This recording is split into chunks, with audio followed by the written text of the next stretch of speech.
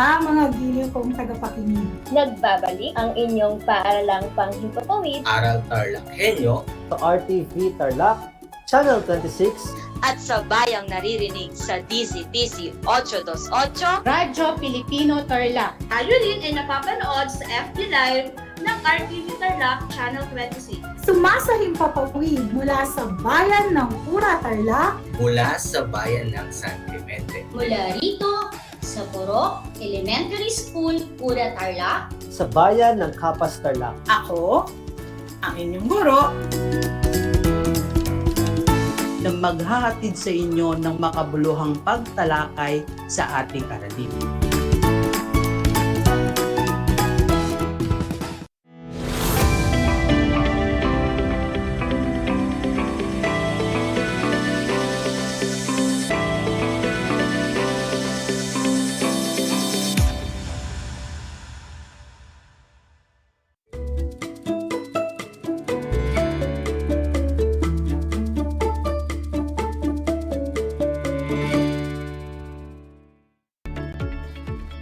Broadcasting live from Paniki, Tarlac. And now you are tuning into DZTC 8 to 8 a.m. Aral TarlakHenyo and RTV Tarlac Channel 26. It's already 1 o'clock in the afternoon and we're going to be together until 1:25 p.m. To our listeners and viewers out there, naimbaga daw kayo kada kayo amin, maya magat panapon, and good afternoon, most especially to our handsome and beautiful grade 8 students of Tarlac Province. This is Teacher Renan S. Corpus of Eduardo Coanco National Vocational High School, and I am thrilled to be with you on this exciting learning trip towards understanding opinion marking signals.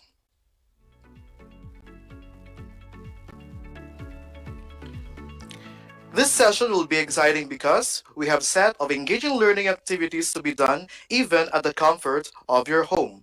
This I assure you will surely love. Graded students, arm yourself with a pen and printed learning activity sheet in English as we are about to take a leap now for our next lesson. Just sit back, relax and enjoy while watching, listening, and learning the rest of the broadcast. Are you ready, grade 8 students? I believe you are all ready. Class, for a lesson in this subject, you are expected to identify the opinion marking signals used in sentences and paragraphs, use different opinion marking signals in writing sentences and in completing dialogue and story presented, express appreciation of a story about perseverance using opinion marking signals.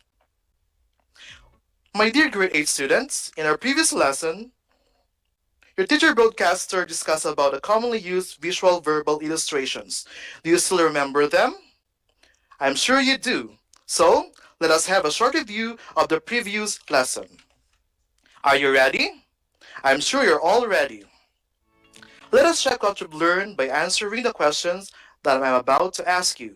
Choose your answer from the choices given. Are you ready? That's good. Number 1.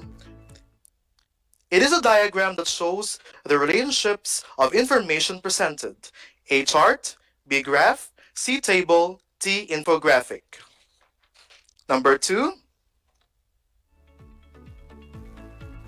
It is an organized arrangement of data usually in rows and columns. A graph, B table, C map, D chart. Number 3. What do you call the diagram or visual representation that shows the relative position of parts of something? It could be a drawing or a photograph. A chart, B map, C graph, D table. Number 4. For item number 4, it is the organization and relationship of concepts and ideas in visual form.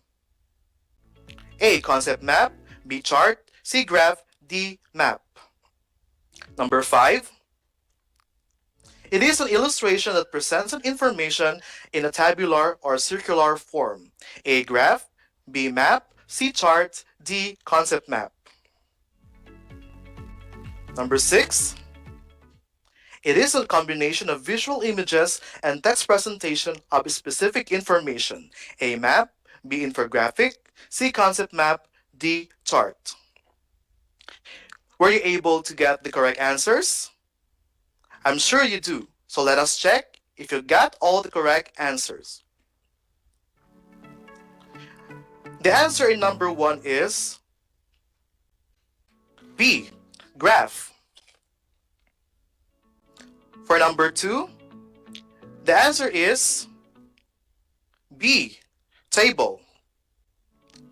In number 3, what do you call a diagram or visual representation that shows the relative position of parts of something? It could be a drawing or a photograph. If you answered B, you got it. For item number 4, it is an organization and relationship of concepts and ideas in visual form. The right answer is A, concept map. Next is number 5. It is an illustration that presents information in a tabular or circular form. Did you answer letter C, chart? Correct. And for the last item, it is a combination of visual images and text presentation of specific information. The answer is B, infographic. Did you get a perfect score? Well done. This means you are ready for our new lessons. Since we are done with our review, let us move on with our lesson proper. Are you ready? I'm sure you are. Let us start by defining the word opinion first. Opinions refer to personal beliefs. They tell about how someone feels, thinks, or takes a stand about something.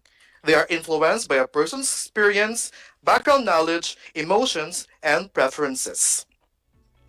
The group of words that introduces opinions are called opinion marking signals.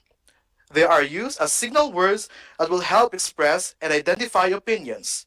They are usually written in the beginning part of a sentence. Here are the examples of opinion marking signals. Maybe, I think, I hope, I hate, my favorite, perhaps, I believe, I should, the best, for me, probably, I feel, I love, it seems, in my opinion, in my experience, from my point of view, it is my belief, I am convinced that, I am confident that, I am certain that, from what I know, I must admit that, I take the view that, I might be wrong, but if I'm not mistaken, I cannot deny that.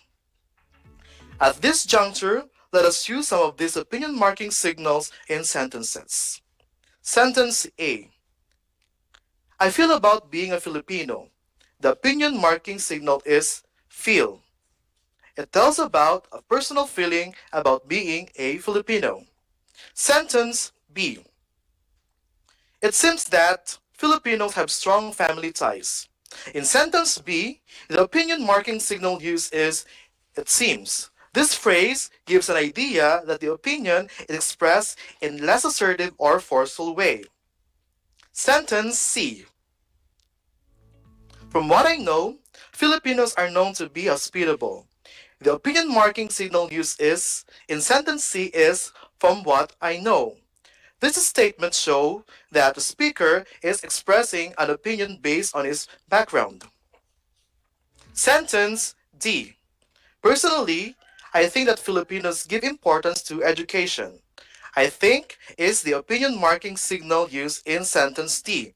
This phrase emphasizes personal opinion. Sentence E. Maybe Filipinos are resilient because they find ways to survive. Sentence E uses the opinion marking signal maybe to express a mere possibility. Now that we have already talked about opinion marking signals and we also use them in sentences, I guess you are ready for our next activity. For our next activity, I will read an essay about why many Filipino tourists visit the Philippines. While reading, list down the opinion marking signals used in the essay. Write your answers on your answer sheet. The essay is entitled, Why Many Tourists Visit the Philippines by Fanny Andrea B. Naranjo. The Philippines is one of the most visited countries in the world.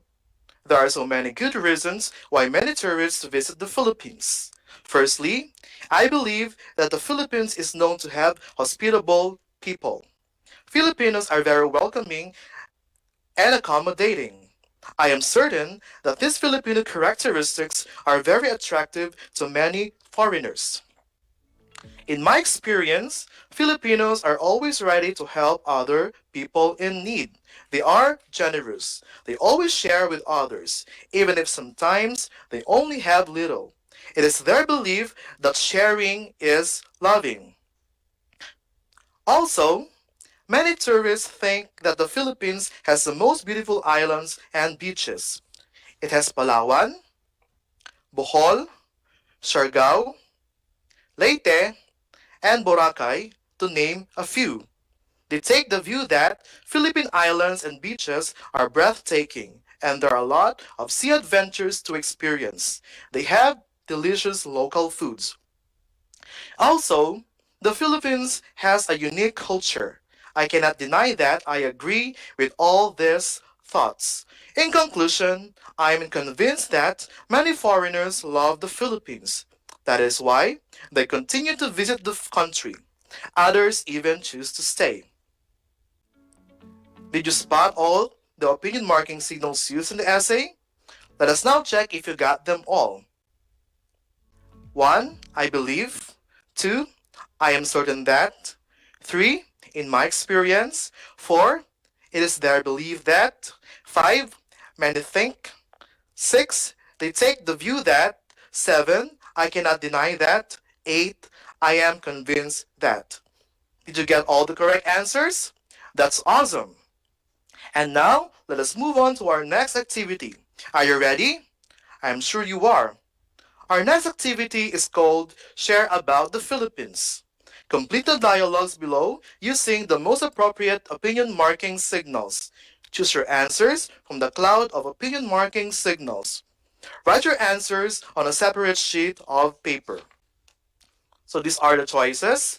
I hope, I believe, I think, I love, I am sure that, in my experience. 1. Blank. Palawan is one of the best places in the world. 2. Blank. It is. Aside from beautiful beaches, it also has this amazing underground river. Number 3. Blank. Boracay. I can do that a lot of sea adventures in here. Number 4. Blank. This is really a perfect summer destination. Bohol is fascinating indeed. 5. Blank. We can come back here next year. That sounds really exciting.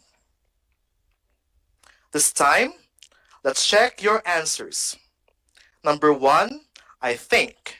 Number 2, I am sure that. Number 3, I love. Number 4, I believe. And number 5, I hope. How's your score for that activity, my dear students? Did you get a perfect score? That's impressive. Are you excited for our next activity? Are you ready? I bet you are. Our next activity is entitled Build a Story.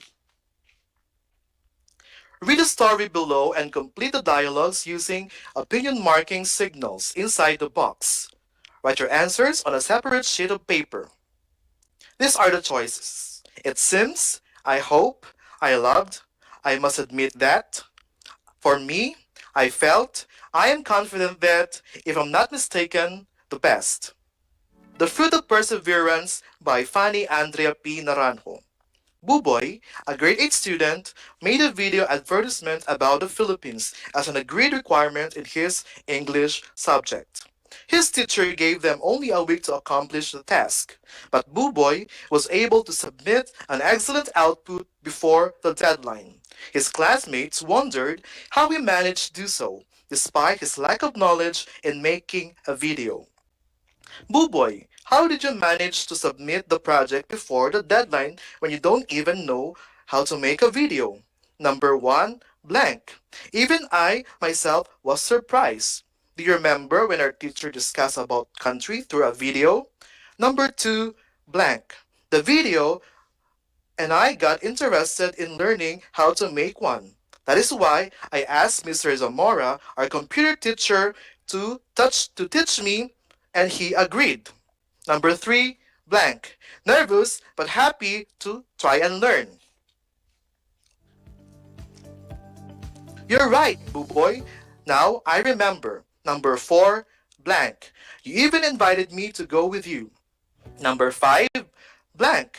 Your output is the best. Thank you, Waldo. Number 6, blank. Your output turns very good as well. Number 7, blank. Can you make it? Oh, 8, blank. And it's time to go home already. Let's go. Let's see if you got all the correct answers. These are the correct answers for the activity that we've just finished. 1, I must admit that. 2, I love. 3, I felt. 4, if I'm not mistaken. 5, for me. 6, I hope. 7, I am confident that. And 8, it seems that. And now, let's move on to our final activity. Get your pen and your paper and be ready to answer the questions. Are you ready? That's great! Read and answer the following questions carefully.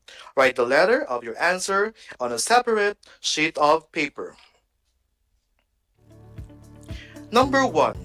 Which of the following signal phrases introduces an opinion? A. I believe that. B. The survey proves that. C. Results show that. D. According to research. Number 2. What do you call the personal belief that relates to how someone feels, thinks, or takes a stand about something? A. Essay. B. Opinion. C. Paragraph. D. Request. Number 3. What are opinion marking signals? They are blank. A. Words that state opposite meanings. B. Words that connect to different thoughts. C. Group of words that express a strong feeling. D. Group of words that introduce personal beliefs. Number 4. Which of the following sentences states a personal belief? A. I think the government is addressing well the COVID-19 crisis. B. Based on the news, many people have already recovered from the virus. C. As of June 2020, the Philippines has more than 31,000 COVID-19 cases. Letter D. Research shows that wearing face masks prevents the spread of the virus. Number 5. How are opinion marking signals used? They are used to blank. A. Express and identify personal beliefs. B. Describe a particular event or activity. C. Give the order or sequence of an event. And D. Connect phrases or clauses in a sentence. Number 6. How are you going to identify an opinion? To identify an opinion, look for the blank. A. Words that end a statement. B. Examples given in the statement. C. Reasons provided in the statement. D. Words that introduce the statement. Number 7. What opinion marking signal to be used to complete the sentence below? Blank, Filipinos are hospitable because they are very welcoming and accommodating. A. That is why. B. In my experience. C. I might be wrong but. D. I am convinced that. Number 8. Which of the sentences below is an opinion? A. Based on the record, Manny accomplished all his school requirements. B. The results show that Anton passed the test and would receive an award. C. From what I know, Bart tried his best in his studies and made it to the top. D. In her speech, Flora thanked her family for their constant love and support. Number 9. Which of the following opinions shows that a person is uncertain? A. I believe that Benjamin clearly loves his family. 5. I am certain that Albert works hard for his family. C. I am sure that Cesar spends time with his family. And D. I might be wrong, but Edwin treasures his family. And for number 10, the last item, what appropriate phrase should be used to complete the given sentences below? Blank, I think that regular exercise helps a person in many ways. A. Certainly. B. Supposedly. C. Personally. And D. Mistakenly. At this time, we will check if you got all the correct answers. Here are the correct answers. For number 1, A. Number 2, B. Number 3, D. Number 4, A. Number 5, D. Number 6, D. Number 7, D. Number 8, C. Number 9, D. And number 10, C. For your assignment, write a short essay about the possibility of having a face-to-face class again. Use opinion marking signals. Write your essay in one whole sheet of paper. Guys, I am so much happy because we were able to discuss the lesson about opinion marking signals. I hope you enjoyed our lesson for today. It was fun spending time with you in our broadcast. Don't forget to tune in to DZTC 828, Aral TarlakHenyo, and watch us live on Facebook from 8 a.m. to 5:30 p.m. Monday to Friday. Once again, this is Teacher Renan S. Corpus of Eduardo Cojuangco National Vocational High School saying, God bless you all and keep safe, everyone.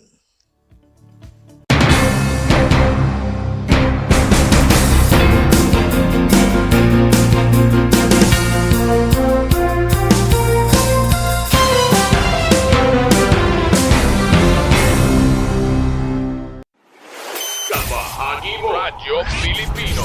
Impormasyong may kalidad, serbisyong may halaga, saan mang bahagi ng Pilipinas. On air. Saan mang bahagi ng mundo. Online. Ano mang uri ng pamumuhay. Kasama, katuwang, kapinoy. Kabahagi mo Radyo Pilipino. Radyo Pilipino.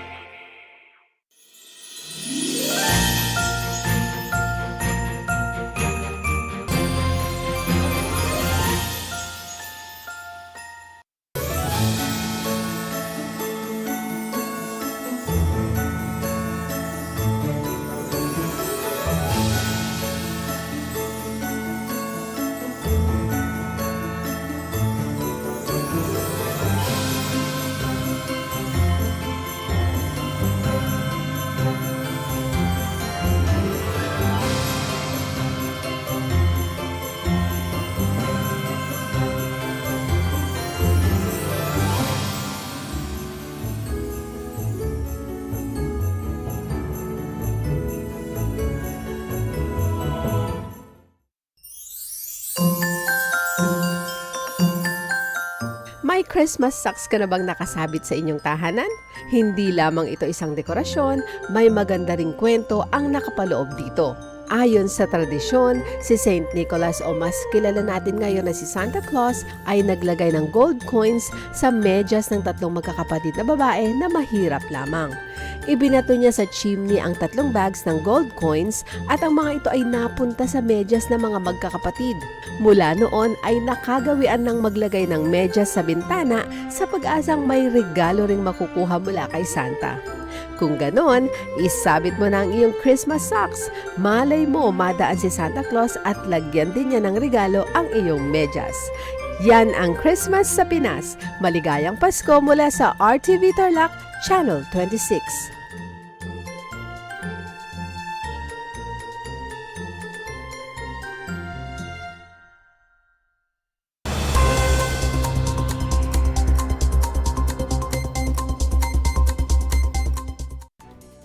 at 11 barangay anti-drug abuse councils ang muling nabuhay sa pagsasagawa ng virtual training on strengthening the institutional capacities of Barangay Drug Abuse Council kamakailan sa pamamagitan ng isang Zoom conference. Sa pamamagitan ng pamumuno ni DILG Tarlac Provincial Director Army V. Bactad, CESO 5, ang nasabing aktibidad ay naglalayo na bigyang kapasidad ng mga badak sa Tarlac sa pagsasagawa ng kanilang mga tungkulin sa paglaban sa iligal na droga ng bansa sa pamamagitan ng pagtalakay sa human rights-based, gender-sensitive, and child-friendly approaches in the performance of badak roles, establishing an aftercare and integration program, family drug abuse prevention program, the science of addiction, youth and drug addiction, at community-based drug rehabilitation program, pati na rin ang mga tungkulin ng badak sa pagsasagawa ng CBDRP. Ang Sikap Badak ay isang capacity development intervention program para sa mga badak na ginagabayan ng integrated approaches na pinagtatrabahuan ng national government sa kampanya nito laban sa iligal na droga. Ito ay dinisenyo upang bigyan ng kasangkapan ng mga membro ng badak ng kinakailangang kaalaman, kasanayan, at saloobin upang epektibong maisagawa ang kanilang mga tungkulin at responsibilidad alinsunod sa utos ng iba't ibang batas at patakaran.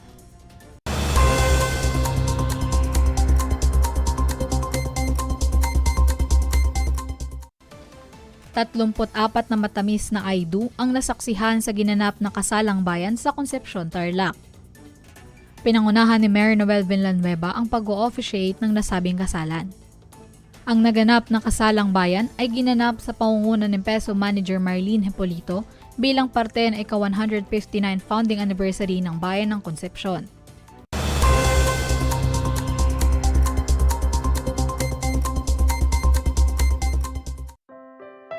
Sa ngalan ng pag-ibig, pangakong ikaw lang.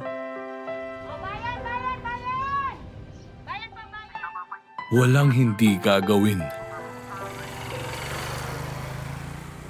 Walang hindi hahamakin. Paulit-ulit. Araw-araw ikaw pa rin. For richer, For poorer, in sickness and in health. Kung mahal mo sila, magpa-booster ka.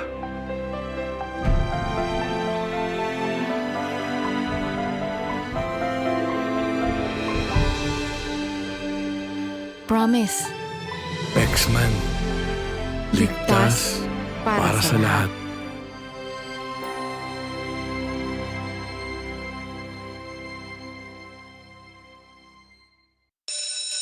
Gutom ka ba sa impormasyon? May namiss ka bang subject at leksyon? Gusto mo bang alalahanin ang nakaraan o dagdagan ang iyong kaalaman?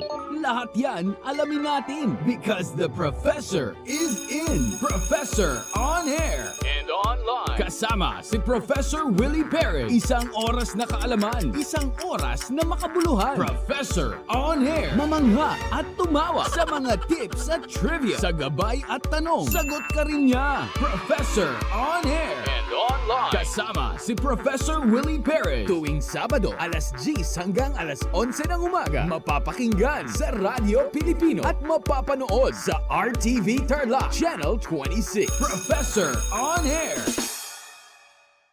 Alam niyo ba na ang gitnang Luzon ay tinaguri ang banga ng bigas ng bayan at kamalig ng palay ng Pilipinas dahil dito nagmumula ang malaking produksyon ng bigas sa ating bansa.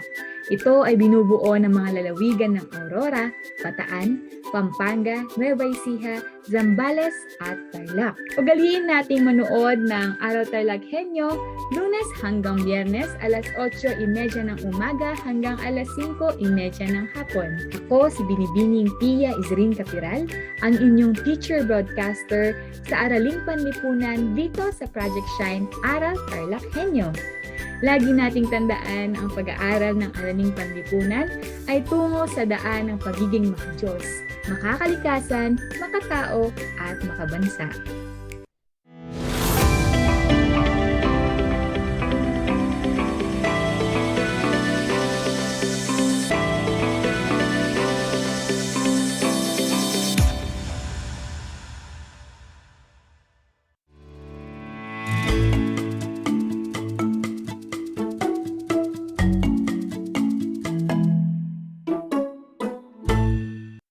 Mga magulang at sa lahat ng ating mga tagapakinig at manonood na abot ng ating RTV Tarlac Channel 26 at DZTC Radyo Pilipino Tarlac. At syempre sa ating mga intelihenteng mga mag-aaral ng buong Tarlac Province. Good afternoon po sa inyong lahat. Welcome sa ating Aral TarlakHenyo ng Schools Division of Tarlac Province sa tulong ng RTV Tarlac Channel 26 at DZTC Radyo Pilipino Tarlac. Tayo ay natutuwa at tayo po ay narito na naman at nagsisikap at nagpupunyagi na maging makadiyos, makatao, makakalikasan, at makabansa.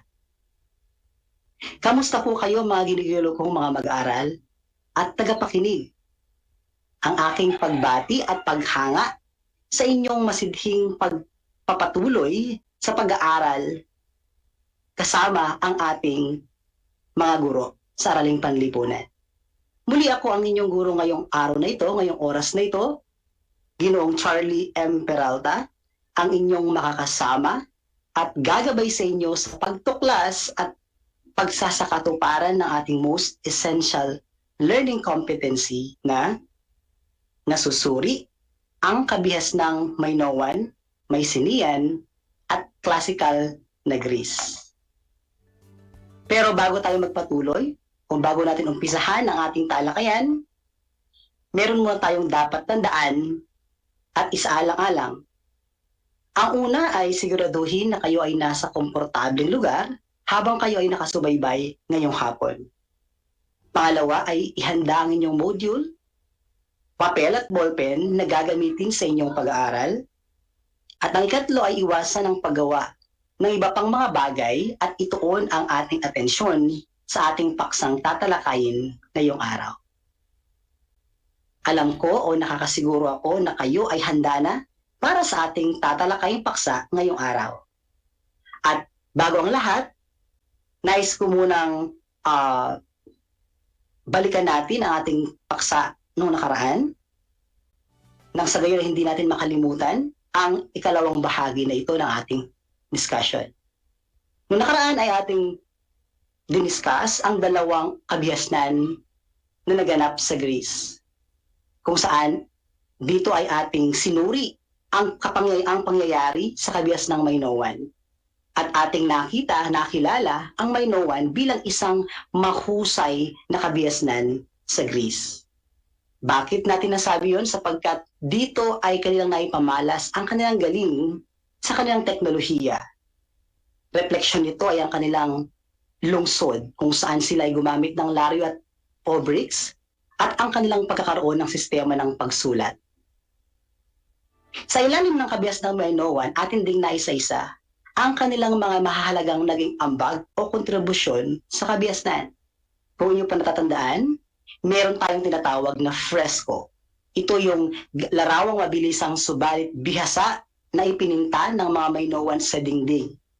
Ito ay nag-reflect ng kanilang mga practices, cultural practices. Pangalawang ambag ay ang kanilang mga palayok. Ang kanilang mga palayok ay creative ang pagkakadisenyo nito, bagay na naging daan upang ang kanilang mga palayok na ito ay ang naging ang mga bagay na kinakalakal nila sa ibang mga lugar. At ang pangatlo naman ay ang pag-unlad ng kanilang kabihasnan. Ano ang dahilan bakit umunlad ng kabihasnan nila? Ito ay dahil sa nagamit nila ang kanilang talento sa sining. Sa pamamagitan nito ay na kanilang naipamalas ang kanilang kakayahan at talento na nakatulong sa kanilang ekonomiya, nakatulong sa kanilang isla, hindi lamang sa kanilang pamayanan, kundi sa isla ng Crete. Ang sunod naman ay ang kabihas ng Mycenaean. Ang Mycenaean ay natuklasan natin na ito ay lungsod na kung saan kanilang pinag-ibayo, dinevelop ang kanilang daan at mga tulay. Napakahalaga ng daan at tulay ng mga panahon na yun sapagkat ito ang nagdudugtong sa kanilang lugar patungo sa ibang lugar sa ngalan ng kalakalan. Sila din ay nakapagtayo ng mga kapal na pader at sa loob nito ay sila ay nagtayo ng pinakapalasyo o pinaka-opisina ng kanilang mga pinuno o hari. Ito lamang nagpapakita kung gaano sila kagaling sa estruktura. Ilan sa mga ambag ng kabias ng Mycenaean ay ang mga sumusunod. Ang una ay ang kanilang kultura ay mayaman sapagkat sila ay makasining, malikhain. Ilan sa kanilang mga gawa ay ang creative na mga maskara, mga palamuti, mga sandata na yari sa ginto. Ito din ang nagbigay daan upang umunlad ang kanilang kabuhayan. Pangalawang ambag nila ay ang pagkakatuklas ni Sir Arthur Evans. Katulad ng Minoans, ang mga Mycenaean ay nagkaroon din ng sistema ng pagsulat. At ang pinakahuli ay ang kanilang pananampalataya. Meron silang kinilalang Diyos na si Zeus na pinapaniwalaan nilang naghahari sa isang pamilya ng mga Diyos at Diyosa. Naiintindihan niyo ba ang mga ambag na ito, ang kahalagahan ng mga ambag na ito ng mga sinaunang kabiasnan? Tama. Ang mga nabanggit nating ambag o kontribusyon ng mga Minoans at Mycenaeans, ito ay nagpaunlad ng kanilang kultura at ng pamumuhay. So ngayon, tayo ngayon ay dumako sa pangalawang episode o bahagi ng ating talakayan. Ang susunod ay ang tungkol naman sa kabias ng klasikal ng Greece o sinaunang kabiasnan ng bansang Greece. Kung ating titingnan sa mapa, ang lupain ng mapa o ng Greece ay peninsula.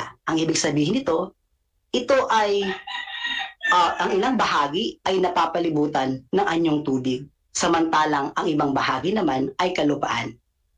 Mahalaga ang geography ng Greece sa mga mamamayan nito sapagkat ang mga anyong tubig na nakapalibot sa kanya at anyong lupa na nagdudugtong mula sa Greece at sa iba pang mga lugar ay ang nagsilbing daan o ruta ng pagpasok at paglabas ng kanilang impluensya hindi lamang sa Europa kundi sa mga iba pang bansa sa mundo. Ang tawag ng mga Greek sa kanilang sarili ay mga Hellens. Ang Hellens ay hango sa salitang Hellas. Ang Hellas ay tumutukoy sa kabuuang lupain ng sinaunang Greece. Ang panahon ng kasikatan ng kabias ng Greek hanggang pagtatapos nito noong 338 BCE ay kadalasang tinatawag nating panahong Hellenic. Narito ang mga mahalagang lungsod sa kabias ng Greek sa panahon ng Hellenic. Ang una ay ang polis. Ang polis, ito ay termino ng kahulugan ay lungsod. Ito ay ang unang pamayanan ng Greece. Karaniwang binubuo ng 5,000 na kalalakihan dahil noon ay sila lamang ang nailalagay sa opisyal na talaan ng populasyon ng lungsod-estado. Ang pangalawang bahagi ng isang lungsod sa Greece ay ang Acropolis. Ito naman ay tawag sa pinakamataas na lugar sa lungsod-estado, kung saan matatagpuan ang mga matatayog na palasyo at templo, kaya ito ang naging sentro ng politika at relihiyon. Ang ikatlong bahagi naman ng isang lungsod-estado ay ang agora o pamilihang bayan. Ito naman ay nasa gitna ng lungsod at ito ay bukas na lugar kung saan maaaring magtinda o magtipon-tipon ang mga Griego. Ang larawan sa susunod na slide natin ay nagpapakita ng setup ng lungsod-estado sa Greece. Sa una, andon ang Acropolis. Kung inyong titingnan ang elevasyon ng lupain, ito ay mataas. Yan ang bahagi ng isang lungsod na tinatawag nating Acropolis. Diyan matatagpuan ang mga opisyal na gusali o istruktura ng mga Griego. Pangalawa ay ang nasa gitna. Yan ang agora. Noong unang panahon, sa panahon ng klasikal na kabiasnan ng mga Griego, ang agora dito isinasagawa ang kalakalan. Hindi lamang ng produkto, kundi pati ng ideya. Ang ating mga pilosopo, mga Greek philosophers, nandyan sila sa agora. Diyan sila nagtatalastasan, diyan sila nagpapalitan or exchange of idea. Hindi naglaon dahil sila ay natutong gumawa ng Coliseum, ang agora ay ginawa na lamang na pamilihan. Subalit ito man ay pamilihan, nakapaskil dito ang mga alituntunin ng buong Gresya.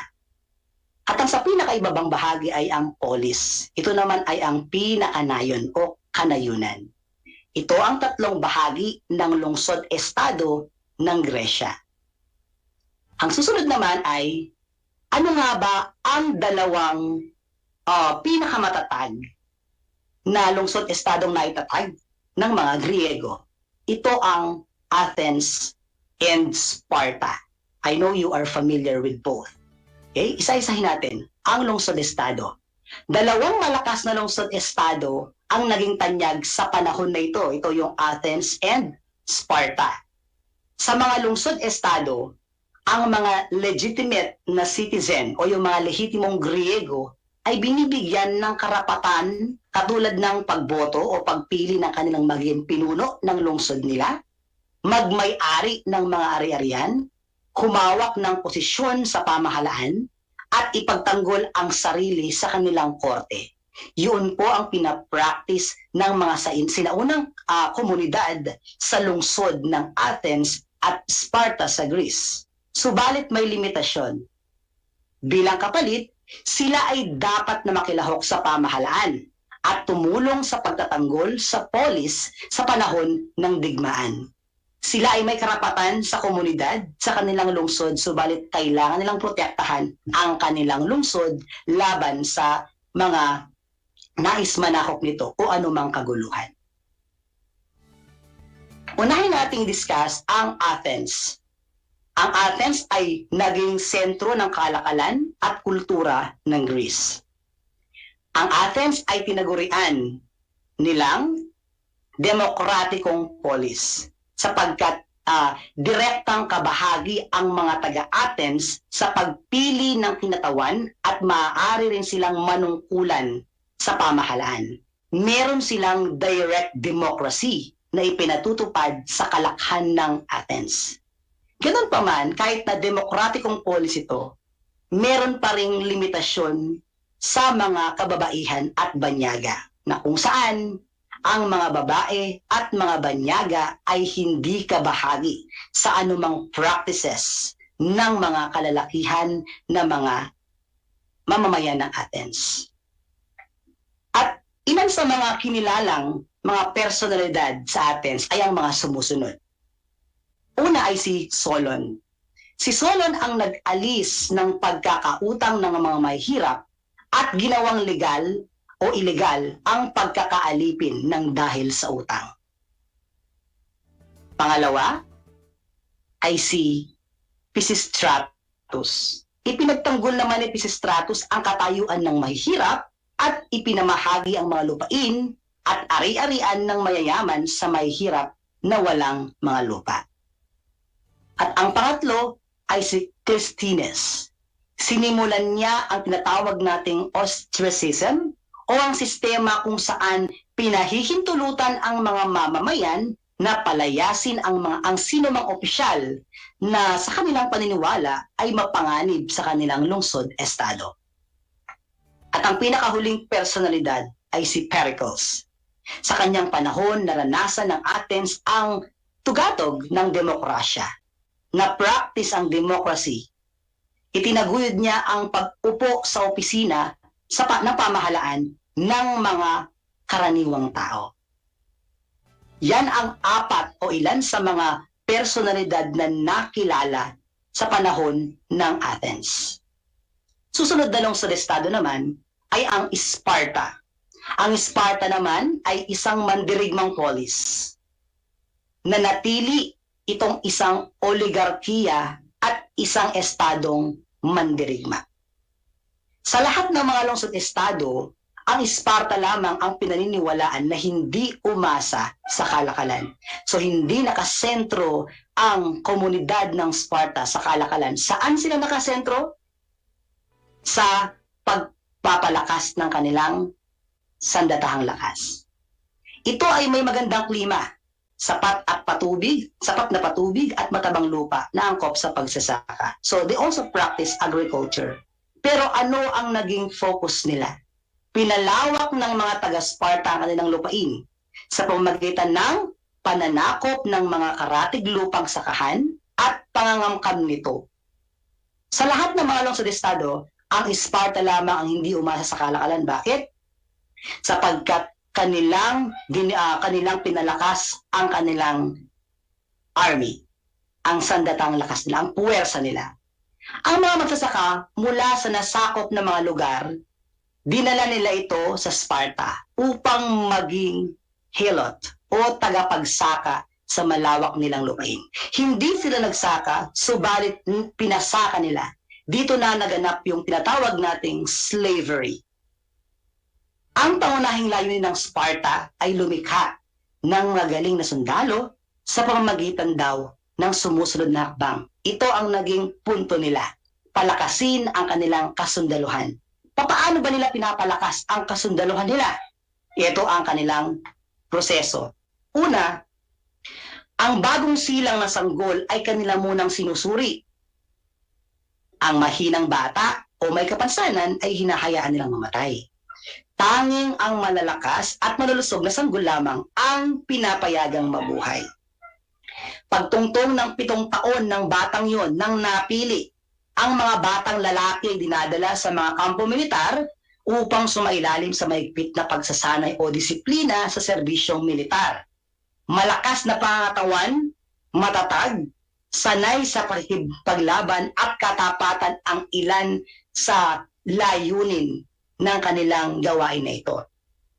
At pagtungtong ng 20 taon, ang mga kabataang lalaki magiging sundalong mamamayan at ipapadala sila sa hangganan ng labanan. Pagtuntong nila ng 30 taon, maaari na silang mag-asawa, ngunit dapat na kumain at manirahan pa rin sila sa kanilang kampo kung saan hahati na sila ng gastos. At kapag ang dating batang yon ay tumuntong na sa 60 taon, sila na po ay maaaring magretiro sa hukbo at maaari nang umuwi sa kanilang mga pamilya. Ganoon kadisiplina, kastrikto ang kanilang pagsasanay sa mga susunod na sundalo nila. Ngayon ay isa-isahin naman natin ang mga digmaang kinasangkutan ng Greece. Una ay ang digmaang marathon. Ang digmaang marathon, ito ay naganap o digmaan sa pagitan ng mga Persians at mga Griego na naganap o nangyari sa marathon na isang kapatagan sa Athens. Pangalawang digmaan na kinasangkutan ng Greece ay ang digmaang Thermopylae. Ito ay itinuturing natin na madugong labanan sa pagitan nina Xerxes o ng Persia at ni Leonidas naman ng Sparta. Ito ay naganap sa Thermopylae na isang makipot na daan o daanan sa gilid ng bundok at silangang baybayin ng Central Greece. Pangatlong digmaan, digmaang Salamis. Ito naman ay yung pagsalakay naman ni Xerxes sa Athens. At ang panghuli, digmaang Peloponnesian. Dahil hindi nagustuhan ng mga ibang mga Griego, okay? Ang pamumuno ng Athens sa Delian League, sila ngayon ay nagkaroon ng sabwatan, bumuo ng alyansa laban sa Athens. So bumuo sila ng alyansa, ng alyansa mga lungsod, nilusob nila ang Athens sa pamumuno ng Sparta. Yan ang 4 na digmaang kinasangkutan ng Greece. Ang susunod naman ay isa-isahin natin ang mga halagang ambag o mga ambag sa kabiasnan, pamana ng Greece sa kabiasnan.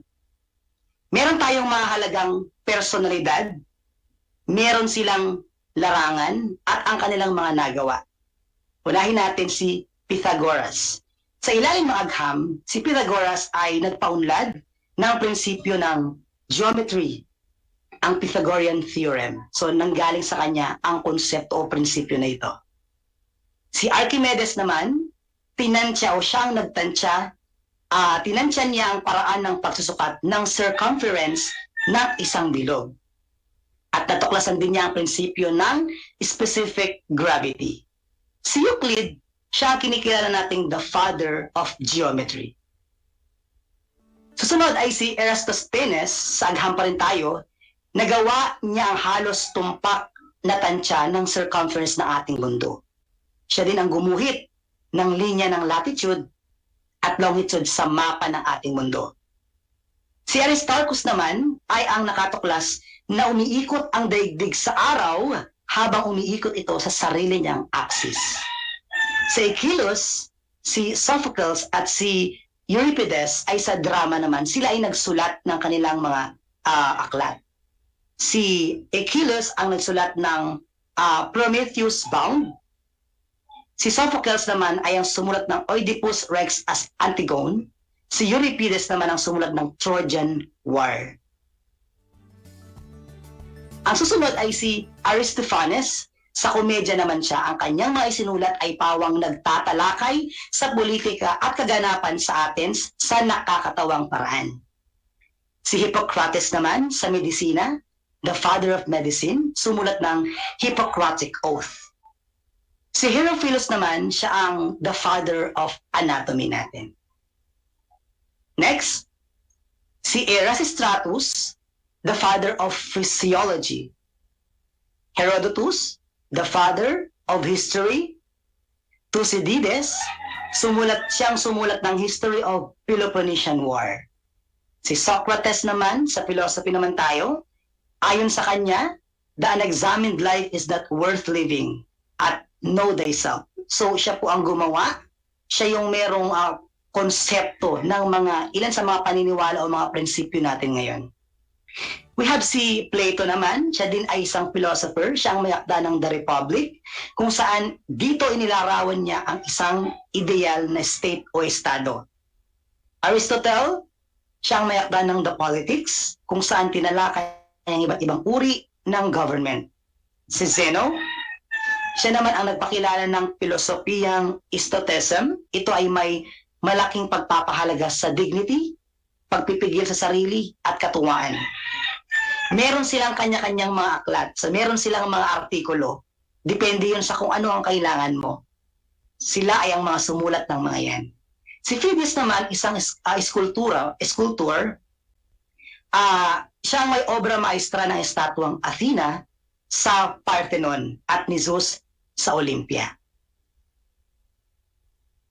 Okay, so isa sa pinakamahalagang pambanan ng kabias ng Greece ay ang tinatawag nating Parthenon. Okay? Ang Parthenon ay isang marmol na templo sa Acropolis sa Athens. Ito ay inalay sa diyosang si Athena na itinuturing ng mga mamamayan na kanilang patron. Itinuturing ang Parthenon na isang simbolo ng sinaunang Gresya, demokrasyang Atenyano, kabias ng kanluranin at isa sa pinakadakilang monumentong pangkultural. So, narito ang itsura ng Parthenon. Yan ay matatagpuan sa Greece. Ito ay nakatayo sa Acropolis. Ang susunod naman ay, maliban sa Parthenon, merong tatlong mahalagang estilo ng haligi or columns ang ginawa ng mga Griego. Tinatawag itong Doric, ito yung pinakapayak ng disenyo. Ionic, ito yung mas payat, ang haligi na napapalamutan ng mga scroll. At ang Corinthian naman yung pinakamagarbong dekorasyon sa lahat. Tingnan natin ang larawan. Etong Doric, simple kumpara sa dalawa. Ionic, so may scroll siya. Corinthian, mas sophisticadong disenyo. Karaniwang makikita natin ang mga to sa disenyo ng mga poste ng mga gusali. Susunod ay ang sa larangan naman ng pananampalataya. Ang tradisyonal na pananampalataya sa Greece ay ang pagsamba sa mga Diyos. Of course, sa pangunguna ito ni Zeus. Si Zeus ang Diyos ng iba't ibang Diyos at Diyosa ng mga Griego. Pinaniniwalaan nila na ang kanilang mga Diyos ay naninirahan sa Mount Olympus at sila din ay naniniwala sa pag-aalay, katulad ng ating isinasagawa o ng ginagawa ng ibang lahi o yung mga tribo natin.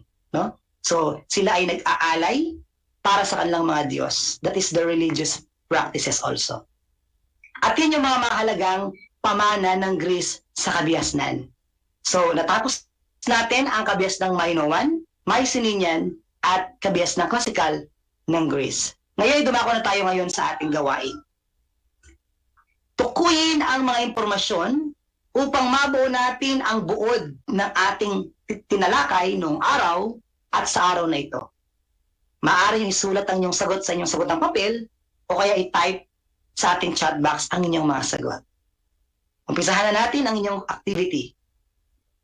Ang kabiasnang Minoan ay sumibol sa pulo ng blank sa Aegean Sea.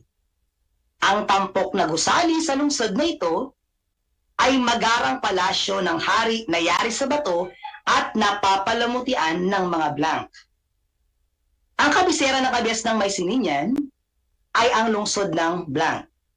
Ang lungsod ng blank ay ang kalabang lungsod ng Mycenaean. Ang tawag ng mga Greek sa kanilang sarili ay blank. Hango sa salitang blank, isang lugar sa hilagang kanluranin o kanluran ng Greece. Ang pinakatanyag na polis o lungsod-estado ng Greece ay ang blank at blank. Umunlad sa Greece ang blank o pamahalaan ng nakararami. Sa panahong blank, kumalat ang kabias ng Greek sa halos lahat ng kanila o ng kilalang bahagi.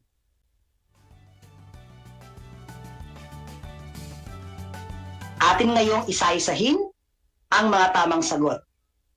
Ang unang sagot natin ay Crete. Okay? Sa isla ng Crete, diyan na itatag ang kabias ng Minoan. Pangalawa ay ang Marmol. Yan ang palamuti. Pangatlo ay ang kabisera ng Mycenaean ang Knossos. Ang lungsod ng blank ay ang kalabang lungsod ng Mycenaean. Ito ay ang lungsod ng Troy. Diyan naganap yung Trojan War. Ang tawag ng mga Greek sa kanilang sarili ay mga Hellens. Ito ay ang salitang Hellas. Okay? So, ang pinakatanyag na polis o lungsod-estado sa Greece ay ang dalawa, Athens at Sparta. Umunlad sa Greece ang o pamahalaan ng nakararami. It's democracy. Sa panahong blank, kumalat daw ang kabias ng Greek sa halos lahat ng kilalang bahagi ng daigdig. Sa panahon ng Hellenistic or Hellenic period. Okay? So, huwag niyo kakalimutan ang ating mahalagang leksyon na natutunan ngayon. Huwag kalimutang ibahagi ito sa iba. Muli, ito ang inyong teacher broadcaster sa Araling Panlipunan, Teacher Charlie M. Peralta. Thank you and God bless you all.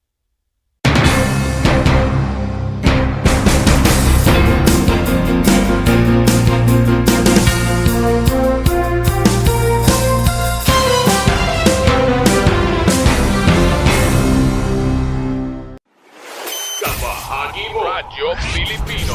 Impormasyong may kalidad, serbisyong may halaga. Saan mang bahagi ng Pilipinas. On air. Saan mang bahagi ng mundo. Online. Ano mang uri ng pamumuhay. Kasama, katuwang, kapinoy. Kabahagi mo. Radyo Pilipino.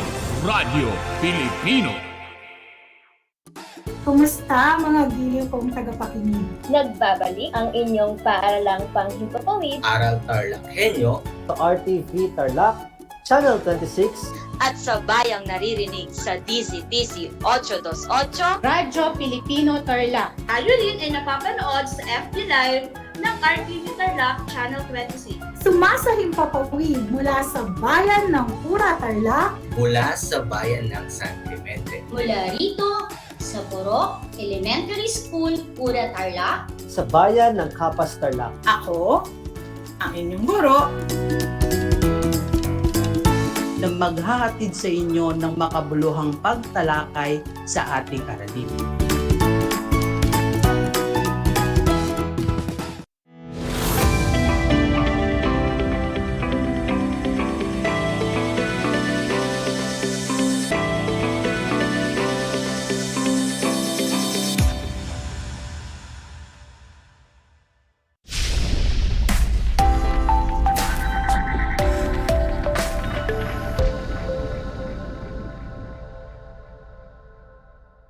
Hello, TarlakHenyos, and good afternoon.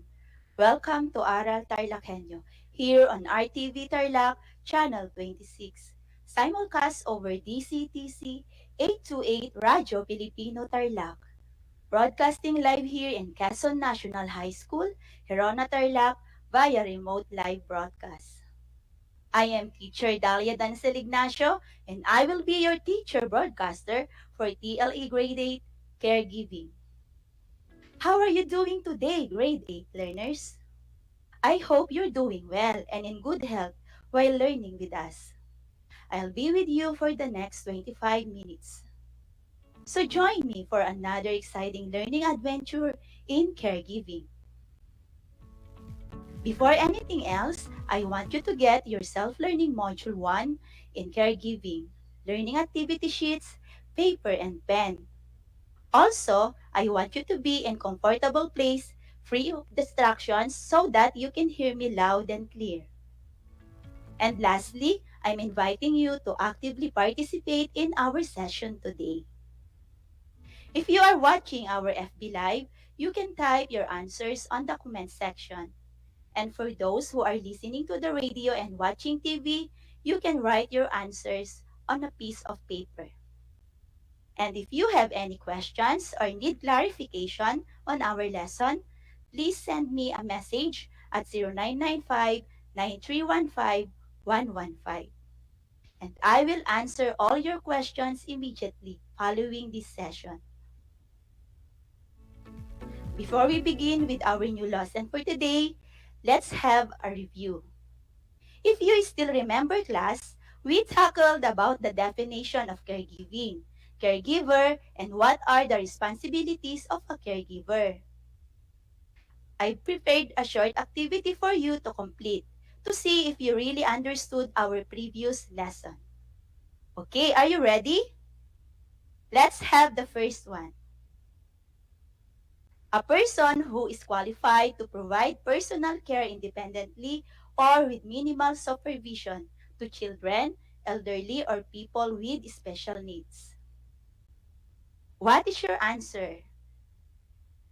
That is correct.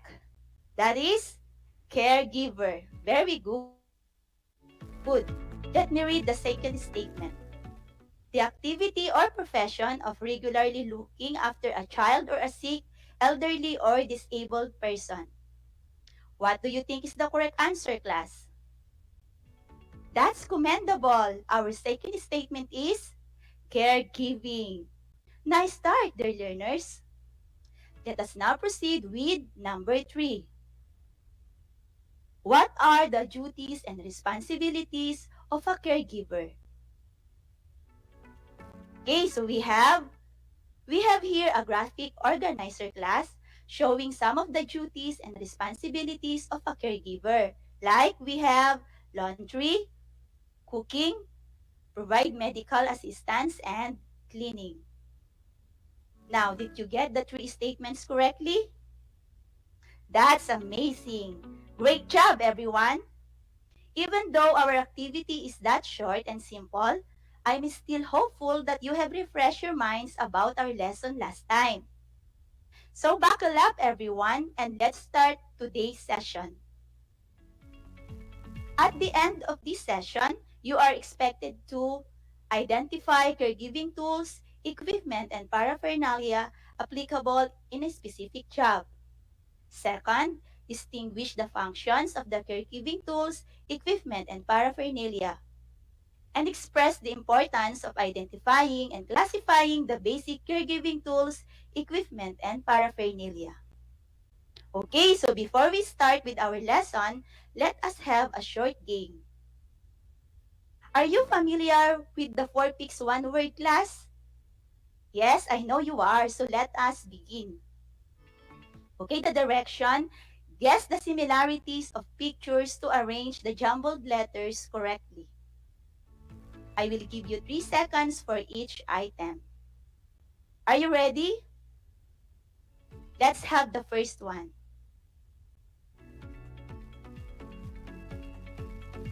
What is your answer? Very good. The answer is meal preparation. Now, can you identify the objects in the picture, class? So we have here the tongue, the ladle, the chopping board, and the microwave oven. These objects are used for meal preparation. Now, moving on with the second picture. What is your answer? Yes, excellent. That is cleaning.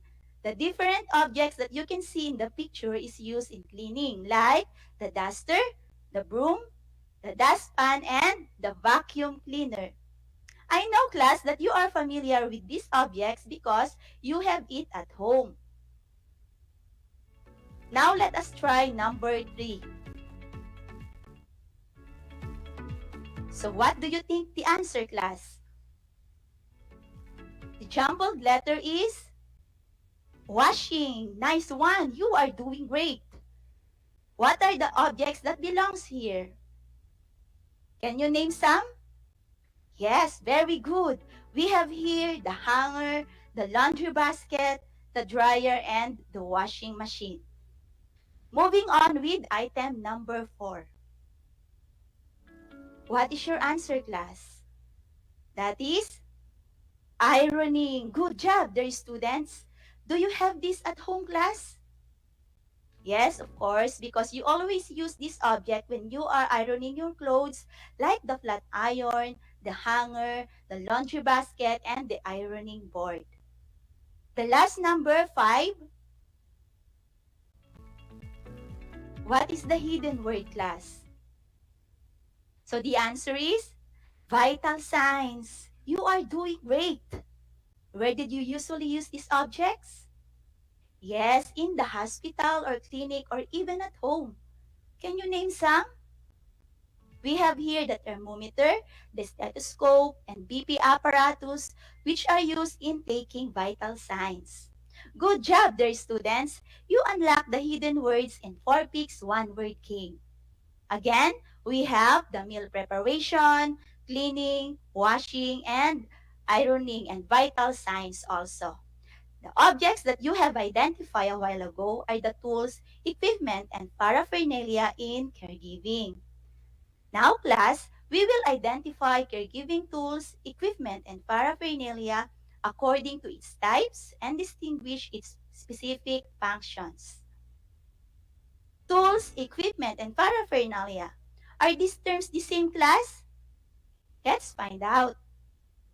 Tools, equipment are terms that are often used interchangeably without knowing the actual difference between tools and equipment. But in fact, they have different definitions. What are tools, class? Tools are devices used by hand when doing an activity or work. These are designed to do a particular kind of work. It can be considered as extension of the human hand, thus increasing speed, power, and accuracy. On the other hand, equipment usually denotes a set of complements that are used to provide a specific service or function, which include any machine powered by electricity. Whereas paraphernalia are commonly referred to a group of apparatus for a particular activity. These basic materials need always to be sterilized to make them free from bacteria or other microorganisms. I hope to jot down the information shared to you, grade 8 learners, for your future reference.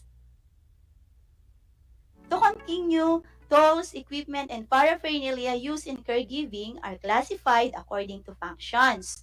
These functions are namely used for meal preparation, used for cleaning, washing and ironing, and used for taking vital signs.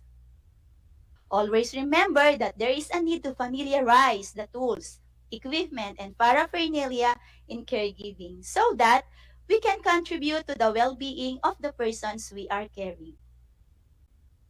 To be more acquainted with caregiving tools, equipment, and paraphernalia, here are the different classification and its function. Okay, caregiving tools, equipment, and paraphernalia used in meal preparation. Let's have the first one, the air pot. An air pot is a vessel quality or usually rounded which is used for holding liquid to maintain heat or coldness. However, in rural areas or in barrios, some of us are familiar in using thermos in keeping a drink or any liquid hot. Next, we have the blender.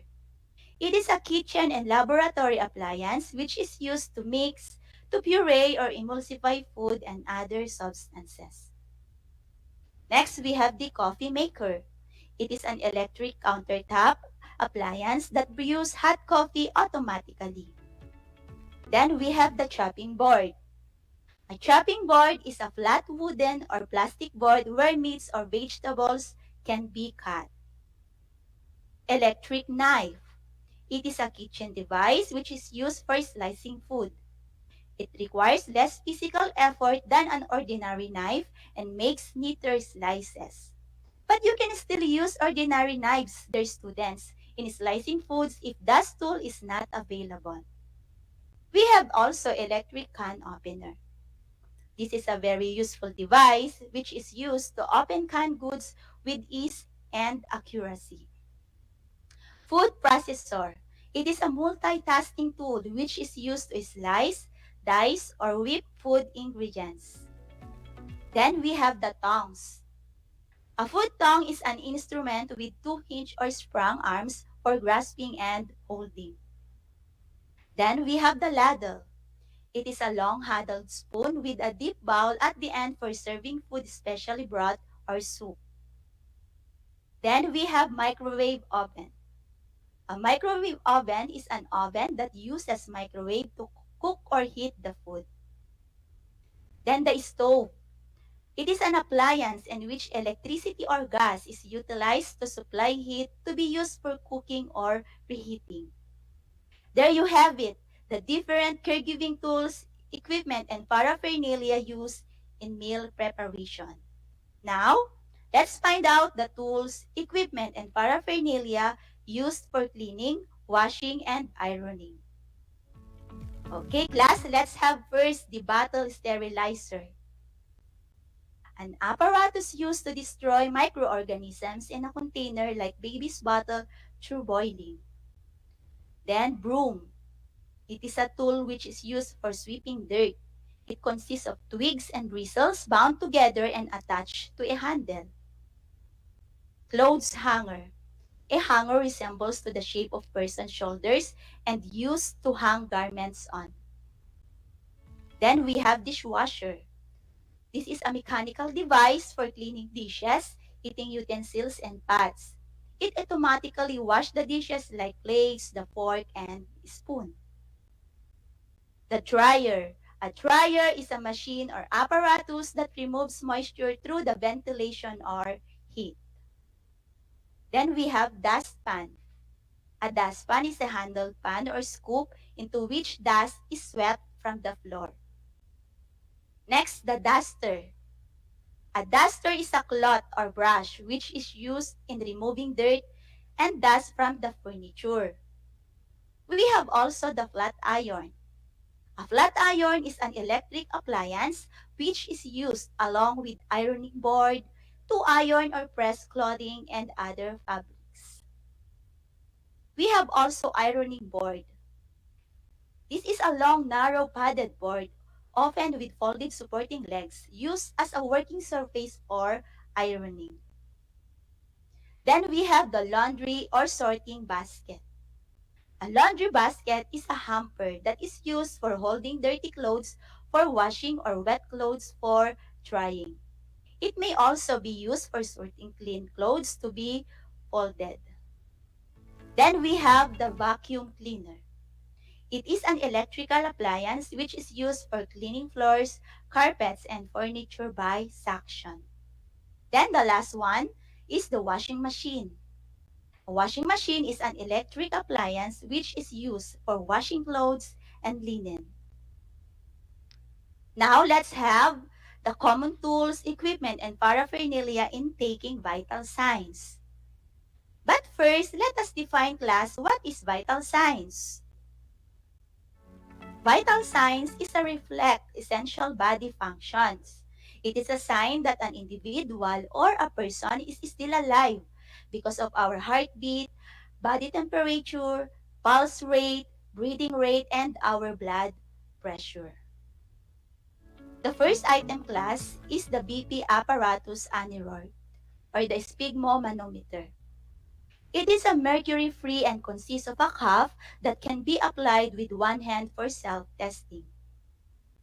A valve that inflates and deflates automatically with the data displayed on an easy to read gauge that will function in any position. Okay, next we have the BP apparatus digital. A stethoscope that is built in or attached, and a valve that inflates and deflates automatically with the data displayed on the LCD. Next, we have the BP apparatus mercury. It is a mercury-based unit, has a manually inflatable cuff attached by tubing the unit that is calibrated in millimeters of mercury. During blood pressure measurement, the unit must be kept upright on a flat surface and the gauge read at eye level. Okay, class, next we have the stethoscope. A stethoscope is an instrument which is used for listening to the action of our heart and lungs. It usually consists of a circular piece placed against the chest, with tubes leading to earpieces. Then we have the thermometer. A thermometer is an instrument for measuring body temperature. Nowadays, because of the pandemic, before we can enter to an establishment, we need to check the temperature of that person first. So the normal body temperature of a person is between 36.5 degrees Celsius to 37 degrees Celsius. When the temperature is higher than the given figures, one will be suspect as a carrier of the said coronavirus. So we have to take good care of our health class, okay? There you got it, grade 8 learners. The classifications and functions of caregiving tools, equipment, and paraphernalia. So class, why it is important to identify and classify the basic caregiving tools, equipment, and paraphernalia and its function. It is a very important responsibility for a caregiver to make sure that he or she may use his exact tools, equipment, and paraphernalia in a specific job. You may become a caregiver in the future, dear learners. Thus, you should be familiar with the different tools, equipment, and paraphernalia that you will use in performing your duty. And you should always remember the safety precautions in using these objects. Now, let us seal your understanding by answering a short activity. I have prepared here a multiple choice quiz to see if you really understood our today's lesson. Are you ready, class? Okay, so let's start. Get your paper and pen and I will read the questions twice. Then write the letter of the correct answer.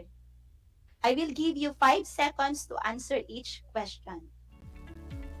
Are you ready, grade 8 learners?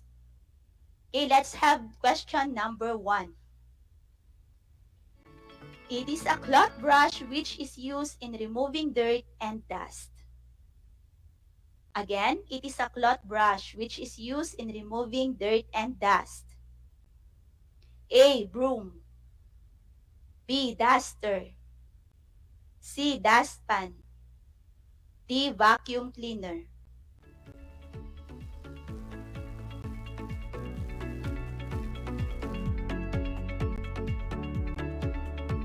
Okay, so let's move to question number 2.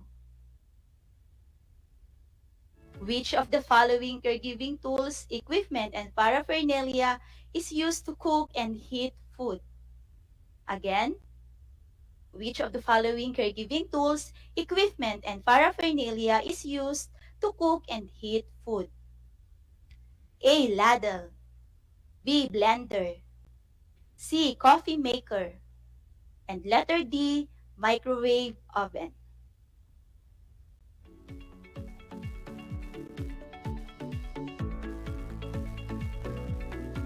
Next, we have number 3.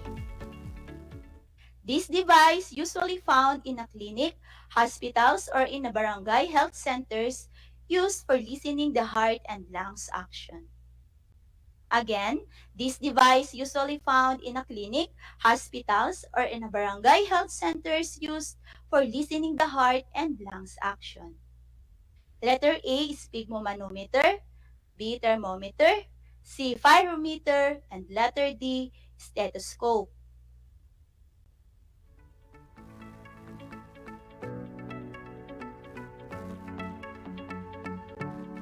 Okay, moving on with question number 4. Which of the following caregiving tools, equipment, and paraphernalia belong to cleaning, washing, and ironing classification? Again, which of the following caregiving tools, equipment, and paraphernalia belong to cleaning, washing, and ironing classification? Letter A, airpot, B, coffee maker, C, thermometer, and letter D, vacuum cleaner.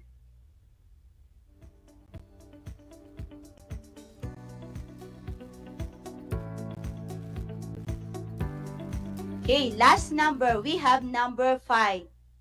Which of the following caregiving tools, equipment, and paraphernalia used for holding and carrying the laundry basket and after wash? Again, which of the following caregiving tools, equipment, and paraphernalia used for holding and carrying the laundry before and after wash? Letter A, flat iron, B, clothes hanger, C, laundry or sorting basket, and letter D, washing machine.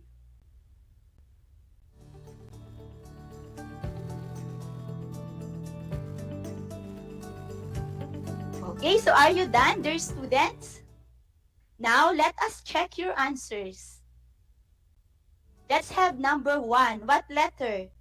That is letter B, duster.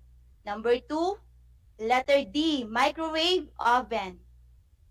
Number 3, letter D, stethoscope. Number 4, letter D, vacuum cleaner.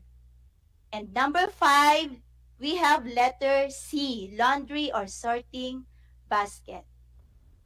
Okay, so you can count your scores now. So for those who got a perfect score, congratulations, you did a great job. For those who got 3 to 4, very good. And for those who got 2 and below, don't feel bad, but you have to study harder, okay? So that was a great learning experience with you, dear grade 8 learners. Hopefully, you enjoyed our lesson for today. Thank you for listening and for being active in answering our activity. I will be glad to be with you again on our next episode for another exciting topic. This is Project Shine, Aral TarlakHenyo, brought to you by the Department of Education, Division of Tarlac Province, in cooperation with DCTC 828 AM station, sponsored by our ever-supportive Congressman, Honorable Charlie Cuangco of 1st District. Always remember our hashtag. We aim for skills, knowledge, and progress in TLE. I am Teacher Dalia Dansal Ignacio, your grade 8 TLE teacher broadcaster. Don't forget to follow our health protocols. Stay safe until next time. Good day everyone and God bless us all.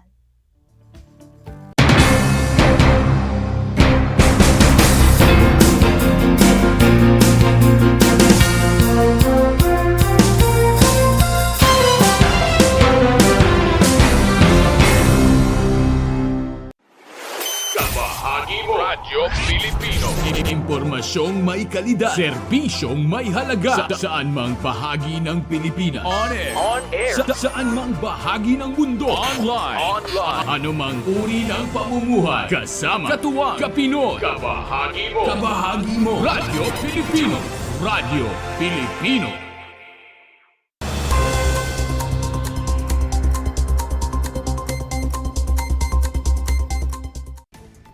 Sinanay ng Securities and Exchange Commission Tarlac Extension Office ang mga mag-aaral sa negosyo ng Tarlac State University tungkol sa financial literacy. Ang seminar na pinamagatang Financial Seminar, Formulate the Future, Be FinSmart, ay naglalayon na magbigay ng plataporma sa mga estudyante upang mas maintindihan ng mga ito ang financial concepts at ang implikasyon nito sa kanilang skills sa finance, financial security, and safeguard against investment fraud. Binigyan diin ni SECTEO Director Richard Laos ang kahalagahan ng mga aktibidad sa pagbuo ng kapasidad katuwang ang mga universidad para sa kamalayan ng mga mag-aaral sa mga issue. Nagpahayag ng pasasalamat si TSU College of Business and Administration Dean Jonel Panlilio sa komisyon sa pagiging katuwang nila sa seminar. Humigit kumulang 200 mag-aaral mula sa TSU at mga kasosyo ng universidad, kolehiyo at senior high school ang lumahok sa financial seminar na inorganisa ng TSU Junior Financial Executives sa pakikipagtulungan sa SECTEO.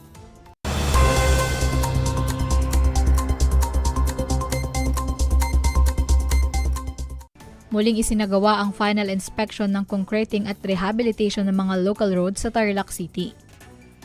Nagtungo ang Tarlac City Engineers Office, representative ng DILG Tarlac Provincial Office, DILG Tarlac City, City Planning and Development Office, project engineers, at project inspectors sa Barangay Baras-Baras hanggang sa Barangay Santo Niño, Tarlac City upang magsagawa ng final inspection. Ito ay bahagi ng financial assistance to local government units sa pagkalap ng mga kinakailangan na dokumento upang maibigay ang teknikal na tulong sa mga LGU.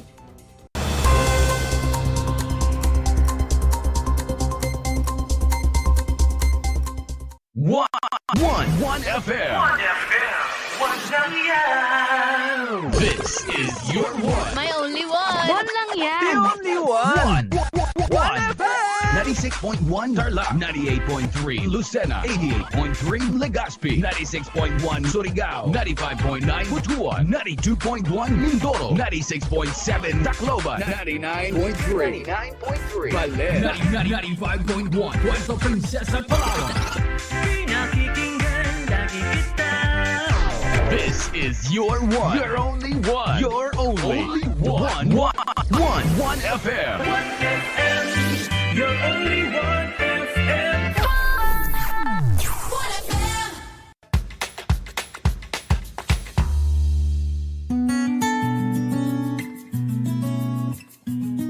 Alam niyo ba na ang kinikilalang Guinness Book of World Records holder bilang pinakamaliit na commercially harvested fish ay isang sinarapan? Ito ay matatagpuan lamang sa Pilipinas, sa Lake Buhi sa Bicol River. Isa itong uri ng goby na may transparent na katawan na may sukat na 12.5 mm. Alam mo na, yan ang sinarapan. Kumusta mga giliw kong tagapakinig? Nagbabalik ang inyong paaralang panghimpapawid, Aral TarlakHenyo, sa RTV Tarlac, Channel 26, at sa bayang naririnig sa DZTC 828, Radyo Pilipino Tarlac. Tayo rin ay napapanood sa FB Live ng RTV Tarlac Channel 26. Sumasahimpapawid mula sa bayan ng Pura Tarlac, mula sa bayan ng San Clemente. Mula rito, sa Puro Elementary School, Pura Tarlac, sa bayan ng Capas Tarlac. Ako, ang inyong guro, na maghahatid sa inyo ng makabuluhang pagtalakay sa ating aralin.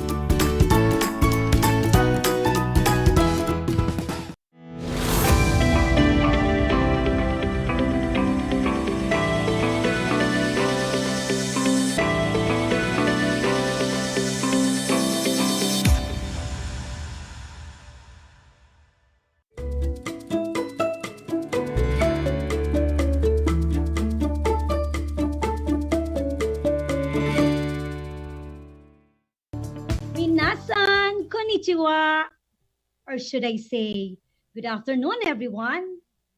Hello there, grade 8 learners. Welcome to Aral TarlakHenyo, here on RTV Tarlac, Channel 26, simulcast over DCTC, Radyo Pilipino, Tarlac. I am your teacher broadcaster, Russell G.A. Jimenez, and today we are bound to another fun-filled learning journey in Music 8. You can participate in our Facebook Live on RTV Tarlac Channel 26 by writing your name, your school, your section where you're from, and participate actively in our lesson by typing in your answers on the comment box section. Last week, we were able to experience and appreciate the music of Korea. Do you still remember the two classifications of Korean music? Very good. The two classifications of Korean music are Chongaku and Sogak. Chongaku refers to the music of the noble classes, and Sogak refers to the music of lower classes or for the general public. And what do you call in a kind of music presented to audiences by skilled vocal singers and drummers in Korea? That's right. Pansori is a kind of music presented to audiences by skilled vocal singers and drummers in Korea. All right, I hope you were able to get all the correct answers. As we are about to start with the new lesson, make sure to bring your MAPE Learner's Manual, your learning activity sheet, your pen and notebook with you, because today we will be amazed by the interesting music culture of Japan. Now that you have your learning manuals with you, let's get started. Let us now proceed to our next destination, the country in East Asia, also known as the land of the rising sun, Japan. Japan, Nippon or Nihon, is an island country in East Asia located in the Northwest Pacific Ocean. It is bordered on the west by Sea of Japan and extends from the Sea of Okhotsk in the north toward the East China Sea and Taiwan in the south. The culture of Japan is well known around the world, including its art, cuisine, popular culture, and music, which encompasses prominent comic, animation, and video game industries. Although Japan is obviously the most westernized country today all over Asia, Japanese people are known as being great guardians of tradition. When it comes to music and all other forms of art, traditions are firmly and safely preserved. Their native music was fully enriched by their assimilation of cultural influences from South and Southeastern Asia, notably China and Korea. For today's episode, we will be focusing to learn about the vocal music of Japan. When we say vocal music, it is a music that uses and emphasizes the human voice. Sometimes instruments are used, but the voice is the most important part. Japanese vocal music plays a very important role in their country. The Japanese people consider their vocal music far more important than their instrumental music. It is considered as the heart of expression in Japanese music. Their vocal music is based on the intervals of human breathing and is not particular on the mathematical timing. The vocal music of Japan is based on two fundamental human activities, namely speech and movement. Speech includes the rhythm, the tone, and the cadences of the song, while movement refers to the body movement of the singers as he or she interprets the song. The main tone of Japanese vocal music has two modes, the yo scale and the in scale. Yo is the major tone or the anhemitonic scale or pentatonic scale without semitones, usually produces happy and bright sounds. It only uses 5 notes, the do, re, fa, sol, and la. Another is the in scale or the hemitonic or pentatonic scale with semitones. In scale contains minor notes and is contrasted with the yo scale, which does not contain minor notes. The Japanese vocal music texture and harmony is monophonic, consisting only of a single musical line. The vocal timbre is in high, tight-throated, and melismatic manner. In music, melismatic refers to a style of singing in which a single syllable of text is sung carried through many notes. Japanese traditional music usually follows a three-part form called johakyu. It starts slow, jo, builds up, ha, and then gets faster, ending with the slow tempo, Q. For those who have just tuned in, you are watching Aral TarlakHenyo here on RTV Tarlac, Channel 26, simulcast over DCTC Radyo Pilipino Tarlac. Moving on, let us now study the Japanese vocal styles. One is Shomyo. Shomyo is a Buddhist ritual chant. When we say chant, it is a type of song with a repetitive, monotonous structure. Shomyo is considered as one of the oldest living forms of vocal music in Japan, usually sang by Buddhist monks, in which breath control and breath expression are being practiced. Let us now watch and listen to this example vocal music of Shomyo.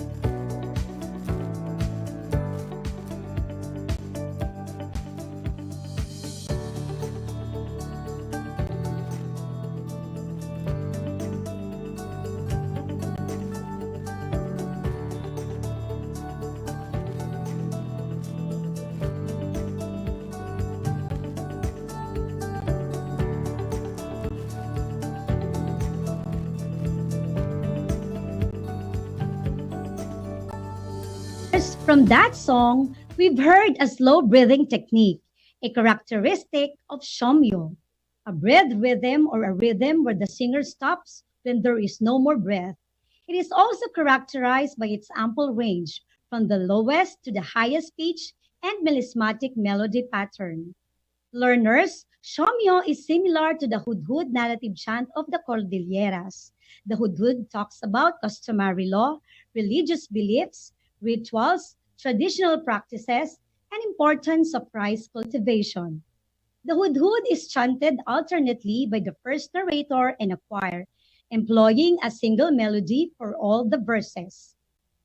The regional folk song about the life of the ordinary people is called Minyo, another vocal style of Japanese. The word Minyo is a compound word. Min means folk or people, and so, which means song. Minyo. These regional songs can be categorized into work songs like work songs of fishermen and farmers, lullabies, religious songs, songs used for different gatherings like weddings, funerals, and festivals, and children's songs. Presented on the screen is the musical notation of Harugakita, one of the best examples of minyo in Japan. A popular Japanese children's song meaning springtime is coming. The folk song is in 4/4 time signature. It is also in the key of C and in a 3-part form. Let us try to read the lyrics of the Harugakita. Harugakita, Harugakita, doko ni kita. Yama ni kita, sato ni kita, no ni mo kita. Han nagasaku, doko ni saku. Yama ni saku, sato ni saku, no ni mo saku. Toriganaku, doko de naku. Yama de naku, sato de naku, no demo naku. In English translation, spring has come, here in the mountains, here in the village, here in the fields. Flowers bloom, here in the mountains, here in the village, here in the fields. Birds are singing, here in the mountains, here in the village, here in the fields. Let us listen to the melody of Harugakita, an example of Japanese minyo vocal song.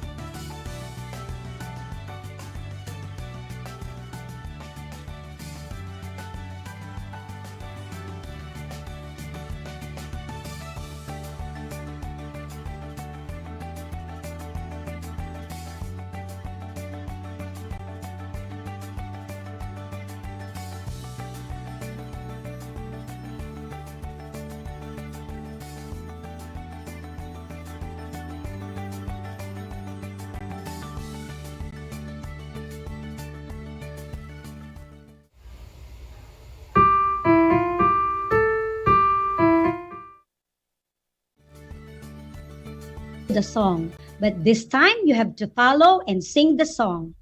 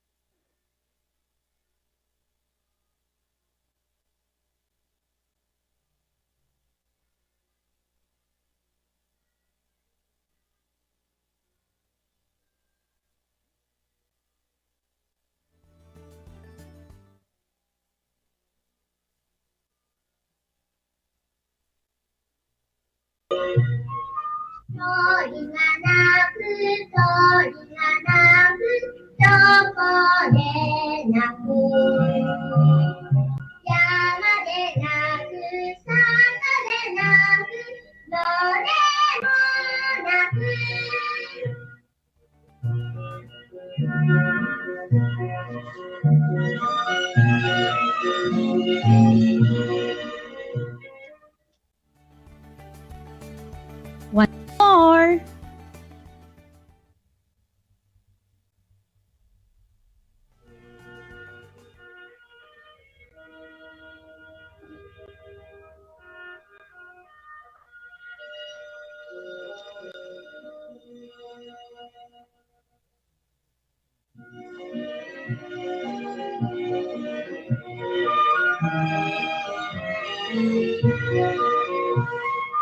Harugakita,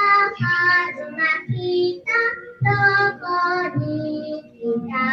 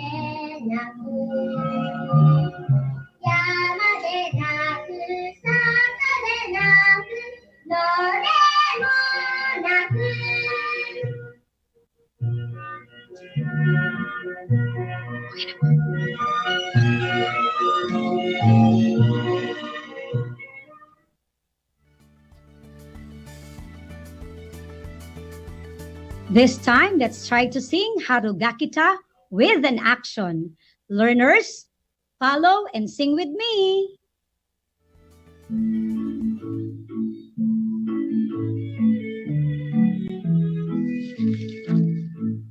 Harugakita, doko ni kita. Yama ni kita, sato ni kita, nonimo kita. Hanagasaku, doko ni saku. Yama ni saku, sato ni saku, nonimo saku. Spring has come. Where has it come? It has come to the mountains. It has come to the village. And it has come to the field. Toriganaku, doko de katu. Yama denaku, sato denaku, no demo naku.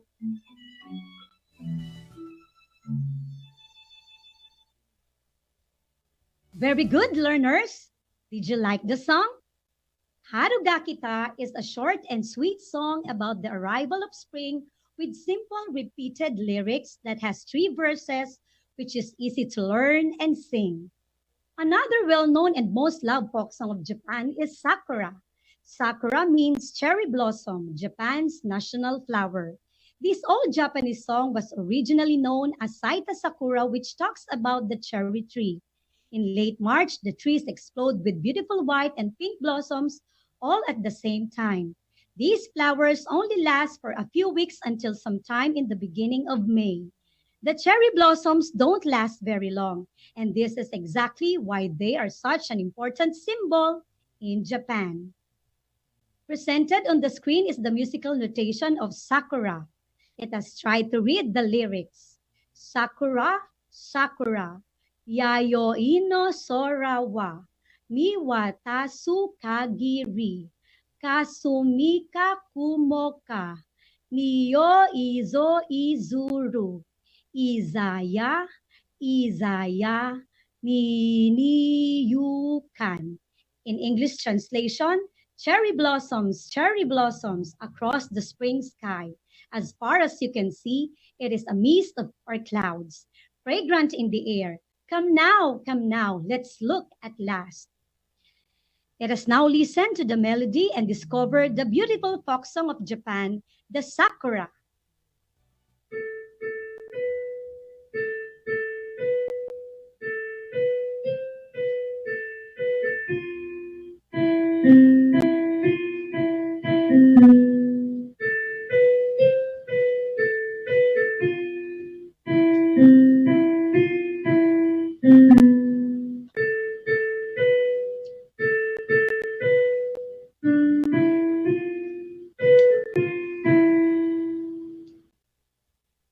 Now I will play the song Sakura, and this time you have to follow and sing the song.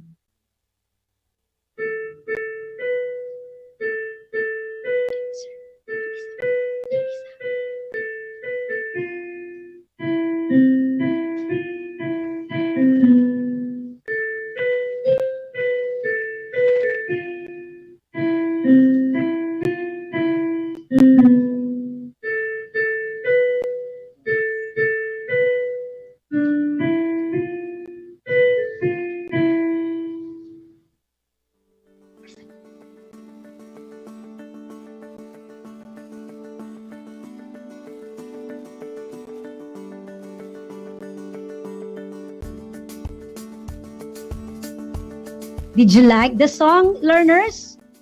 What is the title of the song again? Correct, Sakura. Sakura is a massive part of Japan's culture and tradition. The flowers were considered as a representation of spring, hope, beauty, joy, peace, and new life. This time, let's do your activities. Bring out your learning activity sheet and answer activity 1 entitled, Tell Me How You Feel. All you have to do is to describe the song Sakura in terms of the different musical elements used and write your observations provided in each column. I'm giving you half a minute to answer. Ready? Start!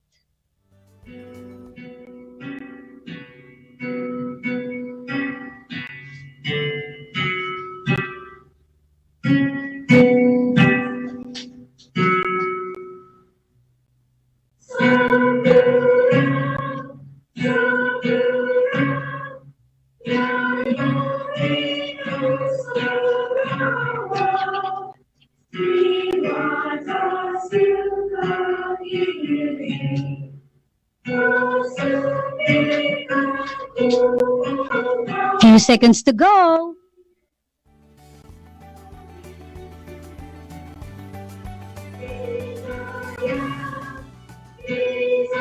Few more seconds.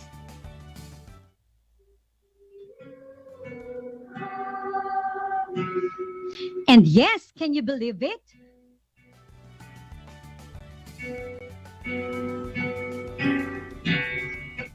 Time's up, learners. Don't forget to submit your output to your MAPE teacher. Before we finally end this episode, let me remind you about your performance assessment. For the directions, you have to choose one from the vocal music of Japan and prepare a short video presentation of your singing performance. Send a copy of your performance to your MAPE teacher. For the rubrics of your performance assessment, we have timbre, pitch, rhythmic accuracy, and expression. To wrap our lesson, Japan is very rich in culture, especially in music. Just like our country, the Philippines, we were able to learn Japan history and beliefs and discover how people from Japan express their feelings through their vocal music. And as they say, one way of learning culture is through music. All right, for your assignment, make an advanced reading on your next topic in Music 8 about the musical instruments of East Asian country. This exciting and fun lesson will be discussed on Thursday. For questions and clarifications, do not hesitate to ask assistance from your family or just send me a message via my Facebook official account or messenger, Russell G. A. Jimenez. Thank you to all learners who have participated. I hope you have learned a lot. Again, I am Russell G. A. Jimenez, your teacher broadcaster in Music 8. Always remember, we can travel and explore the world through music. Until next time!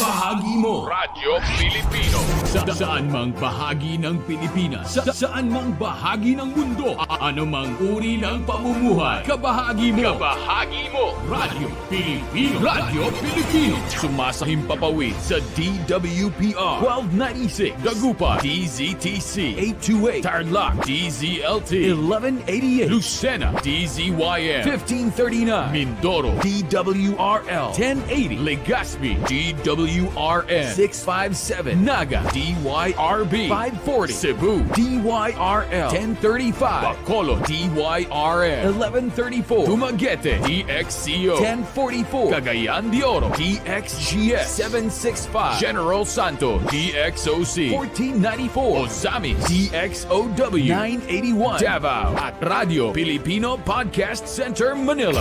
Ito ang kabahagi mo Radyo Pilipino, napapakinggan on air and online. online sa buong mundo sa pamamagitan ng www.radiopilipino.com.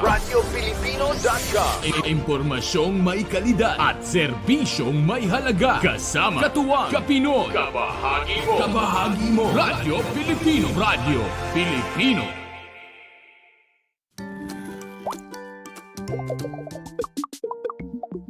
Cancer. Lahat ng klase ng tao pwedeng tamaan ng cancer. Isa ito sa pangunahing sanhi ng kamatayan sa Pilipinas. Kumain ng balanced diet. Mag-exercise. Umiwas sa alak at sigarilyo. Ugaliing magpa-check up. Konsultayo sa ating mga primary care provider para sa Healthy Pilipinas. Paalala mula sa Department of Health.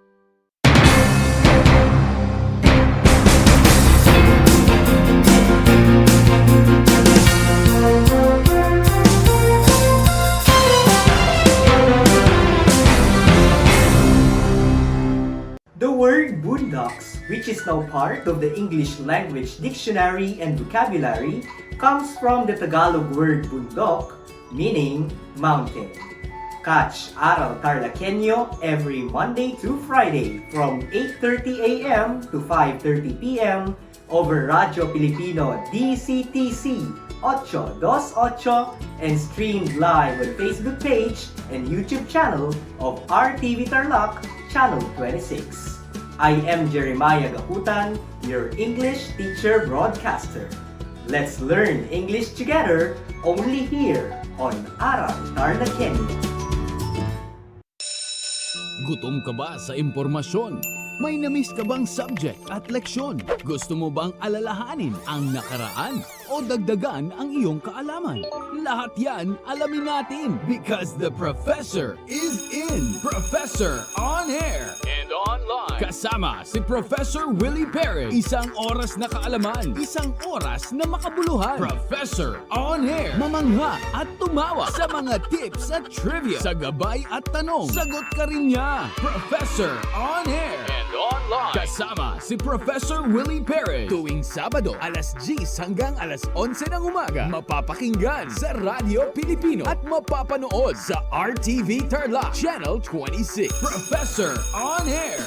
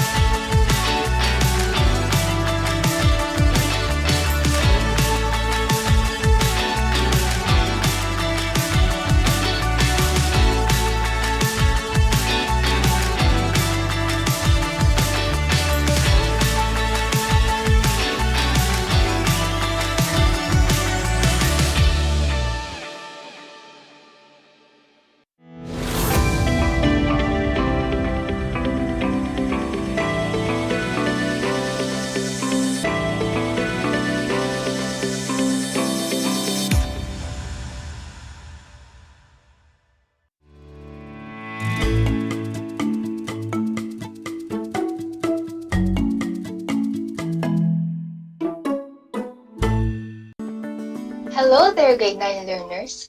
Welcome to another exciting Thursday learning experience. This is Aral TarlakHenyo here on RTV Tarlac, Channel 26, simulcast over DZTC 828 Radio Filipino Tarlac. We are also broadcasting live at Converge Cable Channel 100. This is Ma'am Hazel Grace Barroso from San Julian Santa Maria High School, your teacher broadcaster for today. How are you, students? I hope you're doing great. Today, we are going to discuss the second lesson of the second quarter in English 9. So before we start, make sure that you have your modules with you along with your notebook and pen as we explore the wonders of English 9 literature. Are you ready? Let's begin. Today's topic is an enrichment of the last topic discussed, which was on making connections between text to particular social issues, concerns, or dispositions in life. At the end of this lesson, you are expected to, first, differentiate the types of connection, and second, make connections between text to particular social issues, concerns, or dispositions in life. In this episode, we will go through the following activities. Activity 1, let us begin. Activity 2, let us take note A. 3, let us take note B. 4, let us apply. And 5, let us strengthen. As we go through our topic, we shall use the concepts in the first lessons. The 3 types of connections you used in making connections with the poem Air by Rudyard Kipling. These 3 types are, number 1, text-to-self connections, which means personal connections that the reader makes between himself and the material. Second is text-to-text connections, which is connection between the material read to another material. And third is text-to-world connections, which is connection between the material read and the current issues and happenings of the world. Let's start with activity 1. Let us begin. Read the 4 lines of the Sonnet 43, How Do I Love Thee, by Elizabeth Barrett Browning. For our viewers, it will be flashed on screen, and for our listeners through our radio station, please follow through your learning activity sheet.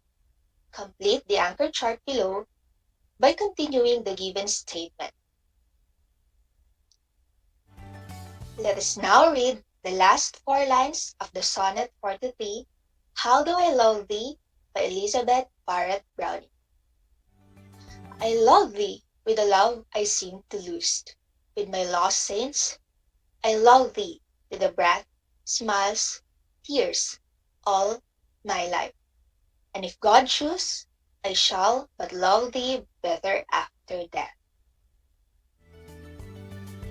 Now, after reading those lines, what time of your love does it remind you?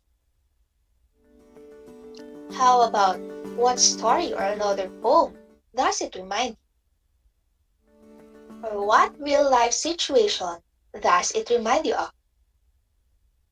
You may now write your answer in your answer sheet, or you may type your answers on the comments section. Your answers are all acceptable, since those questions help us to be connected with the text easier. But most importantly, these questions serve as your guide in distinguishing what type of connection you used after reading a certain text.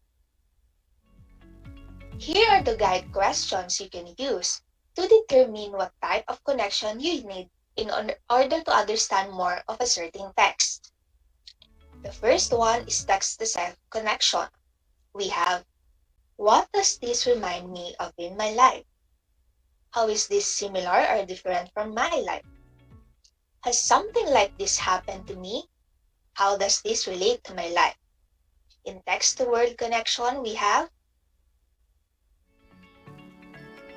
I read about something like this before? What does this remind me of in another book I read? How is this text similar or different to other things I read? Those are questions for text-to-text connection. And lastly, we have the text-to-world connection. We have, what does this remind me of in the real world? How is this text similar or different to other things happening in real world? How does this part relate to the world around me? Let us now try to use these concepts and discover more by going through a poem analysis with this activity 2. Let us take note A. Read each item carefully. Choose the letter of the correct answers. Are you ready? Let's begin.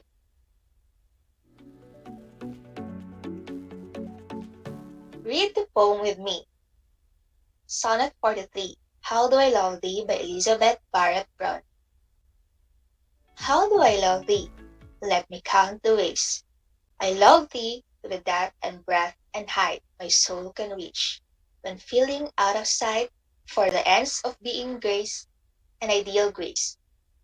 I love thee to the level of everyday's most quiet need, by sun and candlelight. I love thee freely, as men strive for right. I love thee purely, as they turn from praise.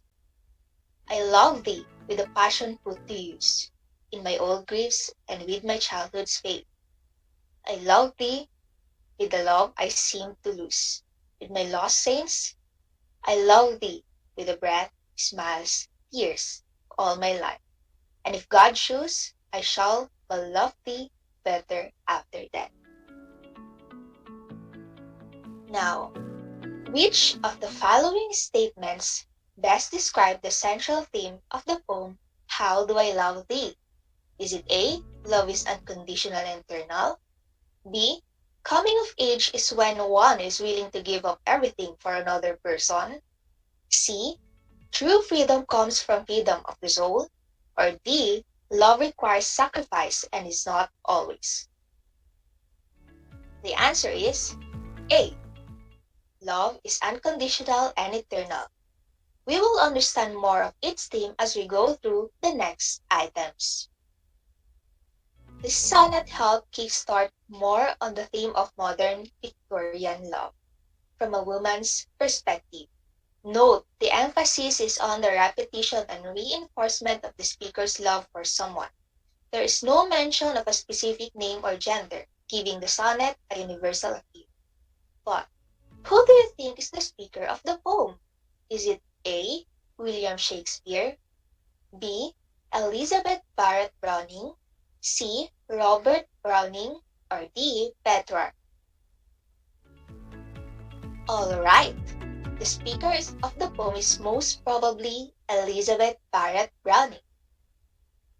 Have you noticed there is a repetitive word, the key phrase of love, I love thee, and the word thee, which we can say contributed greatly to the poem's overall emotional effect.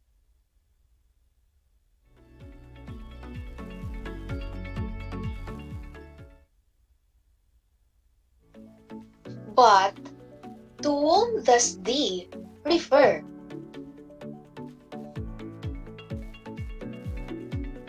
Is it A, the speaker, B, the speaker's lover, C, God, or D, man? You are correct. The speaker uses the word thee to establish right away that she is addressing her lover throughout the poem. We can observe that speaker poses the question that's going to lead the entire poem, How do I love thee?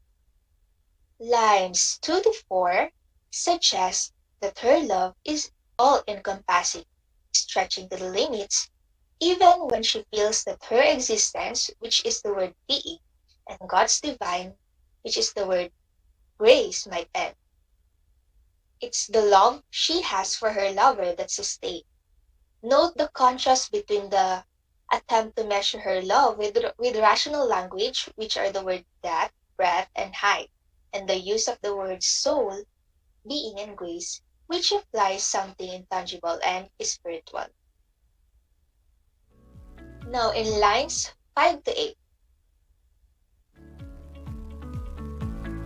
the speaker continues with her passionate need to differentiate the many ways her love for her lover manifests.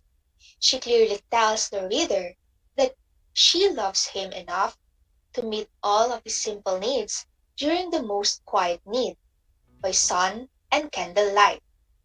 The day, which is the word sun, and the evening during the night, which is the word candlelight. Her love is unconditional and therefore free. She doesn't want anything, for this is freely given. It is a humble kind of love, untainted by ego. Now, Read these lines from the poem. I love thee with a passion put to use. In my old griefs and with my childhood faith, I love thee with the love I seem to lose. With my lost saints.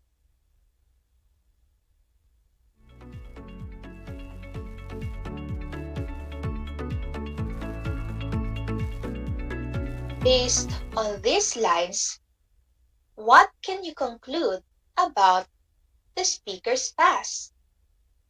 Is it letter A? There have been times of joy and pride in the speaker's past. Letter B. There have been times of sadness and loss in the speaker's past. C. There have been times of hate and violence in the speaker's past. Or D. There have been times of boredom and disgust in the speaker's past. That is correct. It is letter C. There have been times of hate and violence in the speaker's past.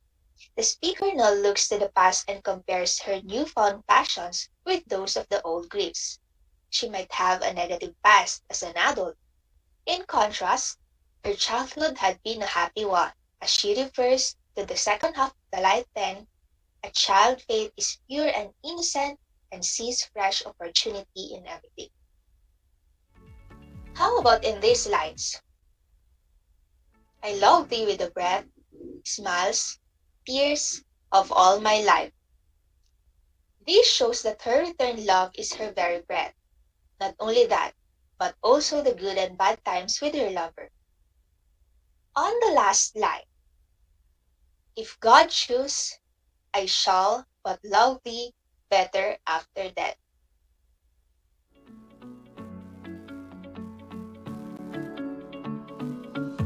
What does this line reveal about the narrator's perspective? Is it A, the speaker believes that she and her loved one shall be together in the afterlife? B, the speaker fears she will be separated from her loved one after death? C, the speaker believes her love is so strong that it will not fade until death but grows stronger? Or D, the speaker has faith in a grand design that God will choose what is best for her and her lover? Alright, the speaker believes her love is so strong that it will not fade even in a death but grows stronger.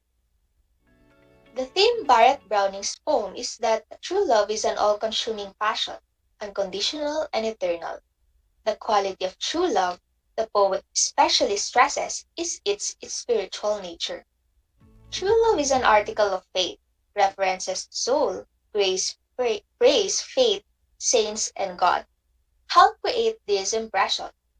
The last line confirms the power of true love asserting as it is eternal, surviving after even death. That's the end of Activity 2. Congratulations! You have just connected with the poem. Now, to understand more the 3 types of connection, let us try the next activity. Let us take note B. Read each item carefully. Identify whether the statements are true by putting the check mark and X if the statement is false. Let's go on to item number 1. I saw a program on television that talked about eternal love like this in the poem. Is an example of text-to-self connection. Is it an X or a check?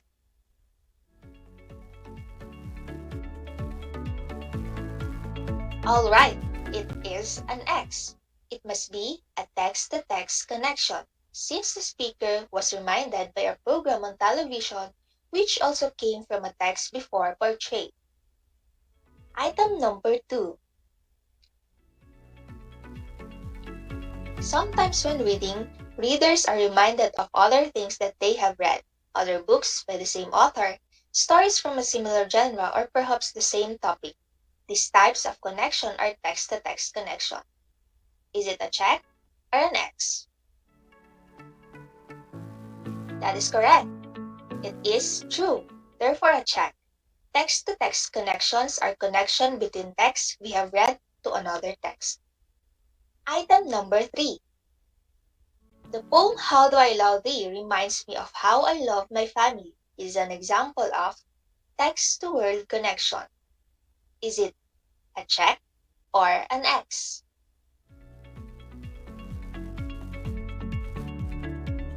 You got it right. It is an X. It must be a text-to-self connection since the speaker was reminded of her own feelings. Item number 4. When I read the line I love thee to the level of everyday's most quiet need by sun and candlelight, I remember the times I always show my mom how I love her. Is an example of text-to-self connection. Is it a check or an X? Correct. It is true. Therefore a check. Last item, we have the item number 5. I understand how the speaker of the poem feels because I already experienced loving the same way. This is an example of text-to-text connection.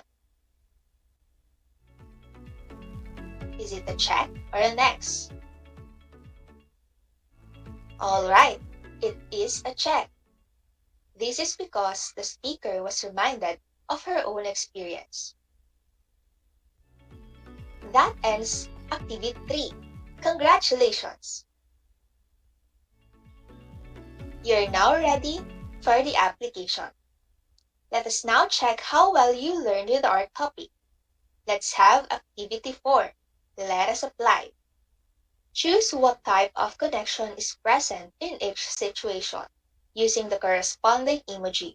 Star emoji for text-to-text connection, heart emoji for text-to-self connection, and flower emoji for text-to-word connection. You can write your answers on your learning activity sheets. I hope you're ready. Let us now begin. Anna said after reading a book, "When I read about Minjin being mean to other students, I think about how when I was in grade school, there was a mean girl in the playground. One time, she even pulled my hair." What type of connection is presented? Very good. The answer is heart emoji, because Anna was reminded of her own experience. Number 2. The story reminds me of a documentary I watched on CNN yesterday, where a guy got caught stealing a bike and he fell off the bike as the police were chasing him.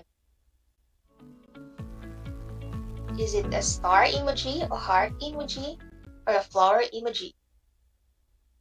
The answer is heart emoji. Star emoji. It is because a documentary also came from a narrative text.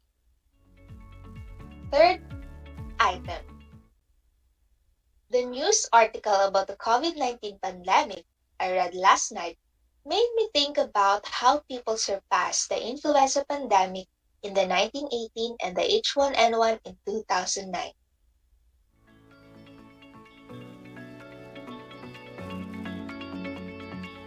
The answer is flower emoji, since the impact of the news article reminded the speaker about what is happening in real world.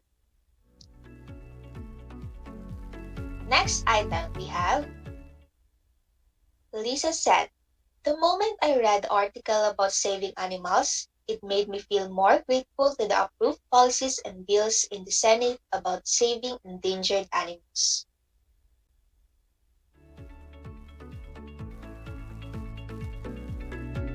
The answer is flower emoji.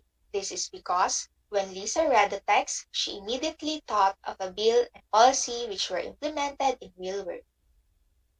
Last item we have, it seems deja vu that I bumped into someone while walking in the streets, holding these flowers.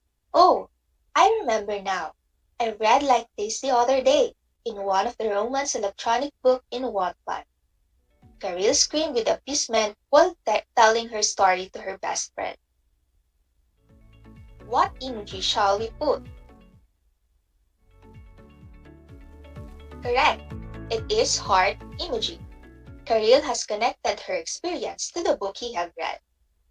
That's the end of Activity 4. You did well. You really applied the learnings you acquired from our topic.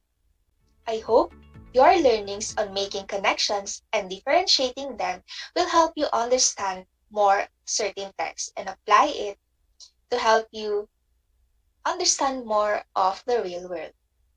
Now, you are all geared up to strengthen your learnings through the next activity that I will be giving you, which you will be accomplishing after watching this episode. Make your own poem with your own title while having the same theme with How Do I Love Thee. You can use any of 3 types of connection. Highlight the lines that illustrate the type of connection you have used. You can use the following ways to highlight: underline for text-to-self connection, double underline for text-to-text connection, and italicized or slant for text-to-world connection. Be guided by the following criteria flashed on your screen. This is also given in your learning activity sheets as part of the rubric.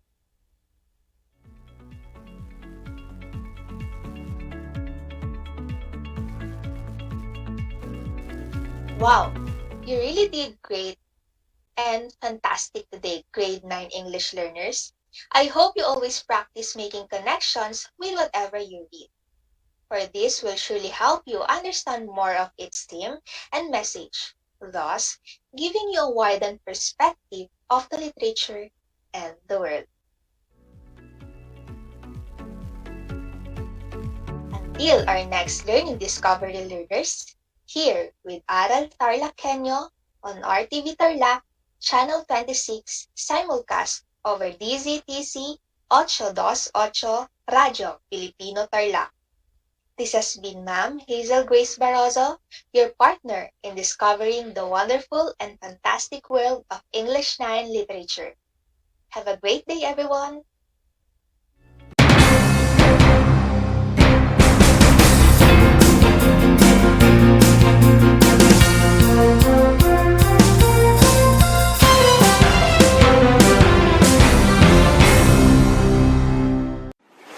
Kabahagi mo, Radyo Pilipino.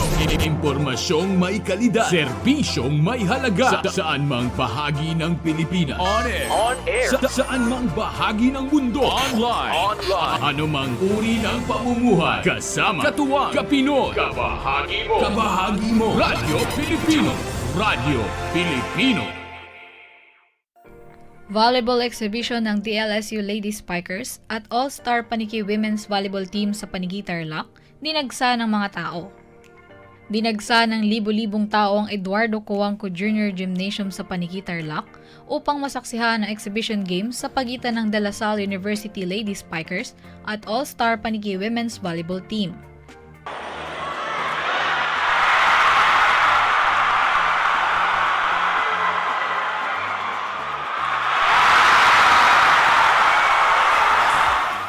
Napuno ng hiyawan at sigawan ng mga tao na magsimula na ang laro.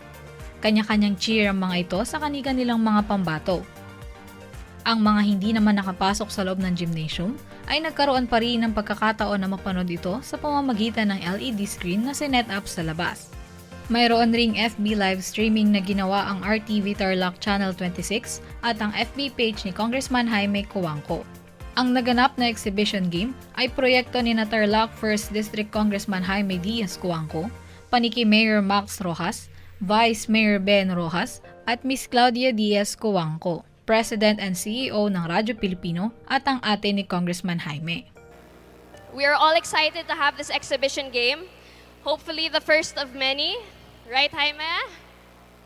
Right? We hope this game inspires many to work hard and to go for their goals, be it in sports or in their chosen fields. So who knows, maybe the next volleyball star will be from Paniki. Sa mensahe ni Vice Mayor Ben Rojas, binanggit nito na ang naganap na exhibition game ay dahil sa suporta ng magkapatid na sina Congressman Jaime D. Coangco at Miss Claudia D. Coangco.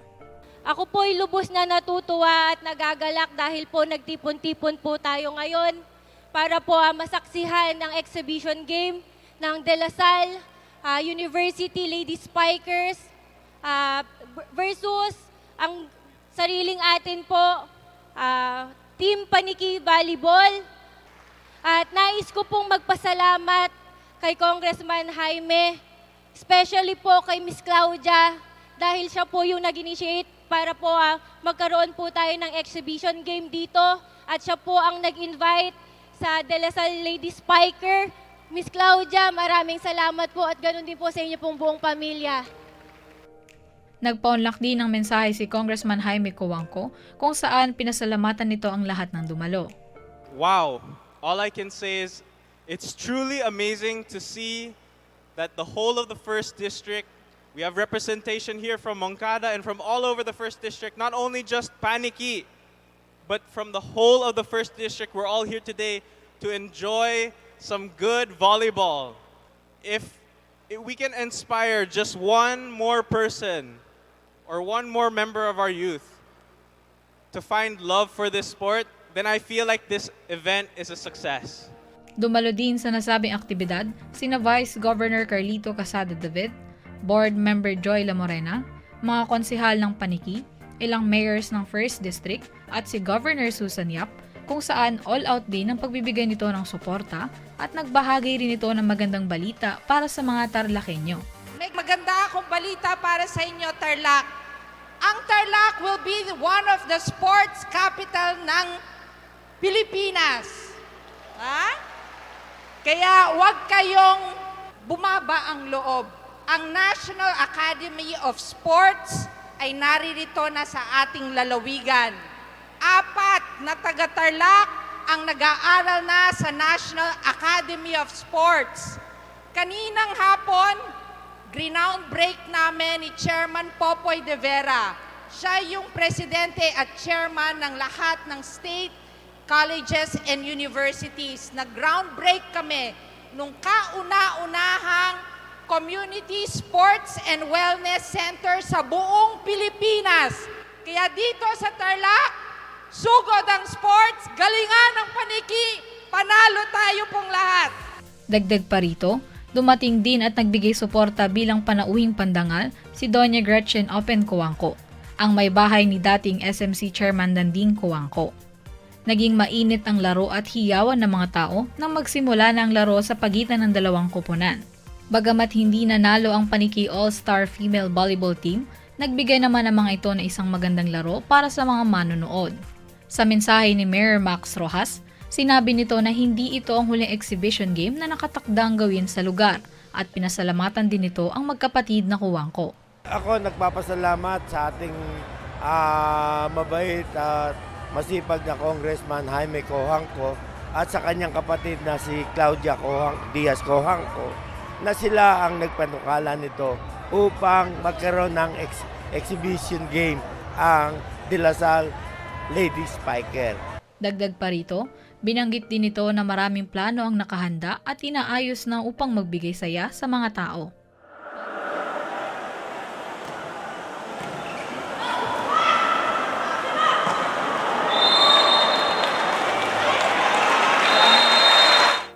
Para sa RTV Tarlac, Channel 26, ako si Jam Torio, nagbabalita. Kumusta mga giliw kong tagapakinig? Nagbabalik ang inyong paaralang panghimpapawid. Aral TarlakHenyo Sa RTV Tarlac, Channel 26, At sa bayang naririnig sa DZTC 828, Radyo Pilipino Tarlac. Tayo rin ay napapanood sa FB Live ng RTV Tarlac Channel 26. Sumasahimpapawid mula sa bayan ng Pura Tarlac, mula sa bayan ng San Clemente. Mula rito sa Purok Elementary School, Pura Tarlac. sa bayan ng Capas Tarlac. Ako, ang inyong guro, na maghahatid sa inyo ng makabuluhang pagtalakay sa ating aralin.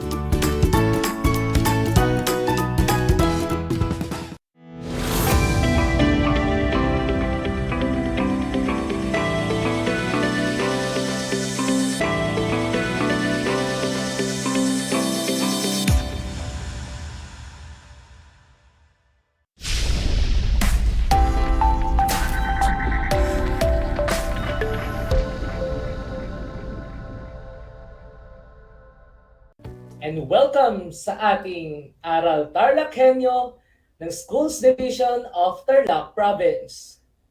Hatid sa inyo ng RTV Tarlac, Channel 26 at DZTC 828, Radio Pilipino Tarlac. Magandang buhay! Narito na naman tayo, nagsisikap at nagpupunyagi na maging makadiyos, makatao, makakalikasan at makabansa. Kumusta kayo mga minamahal naming mga mag-aaral? Sana'y lagi kayong nasa mabuting kalagayan. At ako ay labis na nagagalak at humahanga sa inyong masidhing pagpupunyagi at pagsisikap sa patuloy na pag-aaral sa himpapawid upang madagdagan ang inyong kaalaman sa kabila ng hamon na dulot ng pandemya.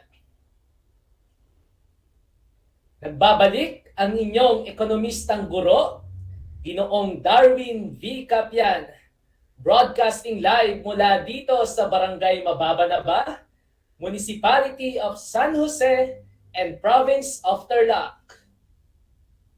Narito akong muli upang kayo isamahan na galugarin, alamin, at unawain ang nilalaman ng ating aralin sa oras na ito. Bago pa man tayo magsimula sa ating talakayan, narito ang ilan sa mga mahalagang paalala. Siguraduhin ninyong nasa lugar kayo ngayon na komportable at maayos na napapanood at napakikinggan ang ating live broadcast.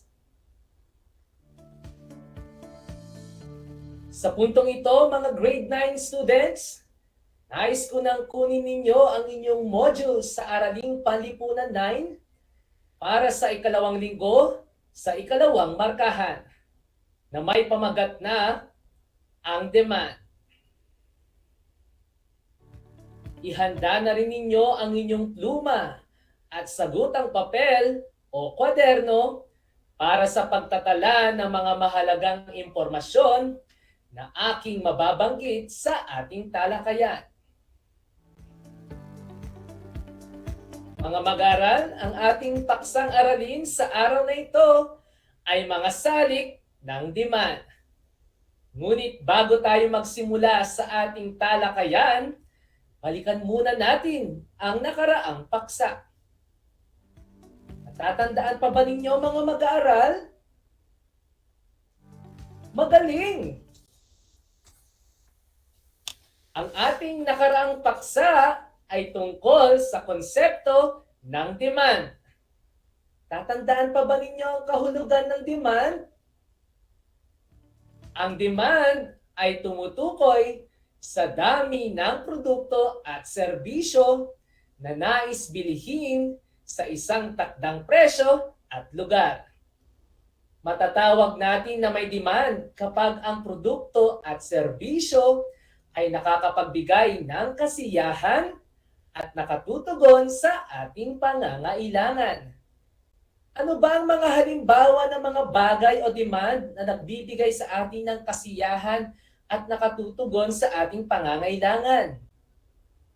Nariyan ang mga pagkain, damit, sapatos, at cellphone at iba pang mga personal na gamit.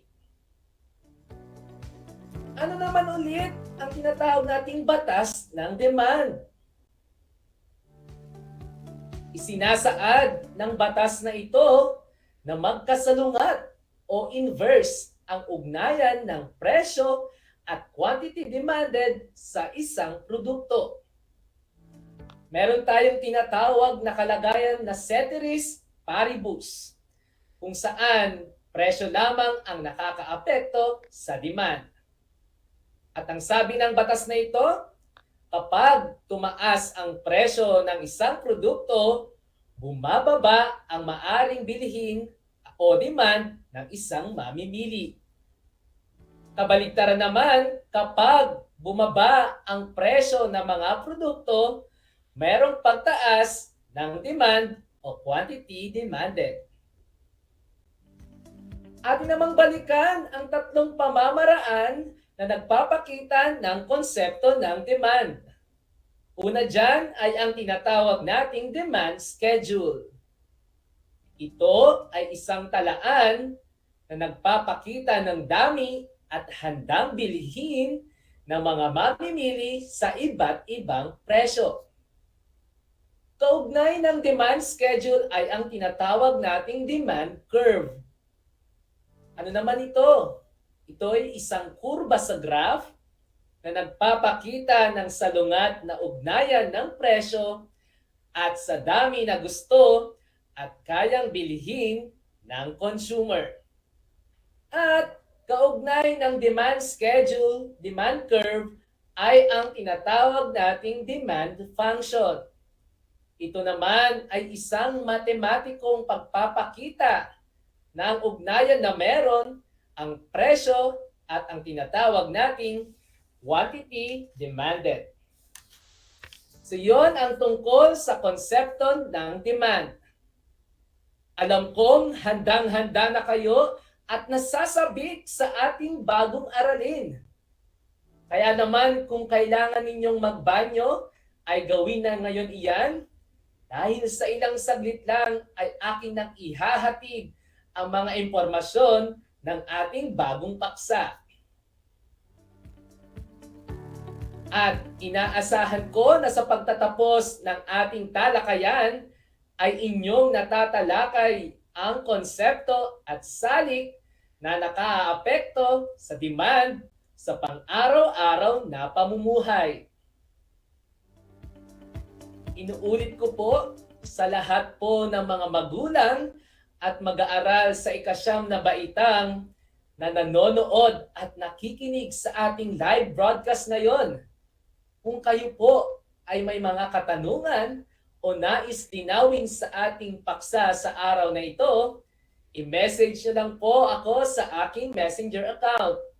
I-type po ang Darwin Valete Capian o mag-text at tumawag sa numerong 0949-887-3684. Inuulit ko po, ang numerong maaari po ninyong i-text o tawagan ay 0949-887-3684. Sa puntong ito ay sukatin muna natin ang inyong paunang kaalaman tungkol sa ating paksa. Handa na ba kayo, mga mag-aaral? Very good! Para sa ating panuto, tukuyin at isulat sa sagutang papel ang tamang salita. Para sa bawat katanungan, bibigyan ko kayo ng 5 hanggang 10 segundo sa pagsagot. Para sa unang bilang, ano kaya ang salitang ito? So meron kayong 5 hanggang 10 minuto.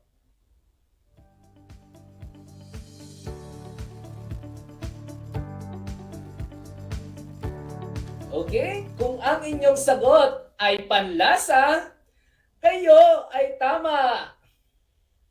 Ikalawang bilang. Ano kaya ang sagot sa salitang ito?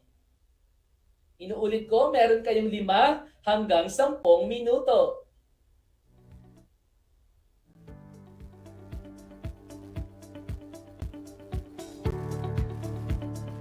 Kung ang inyong sagot ay kita, binabati ko kayo.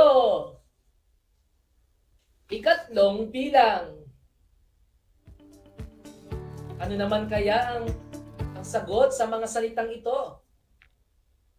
Meron kayong 5 hanggang 10 minuto, segundo.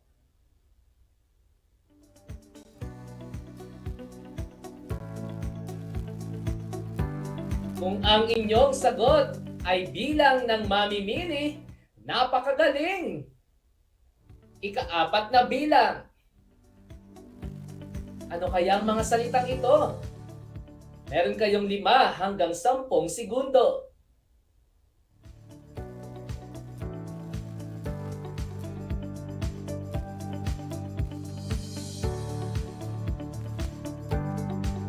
Kung ang inyong sagot ay presyo ng kahalili o kaugnay na produkto, napakahusay! At para sa ating ikalimang bilang, ano kaya ang sagot? Muli, meron kayong 5 hanggang 10 segundo.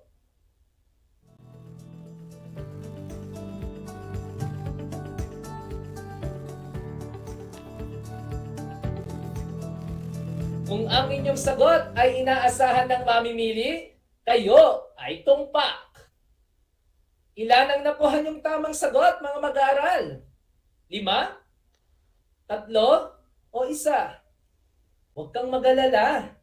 Dahil sa ating talakayan ay inyong matututunan ang mga tanong na hindi nyo nasagot ng tama.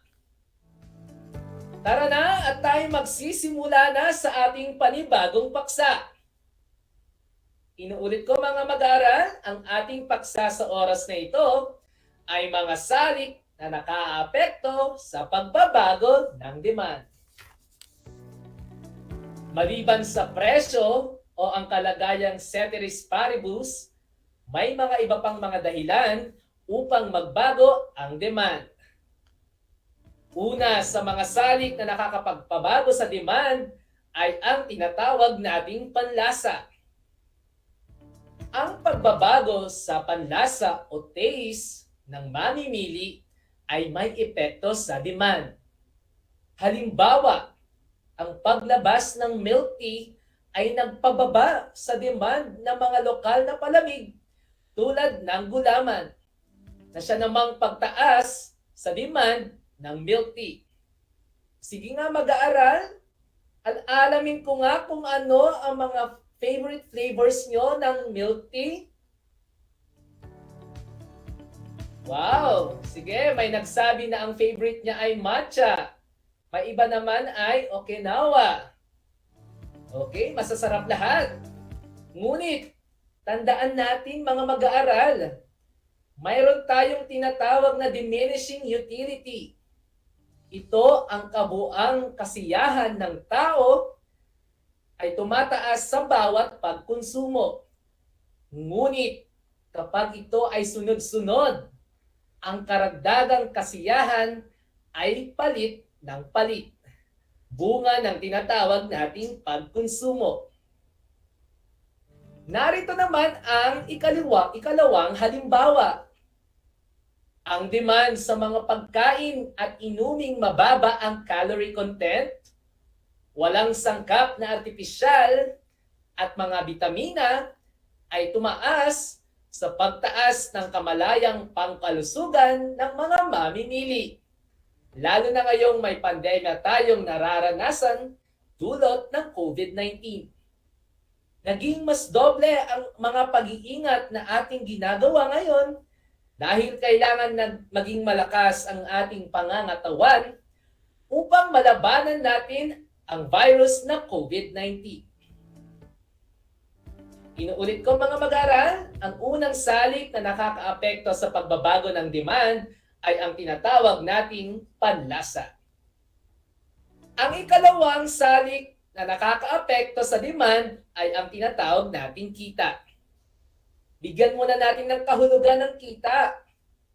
Ang kita ay ang pagkakataon ng pagkonsumo o pag-iimpok na nakakamit ng isang entidad o katawan sa loob ng isang tiyak na balangkas ng panahon sa pangkahalatang nasa anyo ng kasunduang pananalapi. Ang pagtaas ng kita ay nagdudulot ng pagtaas ng demand para sa karamihan ng mga produkto dahil lumaki ang kakayahan ng tao na makabili. Halimbawa number 1.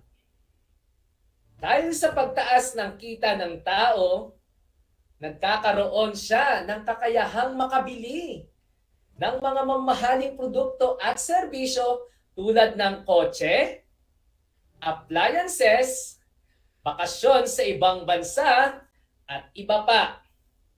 Sige nga, kayo nga mag-aral ang tatanungin ko, ano naman ang mga bagay at serbisyo na nais niyong maranasan sa hinaharap? Maaari nyo bang i-type sa ating comment section? Ayan. So gusto nila ay magkaroon ng kotse din, magandang bahay, mamahaling gadget. Very good. Ang ganitong mga produkto ay tinatawag nating mga normal goods. Okay. Inferior goods naman ang tawag sa mga murang produkto na madalas binibili ng mga pamilyang may mababa ang kita na lalo pang nadagdagan dahil sa pagkawala ng trabaho at mga negosyo dahil sa pandemya. Halimbawa, kapag tumaas ang kita ng mga pamilyang may mababa ang kita, tumataas ang kanilang demand para sa mga inferior goods tulad ng ukay-ukay, mga second-hand na cellphone, bisikleta, at iba pa. Sige nga, matanong ko nga kayo mga mag-aaral, sino-sino sa inyo ang mahilig mag-ukay-ukay? Ayan. Sila'y mahilig din sa ukay-ukay tulad ko. Di ba mga mag-aaral? Masayang mag-ukay-ukay. Ayan, ang ating, inuulit ko, ang ating ikalawang salik na nakakaapekto sa pagbabago ng demand ay ang tinatawag nating kita. Ang ikatlong salik, ang presyo ng kahalili o kaugnay na produkto. May epekto sa demand ang presyo ng mga kahalili o substitute o kaugnay, complement na produkto. Unahin muna natin ang tinatawag nating kahalili o substitute. Ang kahaliling produkto ay maaaring gamitin kapalit ng isang produkto. Halimbawa number 1, ang karne ng baboy ay kahalili ng karne ng manok. Kapag nagkaroon ng pagtaas ng presyo ng karne ng baboy, tataas ang demand para sa karne ng manok, katulad ng nakikita nyo sa ating larawan. Ang iba pang mga halimbawa ng ating kahalili o substitute na produkto ay ang butter at margarine, tuna at salmon, eyeglasses at contact lens, cappuccinos at lattes, video games at board games, at iba pa. Sige nga mag-aaral, subukan nyo ngang magbigay ng halimbawa ng mga produkto na kahalili o substitute. Yan, very good. At may nakapagbigay. Ngayon naman, punta tayo sa tinatawag nating kaugnay o complement na produkto. Ang magkaugnay naman na produkto ay ginagamit na kapareha ng iba pang produkto tulad ng kape at asukal. Kapag tumaas ang presyo ng kape, bababa ang demand sa asukal. At kapag naman bumaba ang presyo ng asukal, tataas ang demand sa kape. Narito pa ang mga halimbawa ng tinatawag nating kaugnay o complement na produkto. Cellphone at SIM card, racket at shuttlecock, lapis at papel, DVD at DVD player, cereal at gatas, at marami pang iba. Sige nga, magbigay nga kayo ng mga halimbawa ng kaugnay o complement na produkto. Yan, very good. At may mga nakapagbigay ng sarili nilang halimbawa. Magaling mga mag-aaral, dito na muna nagtatapos ang ating talakayan patungkol sa mga unang salik ng demand. Ating tatalakayin ang iba pang mga salik sa susunod na live broadcast. At para makasiguro ako na kayo'y talagang nakinig at naintindihan ang ating talakayan, ay magkakaroon tayo ng isang maikling pagsusulit. Ihanda ang sarili, ang inyong pluma at sagutang papel. Para sa inyong panuto, tukuyin kung anong salita o impormasyon ang hinihingi ng mga sumusunod. Sa bawat katanungan, bibigyan ko kayo ng 5 hanggang 7 segundo para sagutin ito. Para sa ating unang bilang, ang salik na ito ng demand ay nakabatay sa mga pagkaing nais bilhin ng mga mamimili. Inuulit ko, ang salik na ito ng demand ay nakabatay sa mga pagkaing nais bilhin ng mga mamimili. Meron kayong 5 hanggang 7 segundo.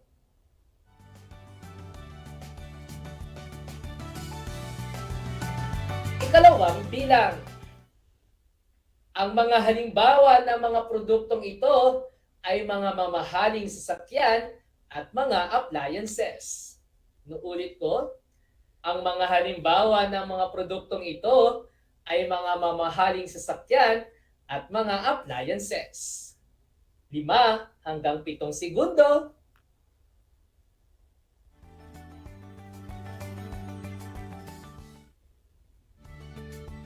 Para sa ating ikatlong bilang, ang pagtaas nito ay ang pagtaas ng kakayahan ng tao na bumili ng mga produkto at serbisyo.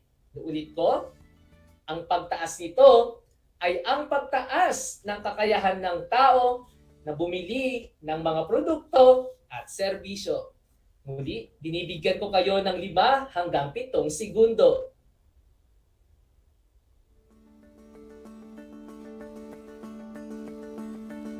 Para sa ating ika-4 na bilang, ang ukay-ukay na damit ay halimbawa ng anong produkto o goods.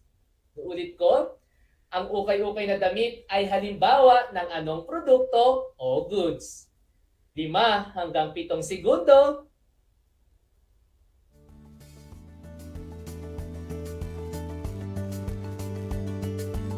Ikalamang bilang.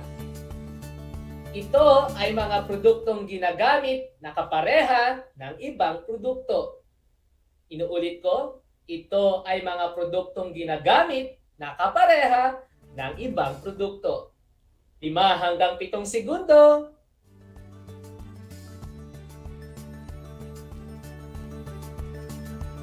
Ika-6. Ano ang kahaliling produkto ng bangus kung ito ay may pagtaas ng presyo? Naulit ko, ano ang kahaliling produkto ng bangus kung ito ay may pagtaas ng presyo? 5 hanggang 7 segundo.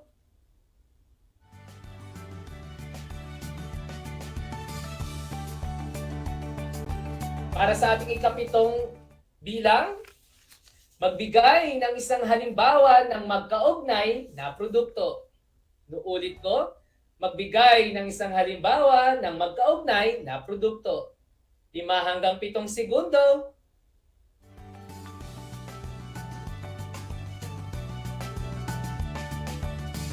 At para sa huling bilang, ano ang mangyayari sa demand ng kaugnay na produkto kung meron itong pagbaba ng presyo?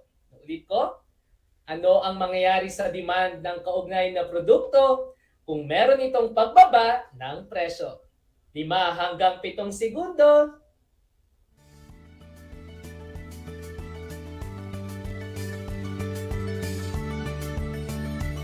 Ngayon, mga mag-aaral, atin nang iwasto ang inyong gawain.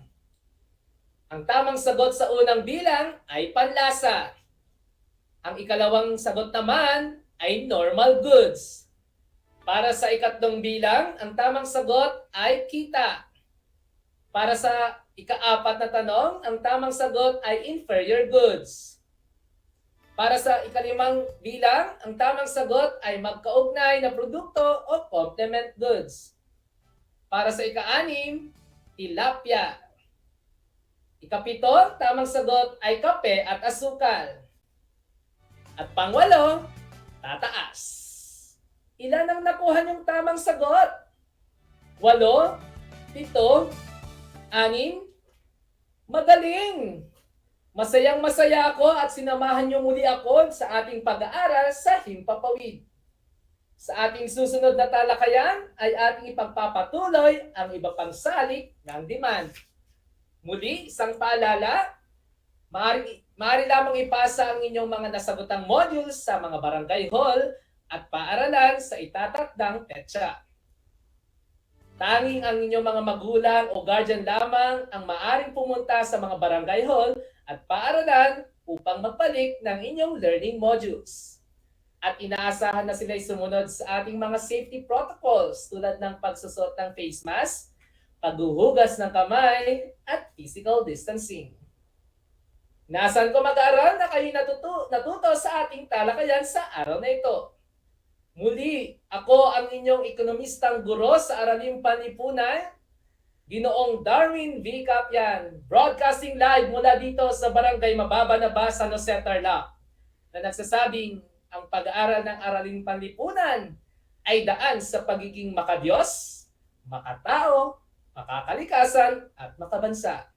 Salamat at patuloy na maging ligtas.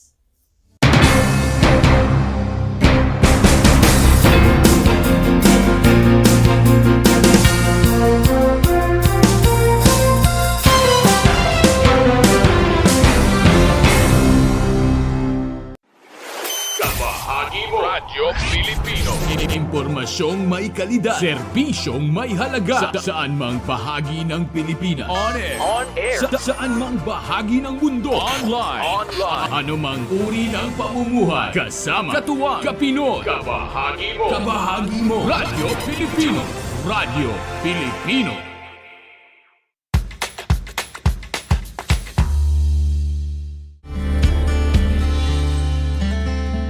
Alam niyo ba na ang Pilipinas ay mayroong 7,641 islands? Mula sa bilang na 7,107 islands, nadagdagan ito ng 534 na isla noong 2017. Tanging 2,000 lamang sa mga islang ito ang natitirhan. Alam niyo na! Yan ang mga isla sa Pilipinas. One FM. This is your one. My only one. One lang yan. The only one. One FM. 96.1 Tarlac, 98.3 Lucena, 88.3 Legazpi, 96.1 Surigao, 95.9 Butuan, 92.1 Mindoro, 96.7 Tacloban, 99.3 Baler, 95.1 Puerto Princesa, Palawan. Pinakikinggan lagi kita. This is your one. Your only one. Your only one. One FM. One FM. Your only one FM.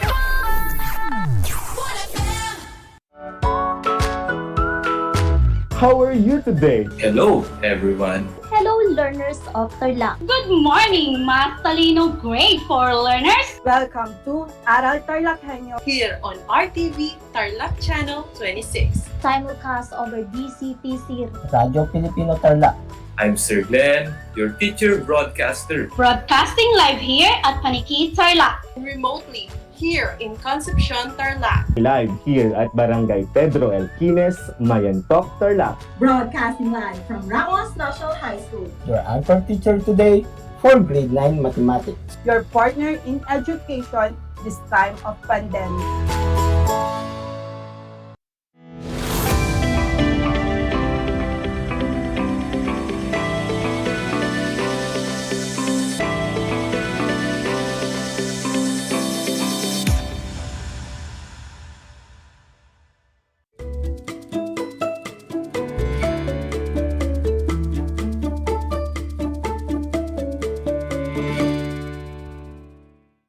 Good afternoon, learners! Welcome to Aral TarlakHenyo. Here on RTV Tarlac, Channel 26, simulcast over Cable 100, and DZTC 828, Radio Filipino Tarlac. I am Criza Marie H. Romilo from Ramos National High School, your teacher broadcaster in TLE ICT Computer System Servicing, Grade 9. How are you today? I hope that you are all well and safe. And if ever you have any questions about today's topic, you can text or call me at 0995-520-5882. Again, 0995-520-5882. Before we start, make sure that you are in a comfortable place and away from any distractions. And don't forget to prepare your self-learning module in computer system servicing, and of course, your pen and paper for taking down notes. Now, dear students, are you ready to enjoy and learn something new? If you are, then so am I. Before we proceed to our new lesson, let us first have a short review of our previous lesson. We spoke about the four main types of a computer network in our previous lesson.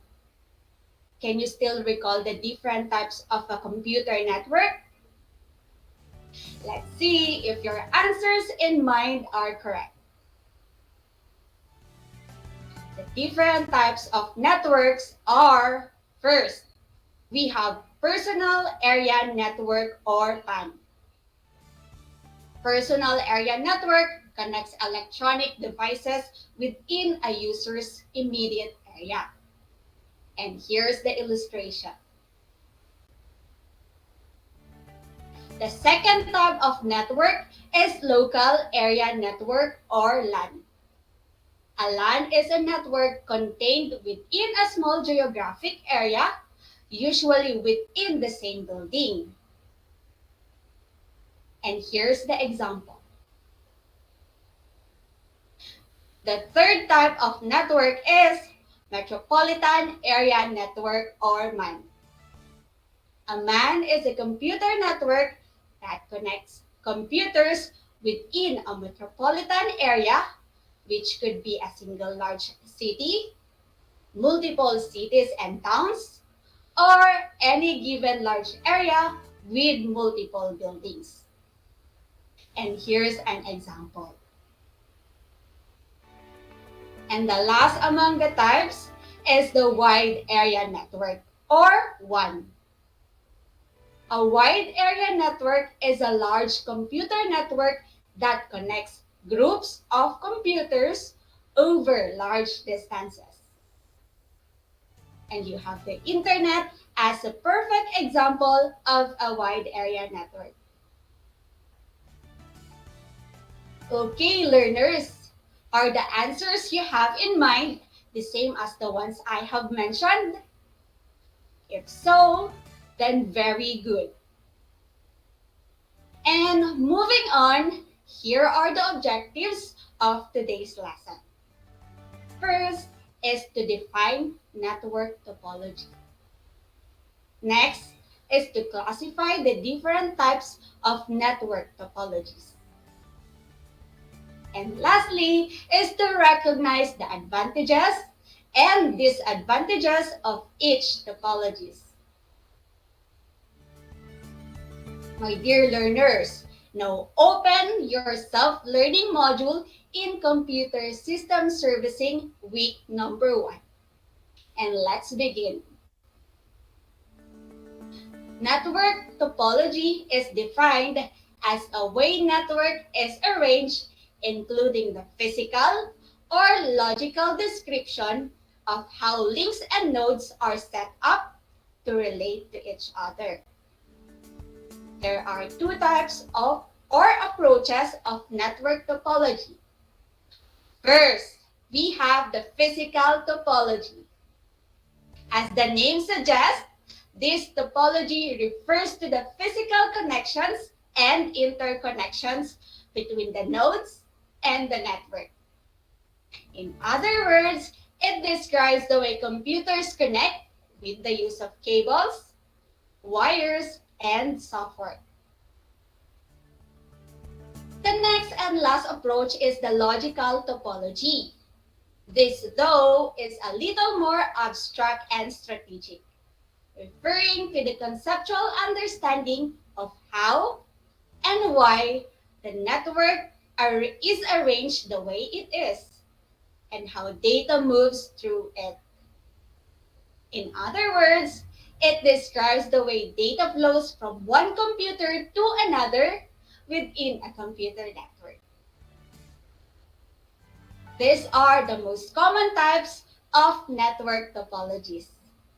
We have bus topology, ring topology, star topology, tree topology, and lastly, we have the mesh topology. Please note that the data in the network layer is in the form of packets. These IP packets are packed into frames in the data link layer. Physical layer then transmit the frames into the transmission media such as cables. Therefore, in computer networks, data travels from one computer to another in the form of frames. Same term will be used in the further discussion. Starting with bus topology. This topology orients all the devices on a network along a single cable running in a single direction from one end of the network to the other, which is why it is sometimes called as line topology or the backbone topology. Data flow on the network also follows the route of the cable moving in one direction. In bus topology, computers connect to a shared central cable called bus or backbone. And in bus topology, a device wanting to communicate with another device on the network sends a broadcast message onto the wire that all other devices see, but only the intended recipient actually accepts and processes the message. Bus topologies are a good, cost-effective choice for smaller networks because the layout is simple, allowing all devices to be connected via single coaxial or RJ45 cable. However, since bus topologies use a single cable to transmit data, they are somewhat vulnerable, meaning that if the cable experiences a failure, the whole network goes down. The next type of network topology is the ring topology. Ring topology is where nodes are arranged in a circle or ring. In this topology, data transmitted by one computer can travel to another computer in a circular manner, either clockwise or counterclockwise to reach its destination. And since only one station on the network is permitted to send data at a time, it greatly reduces the risk of packet collisions, making this topology efficient at transmitting data frames without errors. Another advantage of using this type of topology is that ring topologies are cost-effective and inexpensive to install. And the intricate point-to-point connectivity of the nodes makes it relatively easy to identify issues or misconfigurations on the network. On the other hand, though this topology is popular, a ring topology is still vulnerable to failure without proper network management.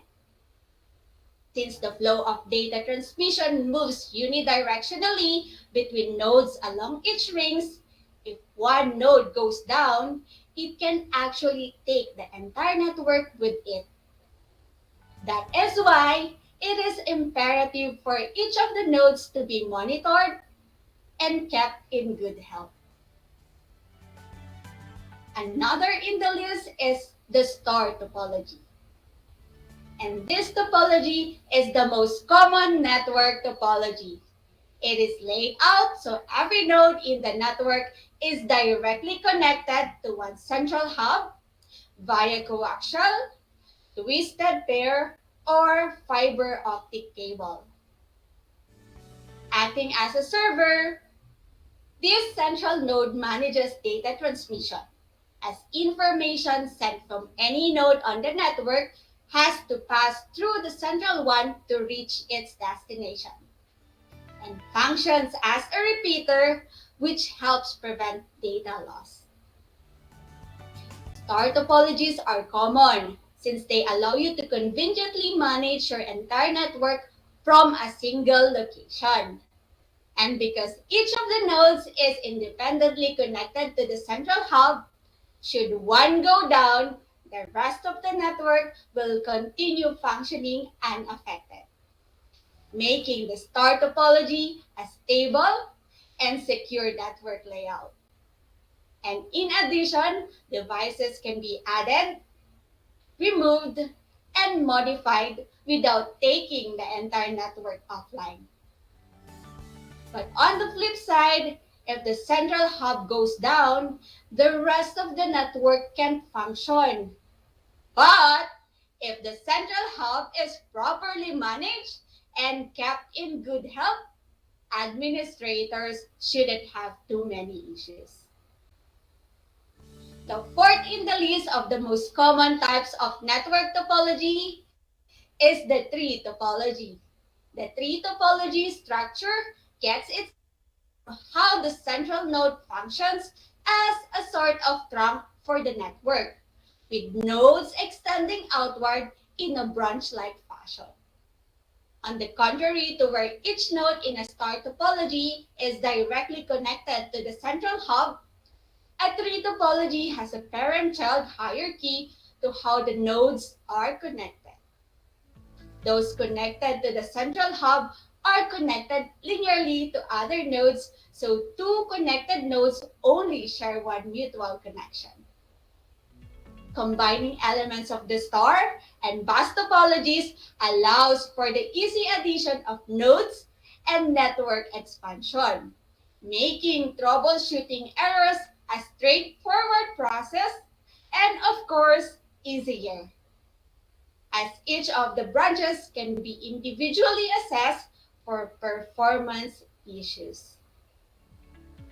But one of the disadvantages of this type of network topology is that since the entire network depends on the health of the root node in a tree topology structure, should the central hub fail, the various node branches will become disconnected, although connectivity within but not between.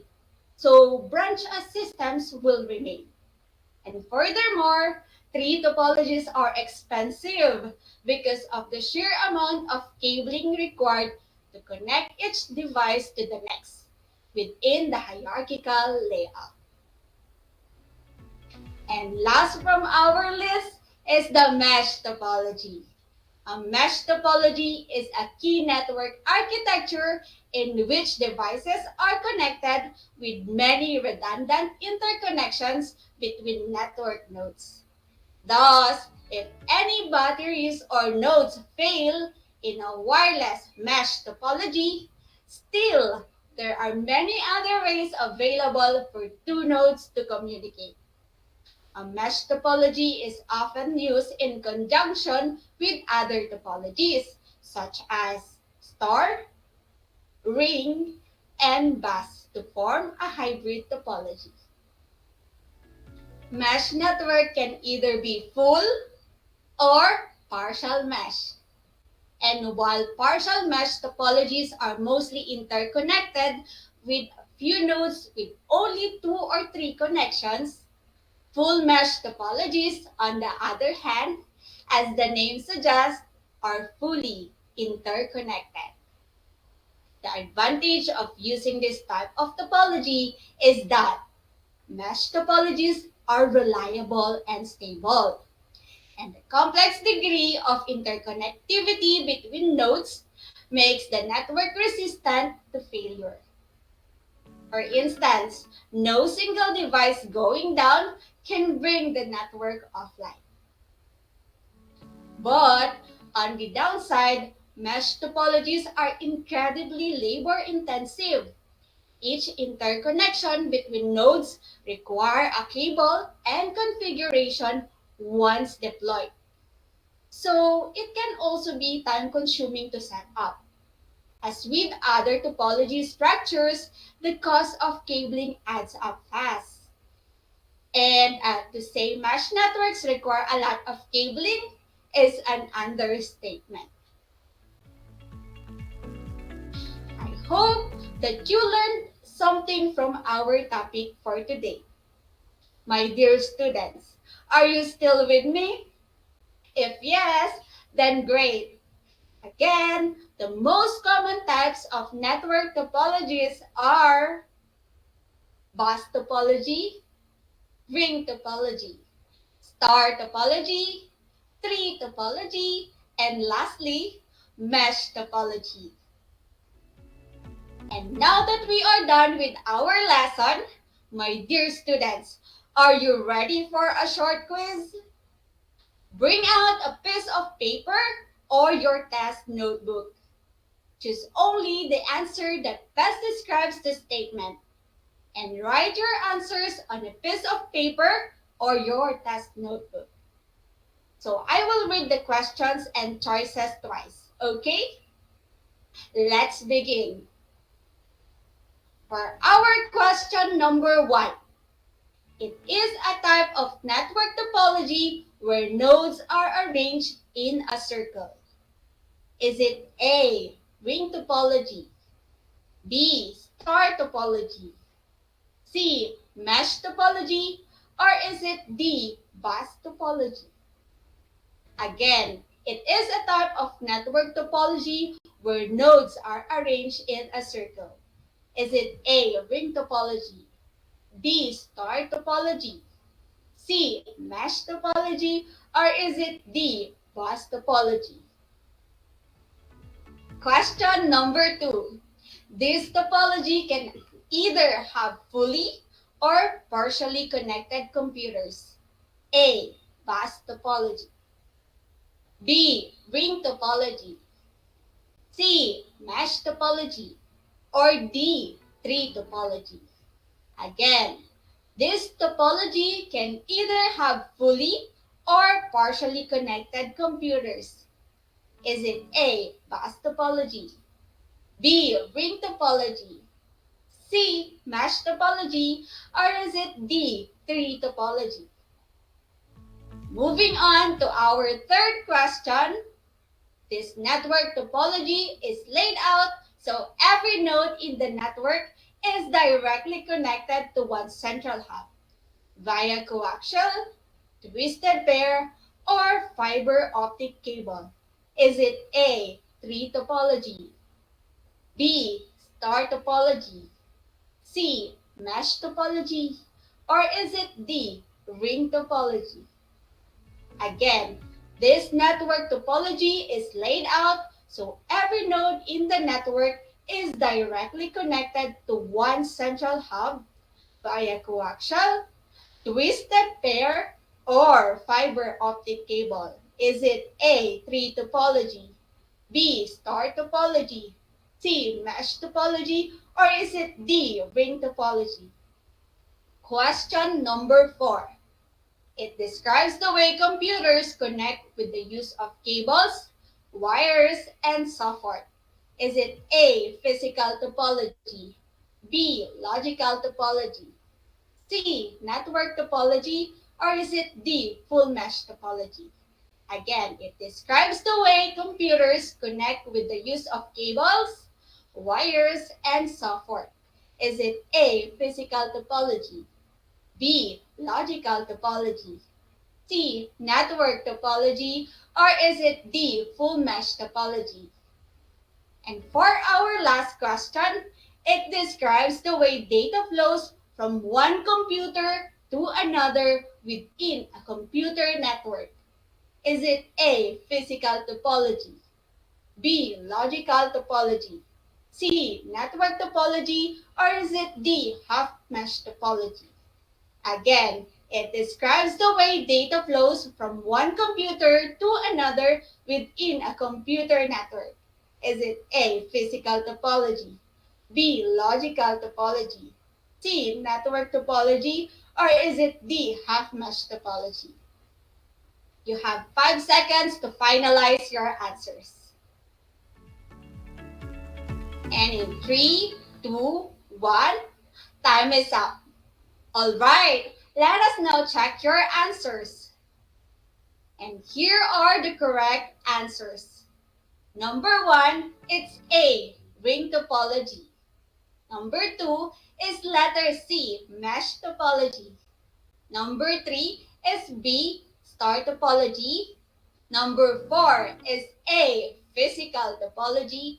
And for our last number 5 is B, logical topology. How many correct answers did you get? Did you get a perfect score? If so, then great. Before I officially end our lesson, I'd like to have a minute to answer at least one of your questions. And this question is from Luisa Torrio of Ramos National High School. What is the most common network topology being used in computer shops? All right. Thank you, Luisa, for your question. And to answer that, the most popular and most commonly used network topology in computer shops is the star topology. Why? First, because you can manage the entire network from one location, that is through the central hub or switch. Another reason is, in terms of physical network structure, star topologies require fewer cables than other topology types, which means it is simpler to set up and manage, and plus the fact that it is less expensive compared to the other types too. And because of the simplicity of the overall design, troubleshooting is easier when dealing with some network performance faults. I hope that answers the questions. And that's it. That ends our lesson for today. I hope that you learned something from our discussion. This is Project Shine Aral TarlakHenyo, brought to you by the Department of Education, Tarlac Province, in cooperation with Cable 100 and DZTC 828 Radio Filipino, Tarlac. Thank you, and always remember, in TLE, we have skills, knowledge, and progress. Again, this is Criza Marie H. Romilo of Ramos National High School, your teacher broadcaster in TLE ICT Computer System Servicing, saying keep safe and God bless us all. Bye!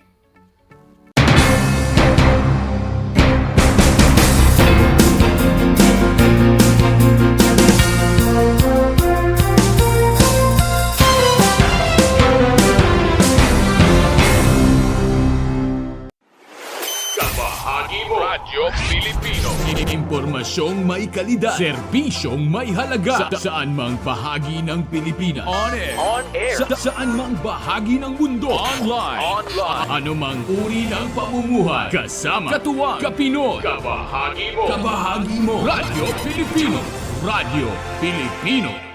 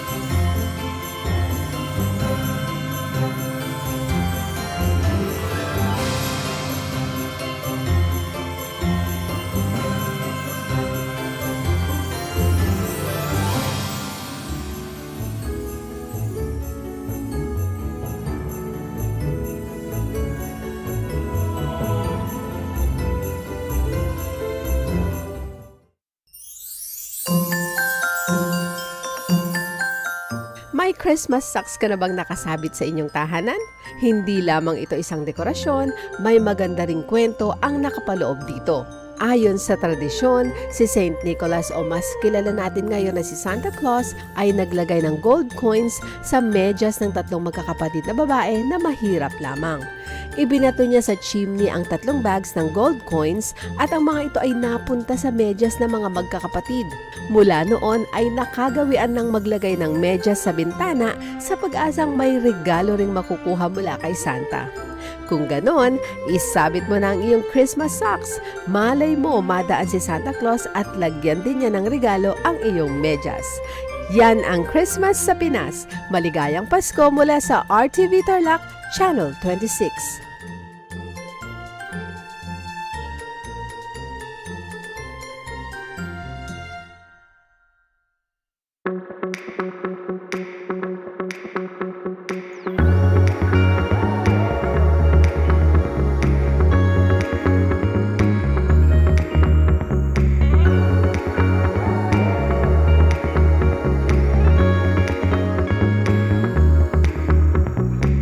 Travel to Herona and see how big North Shine has grown.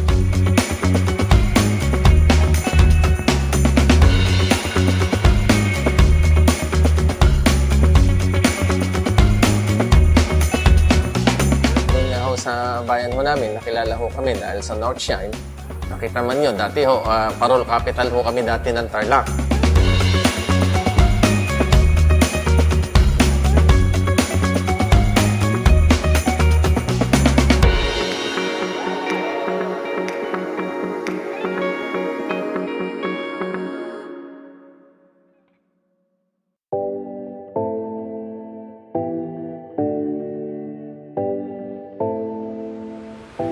Alam niyo ba na ang 2014 Philippine Basketball Marathon ay ang pinakamahabang basketball match ayon sa Guinness World of Records? Ang laro ay naganap mula March 24 hanggang March 29, 2014 sa Meralco Gym sa Pasig at tumagal ng 120 hours. Ang marathon na ito ay isang fundraising event para sa mga biktima ng bagyong Yolanda. Alam niyo na, yan ang longest basketball match.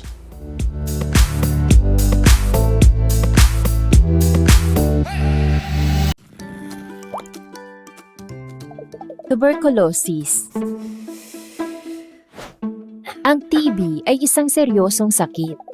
Kapag ikaw ay nakaranas ng kahit ano sa mga sumusunod: ubo, lagnat, pananakit ng dibdib, pagbaba ng timbang, pagkawala ng gana sa pagkain, kumonsulta agad sa inyong health center. Libre ito. Hindi ito dapat ikahiya dahil ito'y nagagamot na. Maging bahagi ng TB-Free Pinas. Consult tayo sa ating mga primary care provider para sa Healthy Pilipinas. Paalala mula sa Department of Health. Kumusta mga giliw kong tagapakinig? Nagbabalik ang inyong paaralang panghimpapawid, Aral TarlakHenyo, Sa RTV Tarlac, Channel 26, at sa bayang naririnig sa DZTC 828, Radyo Pilipino Tarlac. Tayo rin ay napapanood sa FB Live ng RTV Tarlac Channel 26. Sumasahimpapawid mula sa bayan ng Pura Tarlac, mula sa bayan ng San Clemente. Mula rito, sa Puro Elementary School, Pura Tarlac, sa bayan ng Capas Tarlac. Ako, ang inyong guro, na maghahatid sa inyo ng makabuluhang pagtalakay sa ating aralin.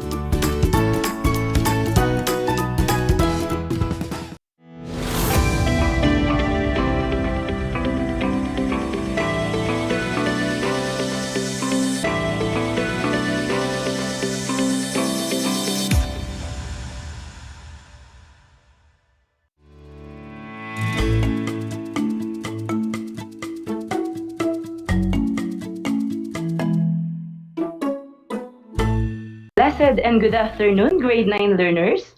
Welcome to Aral TarlakHenyo here on RTV Tarlac, Channel 26, simulcast over DZT, Radyo Filipino Tarlac.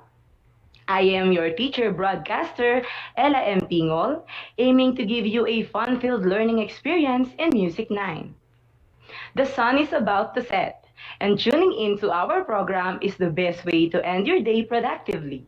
So, prop up all eyes and ears to our discussion, dear grade 9 learners of Tarlac Province, as we go over our lesson on the air. Are you ready? Very good. I need you to relax because when we are relaxed, we are comfortable. And when we are comfortable, we can think well. And that's exactly what we need at this hour. But first, let us look back on the lessons that we've had last episode. We have discussed the lives and works of the three notable classical music composers. Write A if the description I will give is about the life and works of Franz Joseph Haydn. Write B if it is about Wolfgang Amadeus Mozart. And write C if it is about Ludwig van Beethoven. Write your answers in a clean sheet of paper, or you can comment down your answers on our FB Live. Are you ready? Here we go. Number 1. This composer is known as the greatest composer of all times. Despite of being deaf, he was able to make great music in his career. For Elise and Symphony Number 5 are among them. What is your answer? The correct answer is C, Ludwig van Beethoven. Number 2. This composer is known as the child prodigy.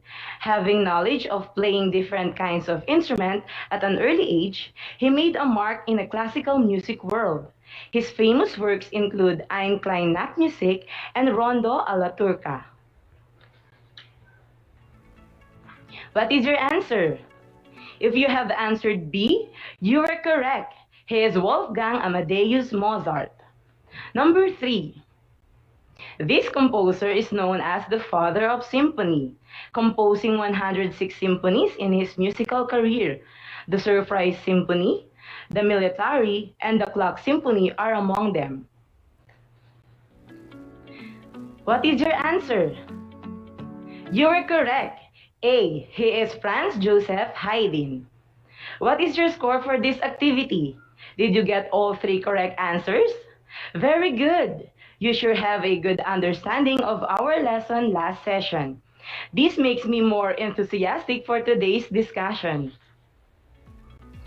As we are about to start with the new lesson, please get your MAPE compendium, a sheet of clean paper, and a pen. I will play a music. As soon as the music stops, you should have your compendium with you. Ready? Go!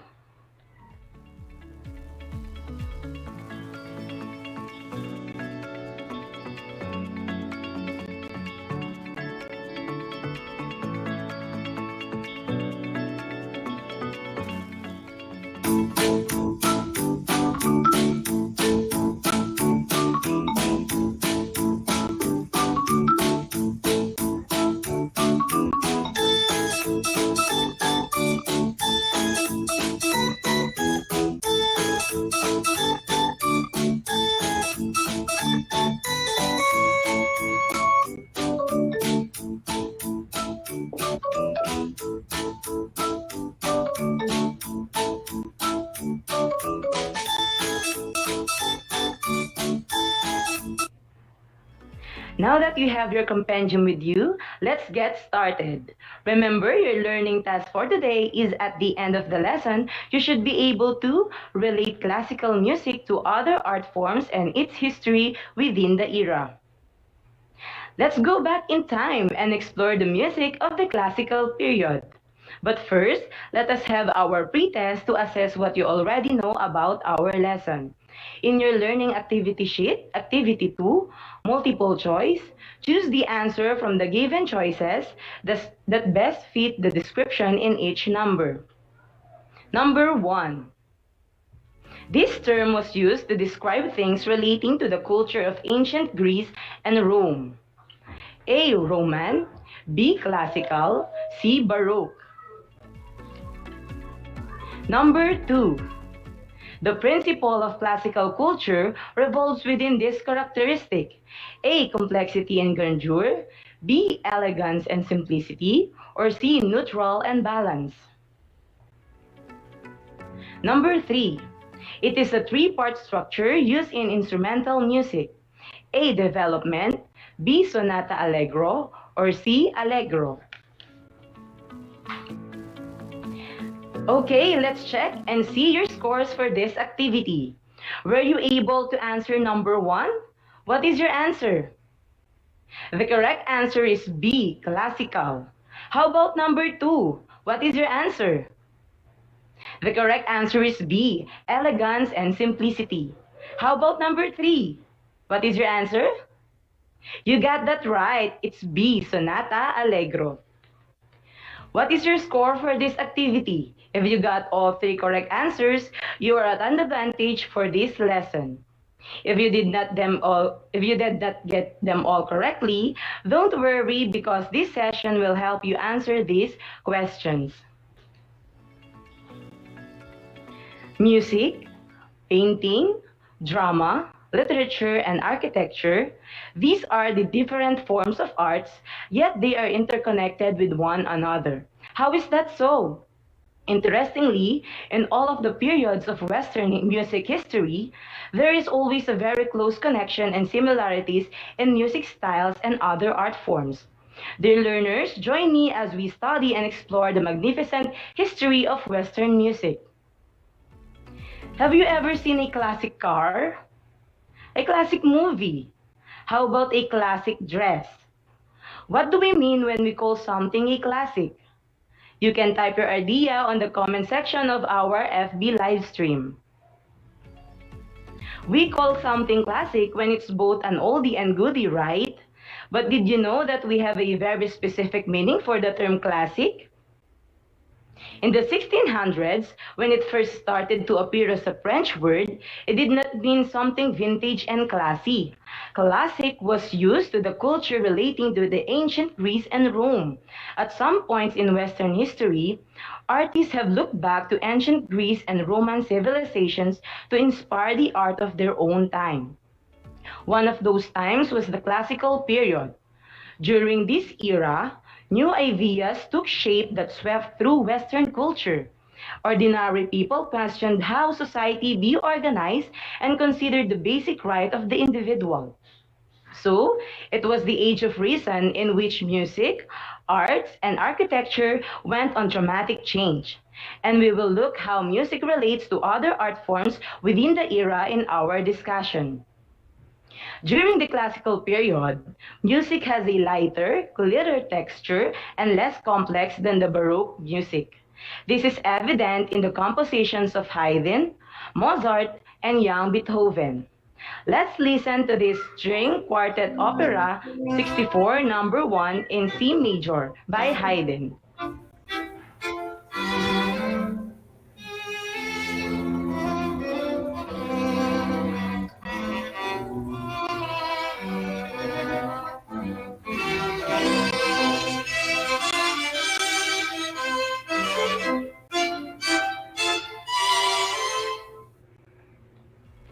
Next composition is Divertimento in D major by Mozart.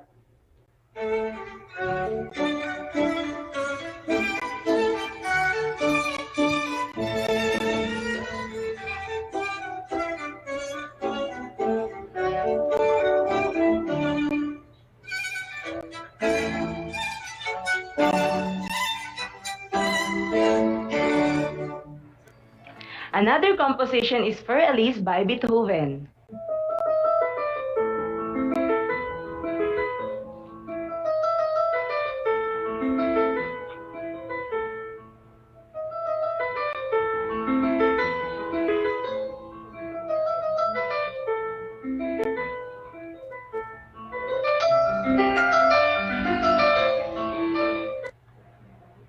What have you observed from this music?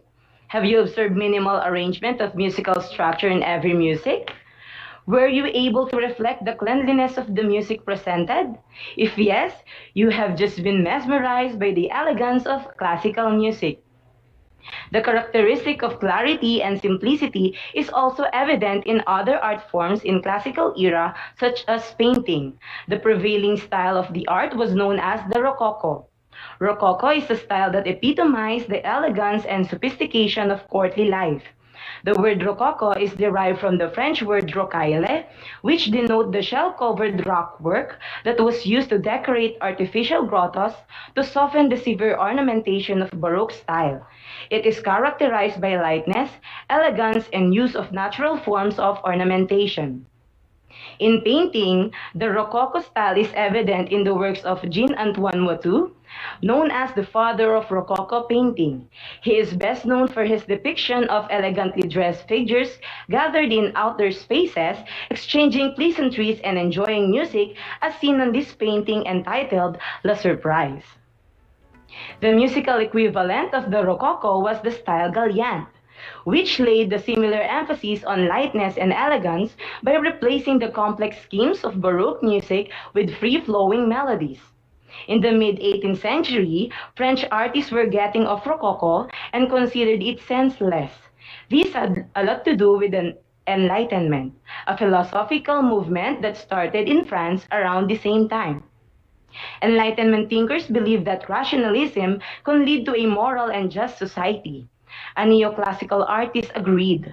This new age of reason influenced all subsequent artistic representation, including classical music. In painting, Jacques Louis David's Napoleon considers the canvas itself again as Renaissance painters' lead, treating it as a surface which could be divided into mathematical proportion. The figure of Napoleon is encompassed at the center of the canvas in the classical pyramid. Every aspect of the canvas, then, is considered as a text which the viewer can read. The clock in the background reads 4:15 a.m. The candles have burned low, which means Napoleon is working at this late hour for the good of his people. A book with fleur-de-lis, symbolizing his link to the French dynasty, the bee on the empire-style chair is a reference to the Charlemagne and the dynasty of the 9th century France. The books and maps on the floor are all reference to the Roman classical writers intended to glorify Napoleon's skill as military strategist. The light in the painting is evenly distributed, contrary to what was seen during the Baroque period, where it contributed to tension, emphasizing shade and light. The main purpose of classical painting is to convey information, to tell a story, and not to refer to itself as painting. A practice which begins to change with subsequent developments in Romanticism and Impressionism. Other examples of Jacques' painting are these. First, the intervention of the Sabine women. Second is the death of Seneca. And third is the death of Socrates. The music of the classical period, particularly in the works of Haydn, Mozart, and Beethoven, like the paintings of the time, be seen as an exercise in harmony, order, balance, and structure. In Mozart's opera, The Abduction from the Seraglio, the action starts in the evening with the abduction and ends 24 hours later with the celebration banquet. While classical artists were busy imitating the values they saw in ancient Roman arts, classical era composers were also working rationalist ideas into their music. Just as form and symmetry is important in David's painting, classical era composers organized their music into orderly forms using repetition and contrast.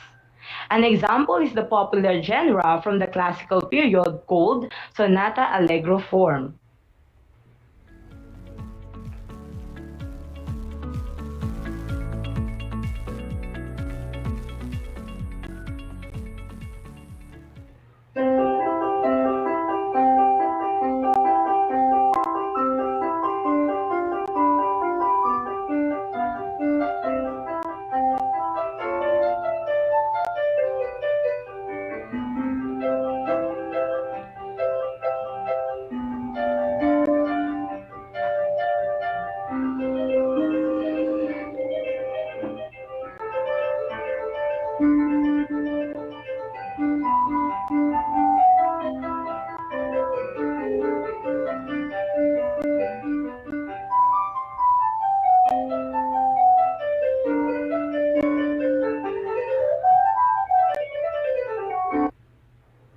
Sonata Allegro form is a three-part structure used in instrumental music.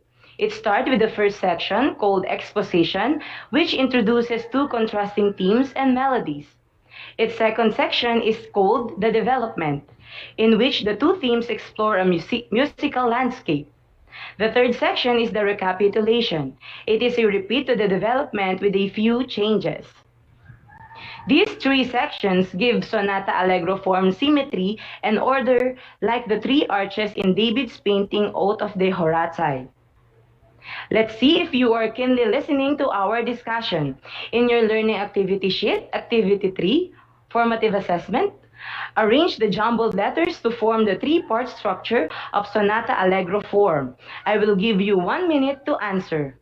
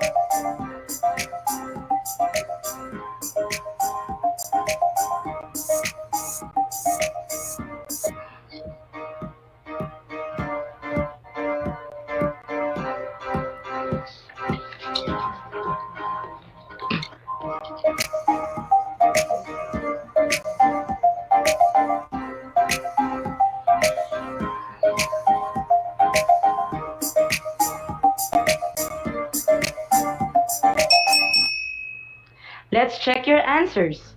Number 1 is development. Number 2 is exposition. Number 3 is recapitulation. And they are arranged as first section, exposition. Second section is development. And third section is recapitulation. I sure hope you got them all correctly. Let's continue. Order, balance, structure, and harmony reflected in the architectural works became themes broadly used within all artistic expression during the classical period. The influence of the Greek and Roman temples were particularly dominant in the design of public buildings. In Berlin, the Greek Revival building by Karl Schinkel. In France, the Pantheon and Invalides buildings. In the United States, they have the Capitol building and the University of Virginia building. These structures deliberately introduced the classical proportions of the Greek orders, the Doric, the Ionic, and the Corinthians. In contrast to Baroque, these were used for architectural strength rather than ornamentation. In sculpture, figures would again imitate the Roman and Greek models. In Bertel Thorvaldsen's Three Grace shows the figures enclosed in the classical triangle, a measured space which totally contains them. To classical artists, realism and symmetry were rational, enlightened ways to communicate moral values in arts. Architectural thinking also believed that greatest concern of the classical composers, contrast of dynamics, music shifting back and forth to forte, to piano. The contrast of register with wide-ranging melodies and wide space between basses and sopranos. The contrast of mood even within one movement of a work. The classical music is also conceived as an architectural entity. Compositions have many starts and stops, but always fit together in a beautiful ensemble. The movement of the composition alternate within one short phrase with another, one entire section with another section, all perfect within architectural concept of the Sonata Allegro form. Like classical era arts, classical music also found inspiration in the moral messages of the stories of antiquity. Take for example the opera Idomeneo by Wolfgang Amadeus Mozart. Idomeneo is based on an ancient Greek myth about a king who must choose between sacrificing his son and saving his kingdom. Idomeneo's readiness to put national welfare before his personal feelings resembles the sacrificial bravery of the Horatii brothers in David's neoclassical painting. However, not all classical music are serious and moralistic. Many of Mozart's music are full of humor and flirtations, as also seen in Rococo painting. For example, his opera Don Giovanni follows the adventure of a womanizing noblewoman that even Don Giovanni ends with a strong moral statement, the while protagonist is dragged down to hell for his licentious ways. That means that rationalism and sensuality triumphs in the end. In a society that embraces so many artistic relations, it might seem like there are plenty of boundaries separating the classical art forms from the ones that we have in the present times. However, you'd be surprised how these previous art forms have helped shape the styles of what we call contemporary arts and how they were created. The ability to transcend existing norms within a genre without straying too far from their style is something artists and musicians have in common. Have you tried collaborating with your friends about doing something like song cover, a TikTok dance, or maybe writing a poem? One of the fun parts of creating something with other artists is the way in which you share how the creative process works and learn from each other's perspective. It's time to recall what we have discussed for today by identifying whether the following statements are true or false. In your learning activity sheet, activity 4, you can find the statement and write your answers in your paper. Ready? Number 1. The term classical was used to describe things relating to the culture of ancient Greece and Rome. Is it true or false? Number 2. Music during the classical period is more complex than the Baroque period. Is it true or false? Number 3. Gallant styles replace the complex style of Baroque music with free-flowing melodies. Is it true or false?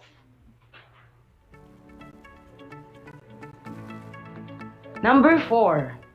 Sonata Allegro form is a 3-part form structure used in instrumental music. Is it true or false? 5. Classical art is generally characterized by complexity and asymmetry. Is it true or false?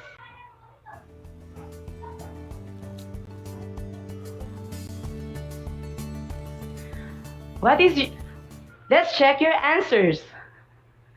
Number 1 is true. Number 2 is false. Number 3 is true. Number 4, true. And number 5, false. What is your score for this activity? If you got all 5 correct answers, very good. If you have wrong answers, you can always read back in your compendium, and your MAPE teachers are more than willing to give you clarifications. It has been a very musical learning for all of us today. I hope you have learned a lot. Again, this has been Ma'am Ella, your Music 9 anchor teacher, leaving you with the life lessons we have learned from our lesson. Art and music shine a light of meaning in ordinary life. And through them, we are able to confront the things that trouble us and find consolation and peace in their presence. Until next time!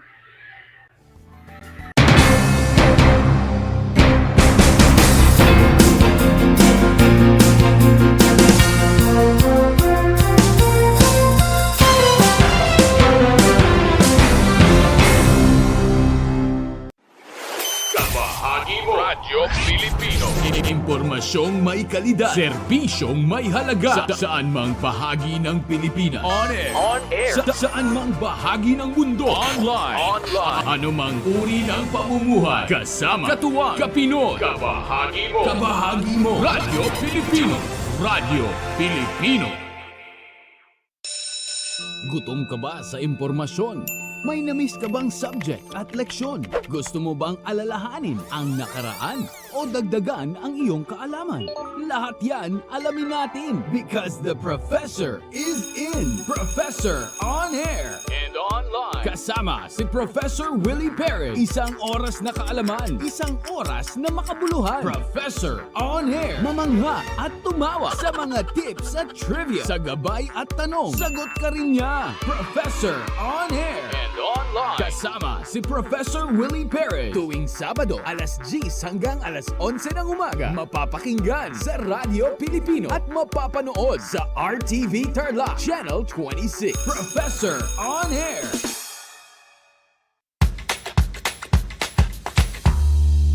Alam niyo ba na ang whale shark ay hindi isang whale? Ang whale shark o butanding ay kinikilalang world's largest fish at tinatawag gentle giants. May sukat itong 12 meters. Maliliit ang ngipin ng butanding, kaya naman planktons o maliliit na hipon at isda lang ang kaya nilang kainin. Simula noong 2011, marami nang nahumaling mag-whale shark watching sa Oslo, Cebu. Alam niyo na, yan ang whale shark!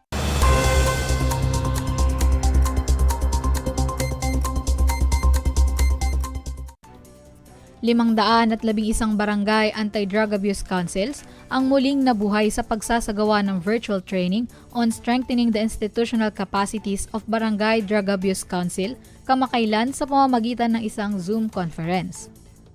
Sa pamamagitan ng pamumuno ni DILG Tarlac Provincial Director Army V. Bactad, CESO 5, ang nasabing aktibidad ay naglalayo na bigyang kapasidad ng mga badak Tarlac sa pagsasagawa ng kanilang mga tungkulin sa paglaban sa iligal na droga ng bansa sa pamamagitan ng pagtalakay sa human rights-based, gender-sensitive, and child-friendly approaches in the performance of BADAC roles, establishing an aftercare and integration program, family drug abuse prevention program, the science of addiction, youth and drug addiction, at community-based drug rehabilitation program, pati na rin ang mga tungkulin ng BADAC sa pagsasagawa ng CBDRP. Ang SICAP BADAC ay isang Capacity Development Intervention Program para sa mga badak na ginagabayan ng integrated approaches na pinagtatrabahuan ng national government sa kampanya nito laban sa iligal na droga.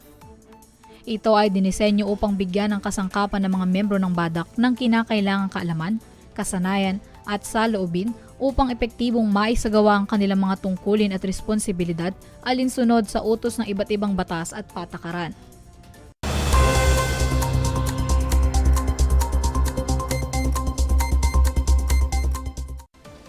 34 na matamis na aidu ang nasaksihan sa ginanap na kasalang bayan sa Concepcion, Tarlac. Pinangunahan ni Mayor Noel Villanueva ang pag-o-officiate ng nasabing kasalan.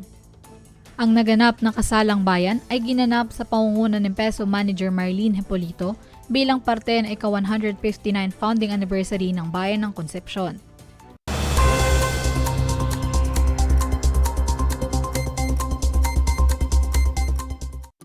Kumusta mga giliw kong tagapakinig? Nagbabalik ang inyong paaralang panghimpapawid. Aral TarlakHenyo sa RTV Tarlac, Channel 26 at sa bayang naririnig sa DZTC 828 Radyo Pilipino Tarlac. Tayo rin ay napapanood sa FB Live ng RTV Tarlac Channel 26. Sumasahimpapawid mula sa bayan ng Pura Tarlac, mula sa bayan ng San Clemente. Mula rito, sa Puro Elementary School, Pura Tarlac, sa bayan ng Kapas Tarlac. Ako, ang inyong guro, na maghahatid sa inyo ng makabuluhang pagtalakay sa ating aralin.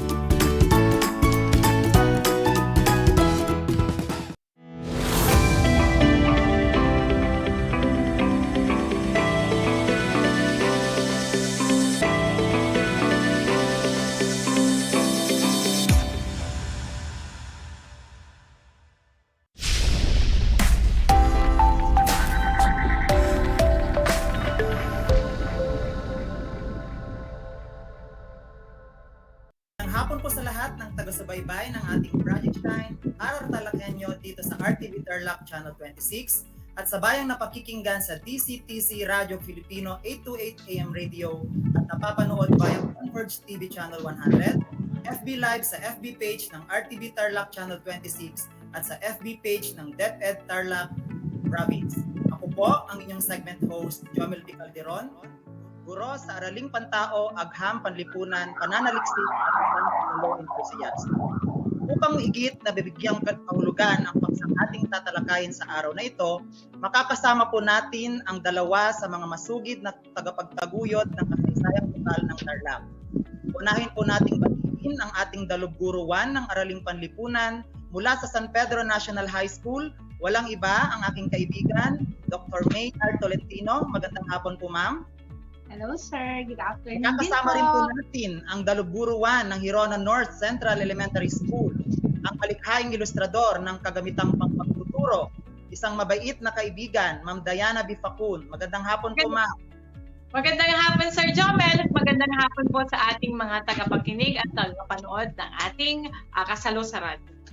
Magandang hapon pong muli, Ma'am May and Ma'am Dayan. Bago po kayo bigyan ng pagkakataon na bumati, tingin po lamang po ang pagkakataong ito na batiin sa ika-44 na anibersaryo ng kanilang kasal, ng Alicia Binavente Gamboa at Dr. Alberto P. Gamboa, dating tagamasid pandibisyon ng Araling Panlipunan at ang itinuturing nating ama ng kasalo.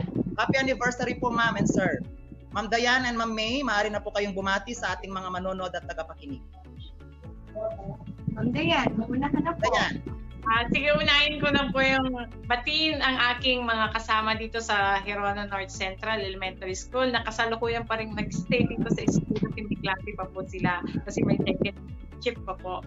So, binabati ko po rin ang aming punong guro na si Dr. Diana Ayugay at ang aming PSDS na walang iba kundi si Dr. Marilyn H. Pascua. Magandang hapon po sa inyong lahat at sa lahat ng mga nakikinig at nanonood ng kasalo. Magandang hapon po sa inyong lahat. May? Magandang hapon po sa lahat po ng tagapakinig at nanonood po ng ating kasalo sa radyo. So, shout out po sa mga kasamahan ko po sa San Pedro National High School sa pangunguna po ng aming butihing principal na si Madam Marilyn I. Antalan at sa aming PSDS na si Dr. Roger P. Ramos. Welcome pong muli sa ating Project Shine, Aral TarlakHenyo sa Division Virtual Project Kasalo sa Radyo. Sa pagsisimula ng ating talakayan sa hapong ito, shout out sa lahat ng mga nanonood sa RTV Live at ng RTV Channel 26 at ang mga nakikinig sa DCTC Radio Filipino 828 AM Radio. Isang pagbati rin po sa mga manonood at nakapakinig mula sa RTV National High School. Sa episode pong ito ng Kasalo sa Radyo, bibigyang saysay natin ng ilang mahalagang tala ukol sa kasaysayan ng bayan ng Kamiling. Upang matahak ng maayos ang ating pagtalakay sa kasaysayan ng Kamiling, ang sumusunod na balangkas ay ang ating susundin. Tatalakay natin ang lokasyon at topografiya nito, ang pagkatatatag ng Kamiling bilang isang bayan, ang Kamiling sa panahon ng mga Kastila, Amerikano at ng mga Hapon, at ang Kamiling sa kasalukuyan. Handa na ba kayo? Siyempre, handa na. Na ating nabanggit na, Ma'am Dayan and Ma'am May, uunahin nating mabigyang linaw ang lokasyon at topografiya ng Kamiling. Sa ating mga taga-subaybay, mahalagang malaman sa pag-aaral ng kasaysayan ng isang lugar, lalong-lalo na sa pagtukoy ng kanyang kabuuan, ang lokasyon at topografiya nito. Ma'am Dayan, alam ko na handa kang magbahagi ng impormasyon ukol sa bagay na ito. Oo naman, Sir Jomel. Dapat talaga na ang isang Tarlakhenyo ay maalam sa kanyang sariling bayan. Bagamat ang inyong lingkod ay hindi taga-Kamiling, subalit ang kaalaman dito ay mahalaga sapagkat ang kanyang pagbabago ay may kaugnayan sa mga karatig bayan, katulad ng bayan ng Hirona, kung saan ako naninirahan. Ika nga, ang pag-aaral sa mga bayan ay pag-aaral sa kabuuan ng ating lalawigan ng Tarlac. Para sa kaalaman ng lahat, ang Kamiling ay makikita sa hilagang kanlurang bahagi ng lalawigan ng Tarlac. Ito ay naliligiran ng mga bayan tulad ng Bayambang Pangasinan sa Hilaga, Santa Ignacia sa Timog Silangan, Paniki sa Silangan, Mayantok sa Timog Kanluran, San Clemente sa Hilagang Kanluran, at Mongkada sa Hilagang Silangan. Ang Kamiling, tandaan natin sa ating mga manonood at mga bata na ay pangwalo sa pinakamalaking bayan sa Tarlac, ayon sa sukat ng lupain. Ito ay may kabuuang sukat na 14,052 hektarya. Okay, katumbas ito ang halos 300,000 basketball court. Ay, talagang napakalawak nga talaga, di ba? Sa pangkalatan, ang Kamiling ay kapatagan. Subalit, ilang bahagi nito ay maburol hanggang sa bulubundukin. May mga ilog na mahalaga sa pangunahing pangkabuhayan ng mga mamamayan. Okay, pinakakilala dito sa lahat ng mga ilog, yung tinatawag nating ilog Kamiling. Kaya Sir John, may paborito rin ito ng mga lokal na turista. Kaya kung kayo ay nagbabike, o kayo ay gustong-gusto nyo nang naglilibot sa Tarlac, okay, imposible na aayawan nyo ang Kamiling sapagkat maraming makikitang magagandang tanawin dito at maraming nag-outing dito, Sir Jomel. At alam ko, Sir Jomel, ikasa ka na doon sa mga nag-outing at naglilibot dito. Yes, Ma'am Dayan, tama ka dyan. Sa katunayan, ilang beses na rin akong nakapasyal sa Kamiling sakay lamang ng aking bisikleta. Isa na dyan yung pagpunta namin noon sa bulubunduking bahagi ng Baksay. Ang Baksay ay isa sa mga barangay na bumubuo ngayon sa bayan ng Kamiling. Malinaw sa paglalarawan mo, Ma'am Dayan, na ang Kamiling ay tulad ng ibang bayan ng Tarlac na sa pangkalahatan ay kapatagan. Sa makatwid, ito ay akmang-akma para sa gawaing agrikultural. Hindi na tayo magtataka na ang panimula ng pagkabuo nito bilang isang bayan ay nakabatay, no, sa kapakinabangang tinatamasa ng mga unang nanirahan dito. Ma'am May, di ako bilang isang mapagmahal sa kasaysayan, may babahagi ka tungkol sa pagkabuo ng bayan, pagkabuo ng Kamiling bilang isang bayan. Ang ating mga manonood at tagapakinig, kasama na ako dyan, ay tiyak na nakatutok na sa karagdagang kaalaman na may babahagi. Siyempre naman, Sir Jomel, naririto yung ilan sa mga impormasyon na maaari nating ibahagi sa pagkakabuo ng bayan ng Kamiling. Taong 1838 nang ang Kamiling ay nagsarili bilang isang bayan. Dati kasi itong bahagi ng Pangasinan, partikular ng Bayambang, nakakitbahay nito sa kasalukuyan. Noong taong 1834 nang maitatag sa pangunguna ni Padre Juan del Manzano bilang isang bisita o baryo lamang ng Bayambang, Pangasinan, ang nooy tinatawag na Kakamilingan. Kakamilingan ang ipinangalan sapagkat noon ay hitik sa mga puno na tinatawag na kamiring ang lugar na ito. Mahihinuha na ang Kamiling na pangalan nito sa ngayon ay mula sa kamiring. Napalitan na lamang ito ng titik L ang titik R sa pagdaan ng panahon na umayon sa nakasanayan ng mga sumusunod na salinlahi. Malinaw rin na sugo ng simbahang Katolika noon ang nanguna sa pagkakatatag ng Kamiling bilang isang baryo. Datapwat, sentro ng panimula nito ang pagpapalaganap ng Kristyanismo. Kung kaya noon, ito ay kilala rin sa tawag na San Miguel de Kamiling. Sunod ito sa pangalan ng kanilang patron ng bayan. Kawili-wiling mapakinggan, Ma'am May, ang mga impormasyon na iyong ibinahagi. Ang pangalan pala ng Kamiling ng bayan ay hango sa kamiring na uri ng puno. Maalala mo, Ma'am May, nung mga bata tayo, di ba, naririnig natin sa ating mga lolo't lola na kapag nagkaroon tayo ng kati-kati, lalo na sa kakahuyan, na tayo daw ay nakamiring. Yes. Diba? May mga kinukuha pa nga silang mga dahon tapos ibinibiti nila sa kung saan tayo naglulutuan. Yes, sir. Galing din yan sa hango din yan sa puno ng kamiring. So it's a trivia for all para sa mga tagapakinig natin at sa mga manonood. So sa ating mga tagapakinig, tingnan ninyo kung paanong ang kapaligiran ng isang bayan ay nakaiimpluwensya sa paghubog ng pagkakakilan nito. Gayunpaman, ang pinakatampok sa lahat sa pag-unlad ng bayan, syempre, ay ang kanyang mga mamamayan. Ma'am Dayan, maaari mo bang ilahad kung sino-sino ang mga naunang na nagtaguyod ng pagsisimula ng pag-unlad nito? Oh yes, Sir Jomel. Oh, magandang kanya. Okay, mahaba ang listahan ng timeline ng paninirahan ng mga unang matatawag nating Kamilenyo at Kamilenya. Tulad ng nabanggit mo kanina, mababakas ang paniniwala na ng Kamiling tungo sa pagiging bayan sa pagdating ni Padre Juan del Manzano at ang kanyang mga kasama. Gayunpaman, sinasabing ang mga kapatid nating mga Aita ang mga naunang nanirahan sa kamiling. Ginabubuhay nila nun ang pangangalap ng mga bungang kahoy, pangangaso at pangingisda. Ngayon, dahil nandun na sila, mga Aita, dumating ngayon, may dumating. Sa pagdating ng mga Pangasinense at Ilocano mula sa Hilaga, dahil na nga ang Kamiling ay dating baryo ng Bayambang, tulad rin ng bayan ng Panikinoon, ang mga Aita noon ay malayang nakakagalugad sa lupa. So, sila yung nandoon dati mga Aita. And then, nung pagdating ng mga Pangasinense at Ilocano, sila ay napilitang magtungo sa bulubunduking bahagi ng bayan.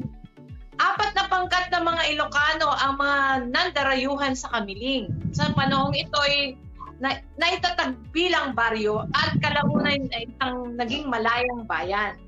Unang pangkat, tandaan natin mga nakikinig at sa mga nanonood mayroon tayong 4. Unahin natin yung unang pangkat. Ang pangkat ng Kabugaw na pinamumunuan ni Tranquilino de los Santos. Yan. Sa pangkat Sarat na pinamumunuan ni Alejandro Agustin.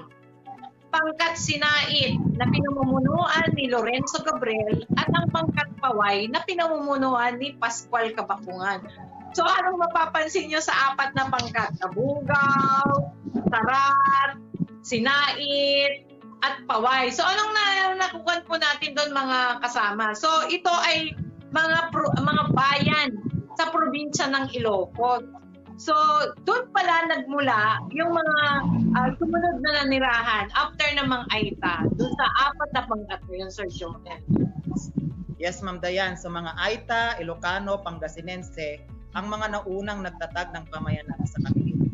Walang duda kasi, Ma'am Dayan and Ma'am May, marami sa mga naninirahan sa kasalukuyan doon ay Ilocano at Pangasinense ang ginagamit na lokal na wika. Diba? Kabahagi nila sa pagpapaunlad ng bayan. Ngunit syempre sa panahong ito ay naging baryo hanggang sa maging bayan, may mga nanguna sa pamamahala. Nagpasimula ng mga plano tungo sa positibo nitong pag-unlad. Ma'am May, sigurado ko bilang isang dalubguro sa Araling Panlipunan, ay may maibabahagi ka tungkol sa mga naunang pulutong ng mga lider ng Kamiling bilang isang bayan. Yes, Sir Joel. Mahirap man ang magsaulo ng mga pangalan at hindi man iyan ang pinakamahalaga. Sa pag-aaral ng kasaysayan ay nararapat ding gawin dahil tayo rin ay matuto sa karanasan ng mga personalidad na ito na nagsilbing tauhan ng ating mahabang kasaysayan. Noong ang Kamiling ay naitatag bilang bisita o baryo noong 1834, nagsilbi ang tagapagtatag na si Padre Juan de Alvarez del Manzano na kura paroko. Nais kong bigyang diin iyan sapagkat alam naman nating nangibabaw sa panahon na iyan ang pagnanais ng pamahalang Espanya na tuloy-tuloy na maitindig ang Kristyanismo sa ating bansa. At ang Kamiling ay hindi naiiba. Sa katunayan, ang pinakalumang simbahang Katoliko sa Tarlac ay nasa Kamiling. Ito ay ang simbahan ng San Miguel Arcangel na noong 1997 ay sinira or nasira dahil sa sunog. Ang alam ko ay patuloy ang pagnanais na ito ay mapanumbalik sa dati nitong itsura. Sana nga may balik nga ito sa dati niyang itsura. Sa panahong ding iyan, mula 1834 hanggang 1837, ang Kamiling ay naging purok komisyon sa pangunguna naman ni Don Francisco Soriano, na siya ring naging pinakaunang pampurok komisyoner. Sumunod sa kanya, sina Don Domingo Claudio noong 1835. Si Don Bernardo Bugarin naman noong 1836.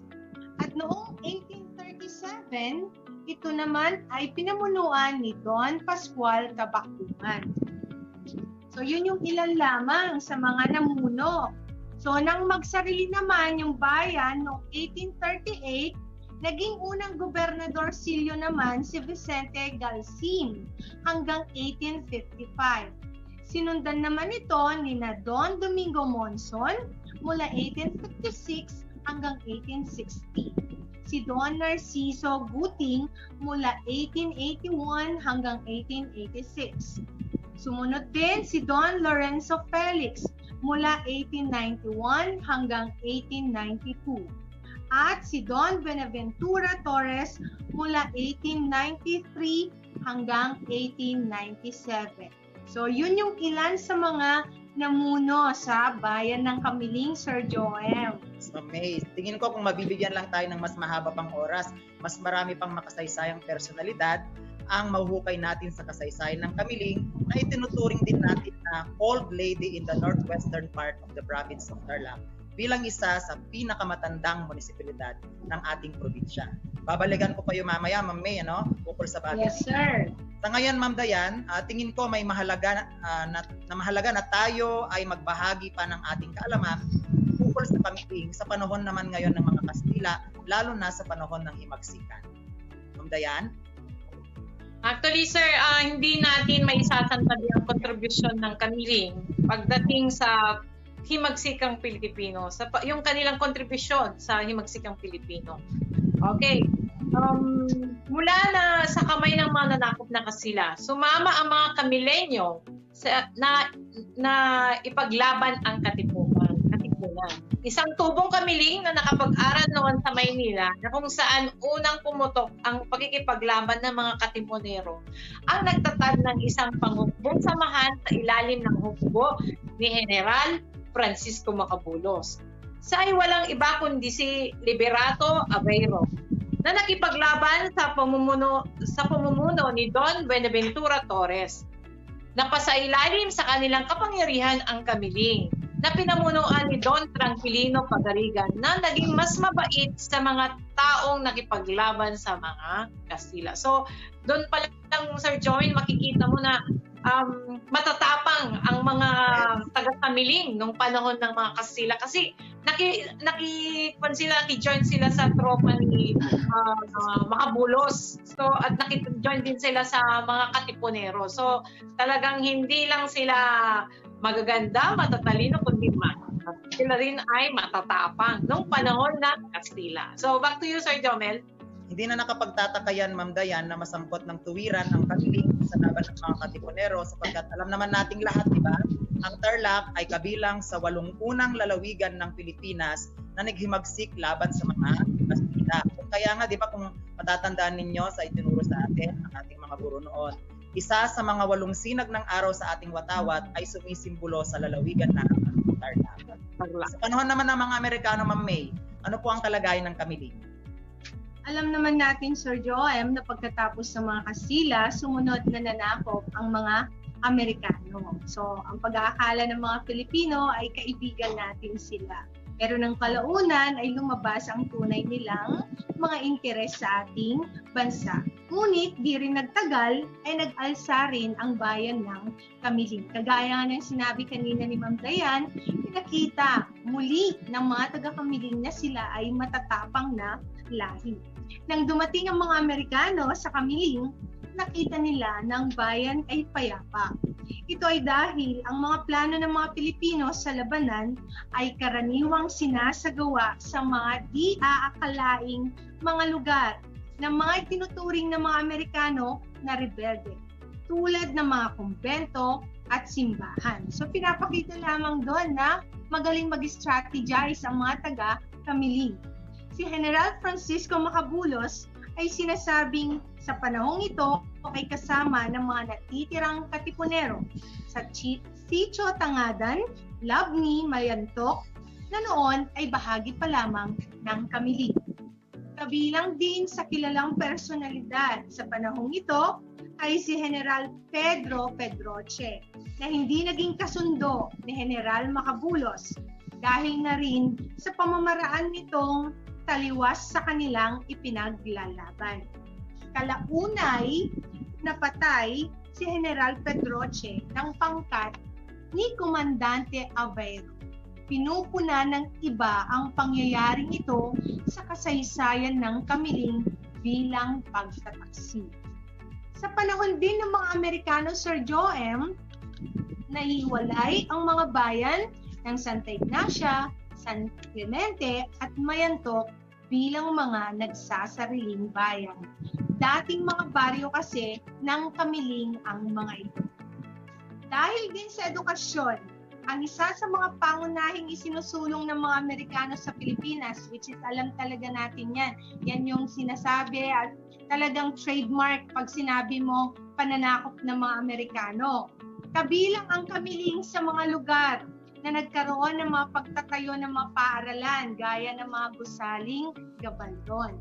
May mga naitayo ring mga paaralang pribado tulad ng Kamiling Secondary Institute na naitatag noong 1932. So yun yung mga pangyayari sa panahon ng Amerikano sa bayan ng Kamiling, Sir Joel. Nagpatuloy pala ang himagsikan, Mami, sa panahon ng mga Amerikano. Ngunit kahit naman nagpatuloy ang himagsikan, alam naman nating may maganda rin namang programa sa panahon na yan. At nabanggit mo nga na ito ay yung edukasyon. Sa katunayan, ang sistema ng edukasyon sa Pilipinas hanggang sa ngayon ay kahihalan tulad natin sa sistema ng Estados Unidos. Ma'am Dayan, alam mo yung susunod na tanong ko. Kasi after ng mga Amerikano, may sumunod na namang sumakop sa Pilipinas, di po ba? At yan ay ang mga Hapones. So ano naman kayang kalagayan ng mga Kamilenyo, Ma'am Dayan, ng panahon ng Hapones? Gaya ng ating napakinggan mga unang episode ng Kasalo, Sir Jomel, isa ang lalawigan ng Tarlac, di ba, na isa sa mga lalawigan na isa sa mga unang binomba ng mga Hapones. So, siyempre, kabilang na doon ang bayan ng Kamiling. Tapos sa ganyan, Sir Jomel, tulad ng mga Katimonero na nakipaglaban sa mga Kastila at Amerikano, siyempre, lumaban din ang mga Kamilenyo laban sa mga Hapones. Ang mga naging pinuno ng bayan ng Kamiling sa panahon ng Pilipinas na sakop ng mga Hapones ay ang mga sumusunod. Una, si Angelo Cabrera mula 1941 hanggang 1942, Simeon Santos 1943, Pablo Dumawal 1944 hanggang 1945. Alam natin na naging lumaya ang bansa mula sa mga Hapones ng panahon ng 1945 nang sumuko ang mga Hapon sa Allied Forces matapos bombahin ng Amerika ang Nagasaki at Hiroshima. Isang taon nakalipas niyan, Sir Jomel, tuluyan na rin pinalaya ng mga Amerikano ang Pilipinas noong July 4, 1946. So, alam naman natin na halos daw maiksi nga lang ang mga pag-stay ng mga Hapon. Tama ka dyan, Ma'am Dayan, na lumaya nga ang Pilipinas mula sa mga Amerikano noong 1946. Naging simula iyan ng pagpapanumbalik ng Pilipinas bilang isang republika na alam naman nating teritoryo na walang mananakop. Sa makatwid, nagsimula ang pagsisikap hindi lamang ng mga Kamilenyo kundi ng sabayalang Pilipino sa pagpapaunlad ng bansa hanggang sa kasalukuyan. Ma'am Dayan and Ma'am May, kumusta naman ngayon ang Kamiling sa iba't ibang aspeto sa kasalukuyan? Sa ating mga tagapakinig at manonood, ang Kamiling sa kasalukuyan ay binubuo ng 61 barangay. Isang Kamiling sa mga bayan ng Tarlac na may tuturing na may mabilis na pag-unlad ayon sa kita at ekonomiya. Sa katunayan, Sir Joem, ito ay kasalukuyang first class na munisipalidad na mayroong 87,319 na populasyon ayon sa 2020 census. Maliban sa may tuturing na maunlad na ekonomiya, ang Kamiling din ay maituturing na maunlad sa pamanang kultural at likas na yaman. Maituturing ang mga ito na dahilan ng pagdagsa ng mga lokal na turista. Baka naman gusto ninyong bisitahin ang mga sumusunod. Luma at bagong simbahan ng San Miguel Arcangel, Maria Clara Museum, Maria Clara Town Plaza, Mount Damas, Ubod Falls at Pias Falls. So kung minsan nakakakita ako ng mga pinupost ng mga friends ko sa Facebook, so napapasana all na lang talaga ako. Sana all talaga. Ma'am Dayan, Yes. kayo? Siyempre, sir, pag hindi mo nakita at natikman ang mga ito, talagang, hindi ka talagang nagpunta ng Kamiling. Ano yung mga yun, sir? Kasama na dito yung number 1, yung chicharon o bagnet. O yung kilala bilang chicharon Kamiling. So, sa mga kakanin naman na paborito natin tulad ng tubig, pinait, patupat, at inuruban. Dahil dito, okay, ang Kamiling ay nagtatanghal ng Chicharon at Inuruban Festival na karaniwang dinadaos sa buwan ng Oktubre. Sa pamamagi na makikita natin, nagkakaroon ng street dancing upang maitampok ang kanilang pamanang kultural at mga produkto.